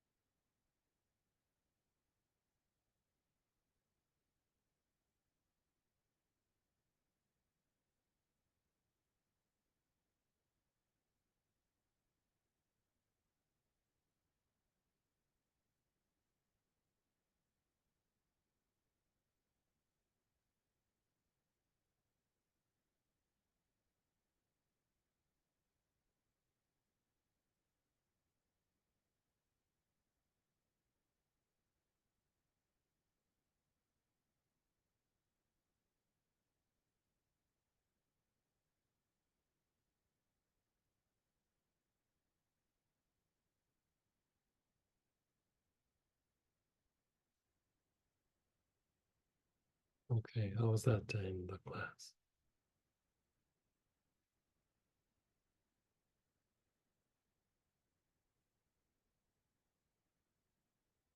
Okay, you guys, we'll have a study group on Wednesday night and answer whatever questions, maybe do another process or something. And we have our Q&A on Tuesday, so hopefully we see one of those. And then those of you that did the ORIC programming class, we're teaching it again. This time we'll have people translating in Spanish, so we'll kind of be doing both English and Spanish at the same time. So join us if you can, and we'll be revisiting ORIC programming this weekend. So